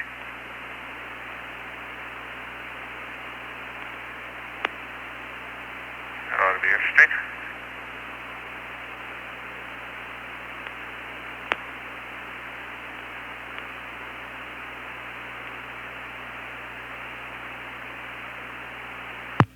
This is Apollo Control at 6 hours 24 minutes. The S-4B maneuver that was just being discussed was performed with the auxiliary propulsion system. Just completed delta V of 13 feet per second to tune up the trajectory for S-4B impact at the desired location on the lunar surface of 7 degrees south, 8 degrees west. That's approximately 200 kilometers east of the Apollo 14 ALSEP site, where a seismometer is located.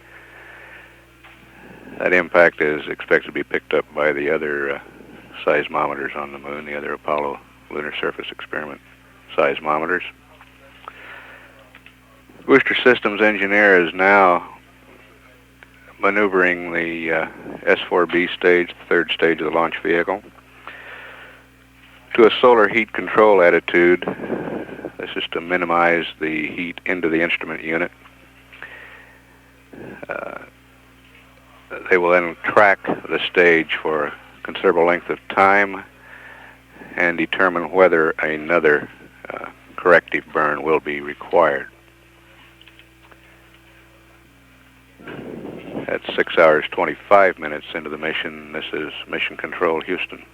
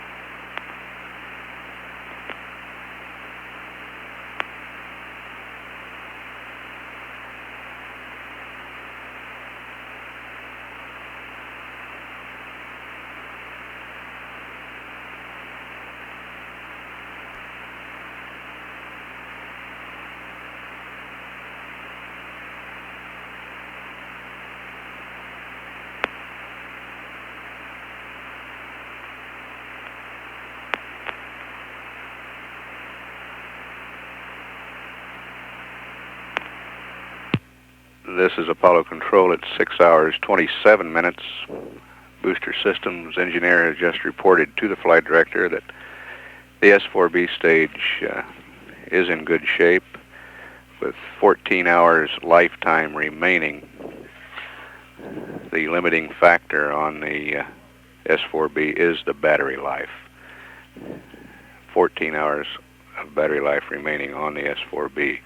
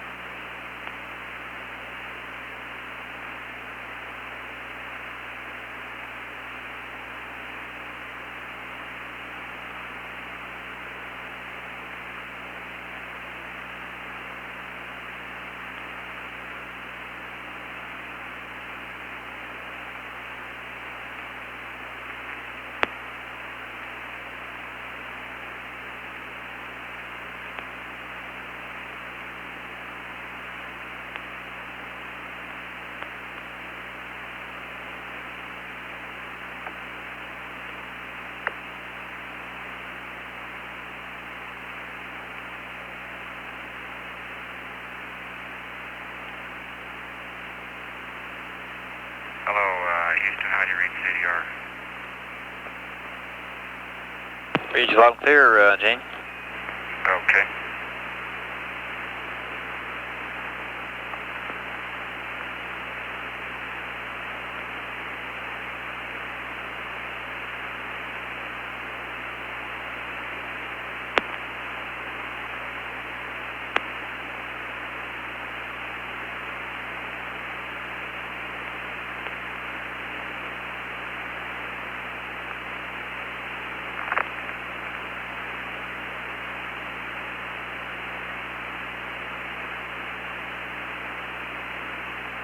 Bob, LMP's going off the air for a little while. Roger, Jack. Sounded like a sigh of relief. No, sir. Been enjoying listening to you. Keep me awake down here. You had a long day. Not as long as you've had. I've just been lying around, floating around. Hey, you make it sound so good. Piece of cake. I'll talk to you in a little while. Yes, sir.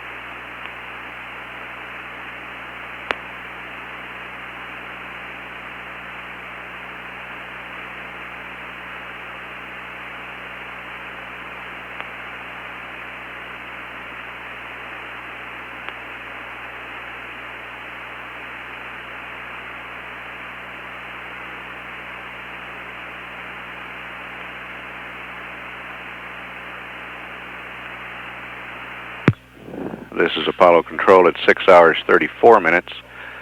Apollo 17 now 26,553 nautical miles from Earth.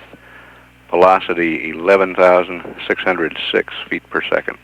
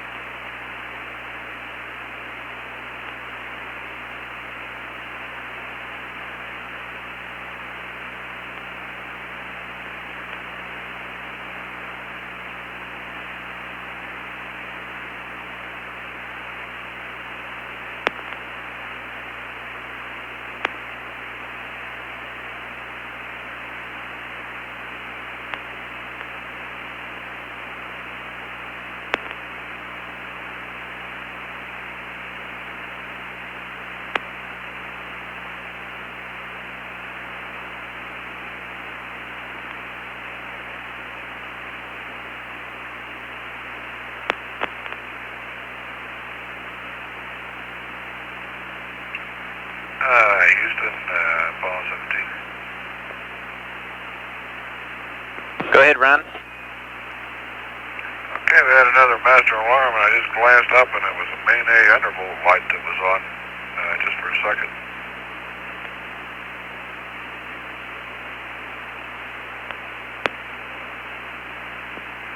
Okay, Ron, we didn't see anything at all on main A down here. We did have an accumulator cycle again. Don't know if that ties in or not. Yeah, the main A undervolt, I just happened to be looking right at the panel, and the main A undervolt light blinked on for a second. And of course, obviously main A is up now. Roger.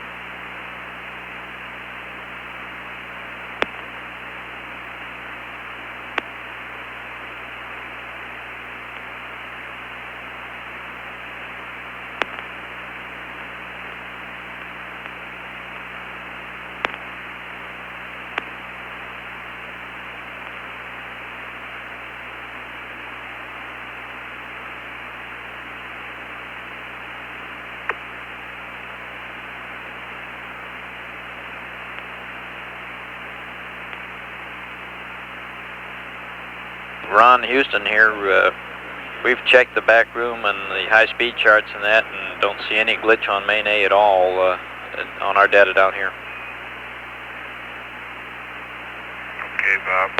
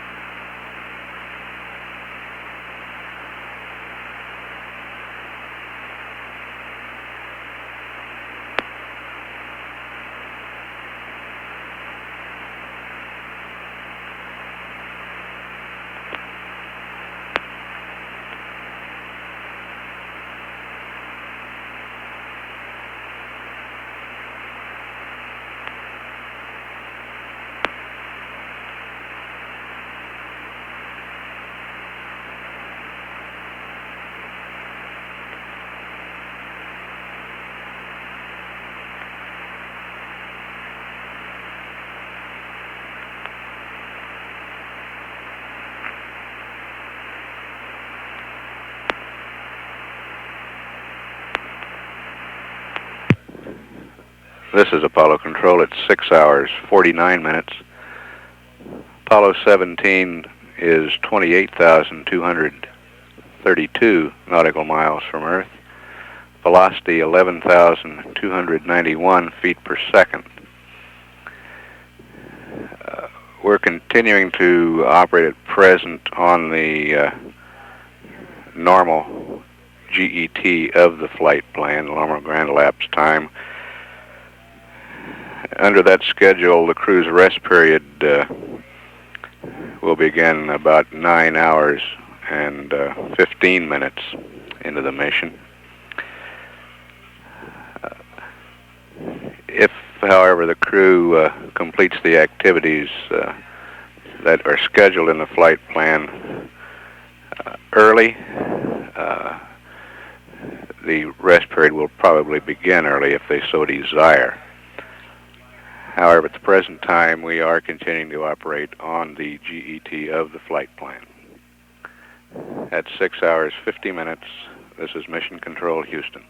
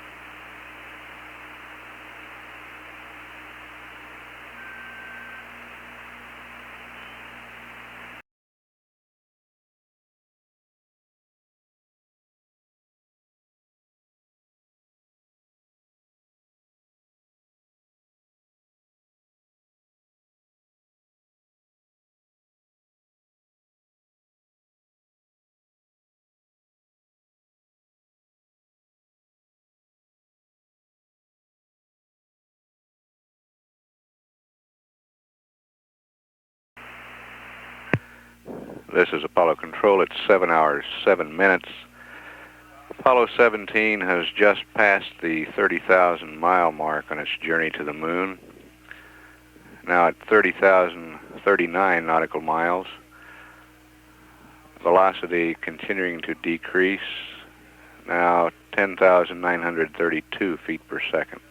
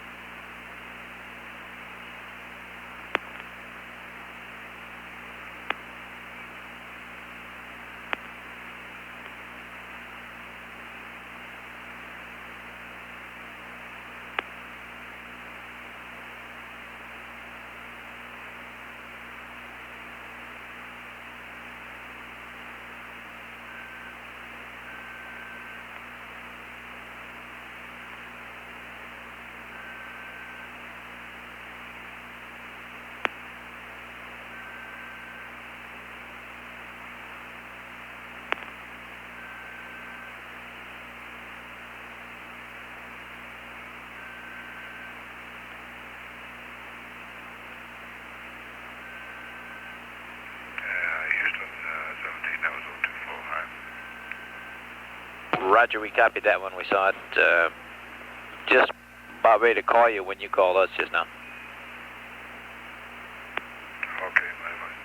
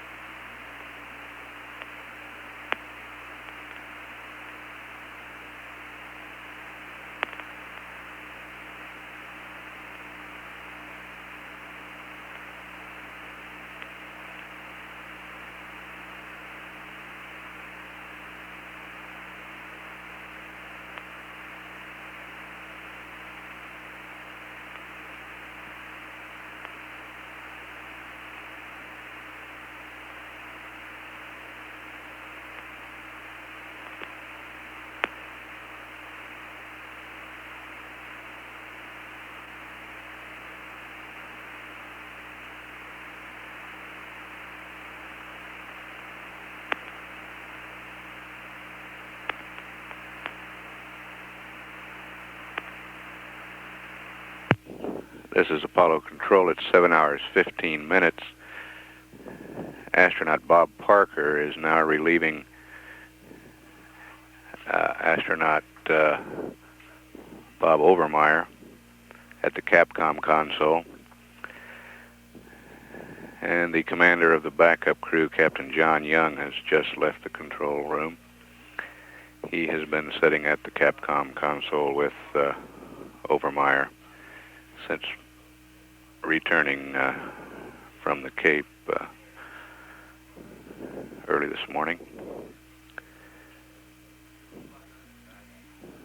So the next Capcom voice you will hear will be that of Bob Parker.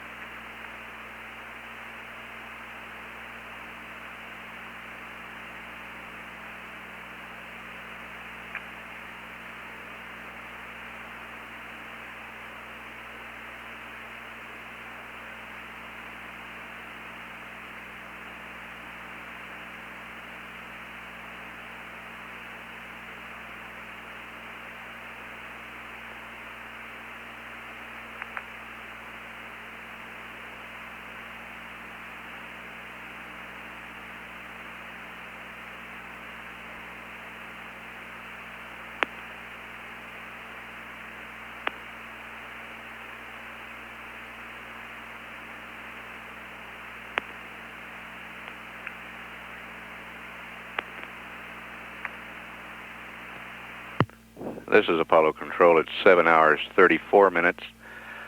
Apollo 17 now 32,697 nautical miles from Earth. Velocity 10,457 feet per second. The crew a little over midway in the scheduled meal period in the flight plan.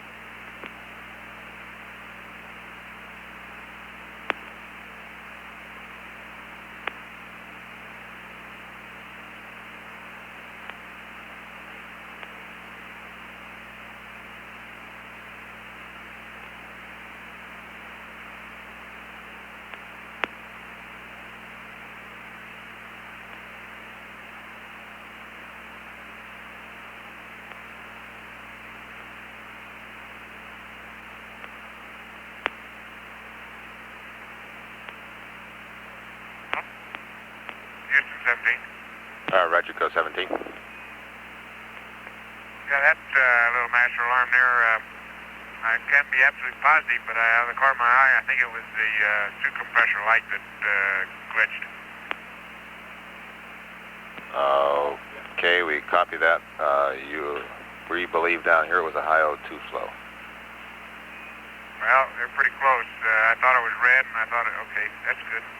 That's the right time, I guess. Okay, because we had just called it out. I was just ready for you 5 seconds before you called me. Very good, Doctor. Roger, and Stoney is back in Houston on the console. That's hard to believe. What are you doing back here? We haven't even had time to go to sleep.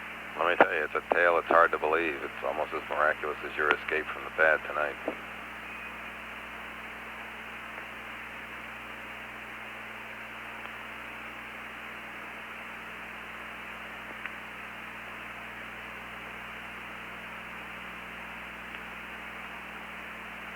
Did you enjoy the launch? Beautiful.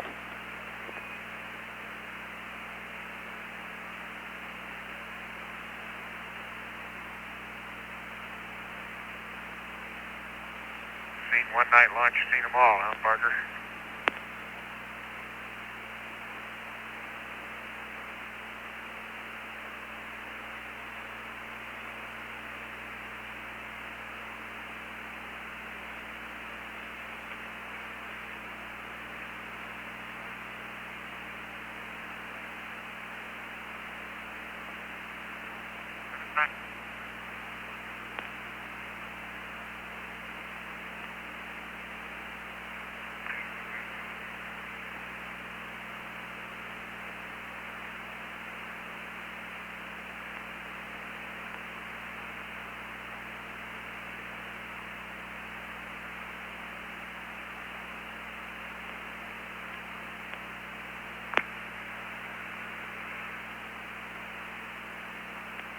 Go to SCS. Okay.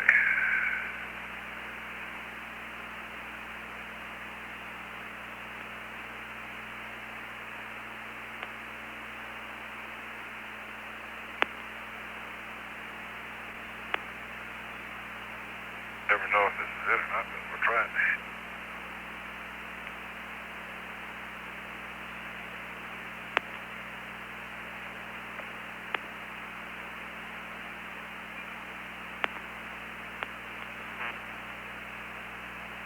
Stuff whipping all over the place.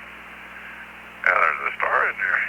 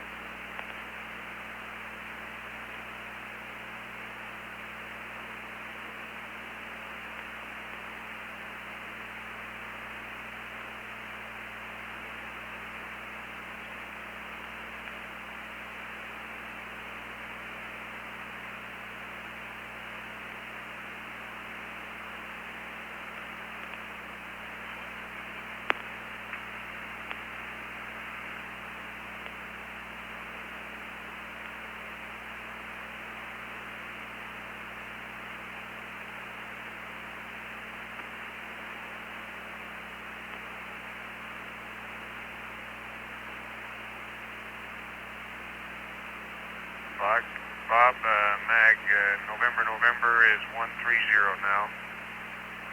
And just took another set of Earth pictures. Okay, copy that. November and 130.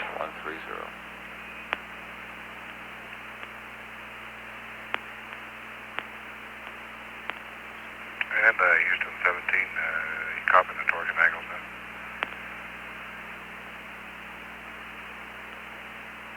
Roger. Stand by. Okay, we have him, and you're going to torque him. Okay,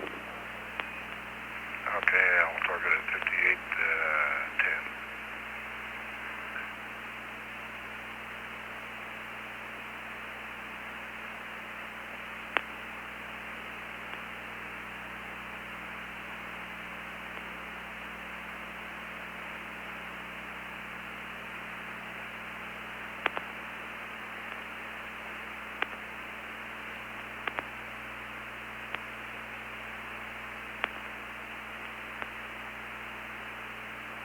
This is Apollo Control at 7 hours 58 minutes. Ron Evans is realigning the inertial platform that was scheduled on the flight plan for 8 hours 15 minutes. That indicates they are running 15 to 20 minutes ahead of the flight plan.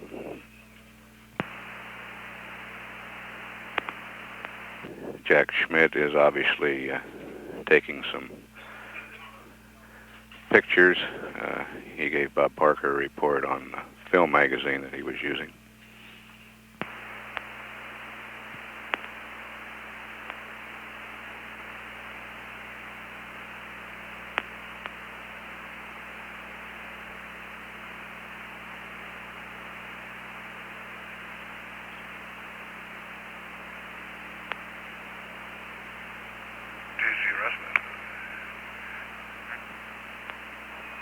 And 17, we have a preferred rest mat standing by. If you want to give us accept, then we'll send it up before you do your second P-52.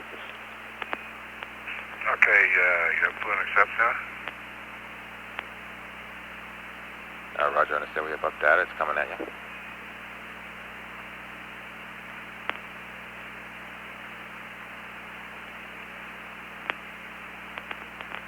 And Ron, while we're sending it up to you, we'll also send you an update on the zero trunnion bias as per the flight plan. Okay, mighty fine.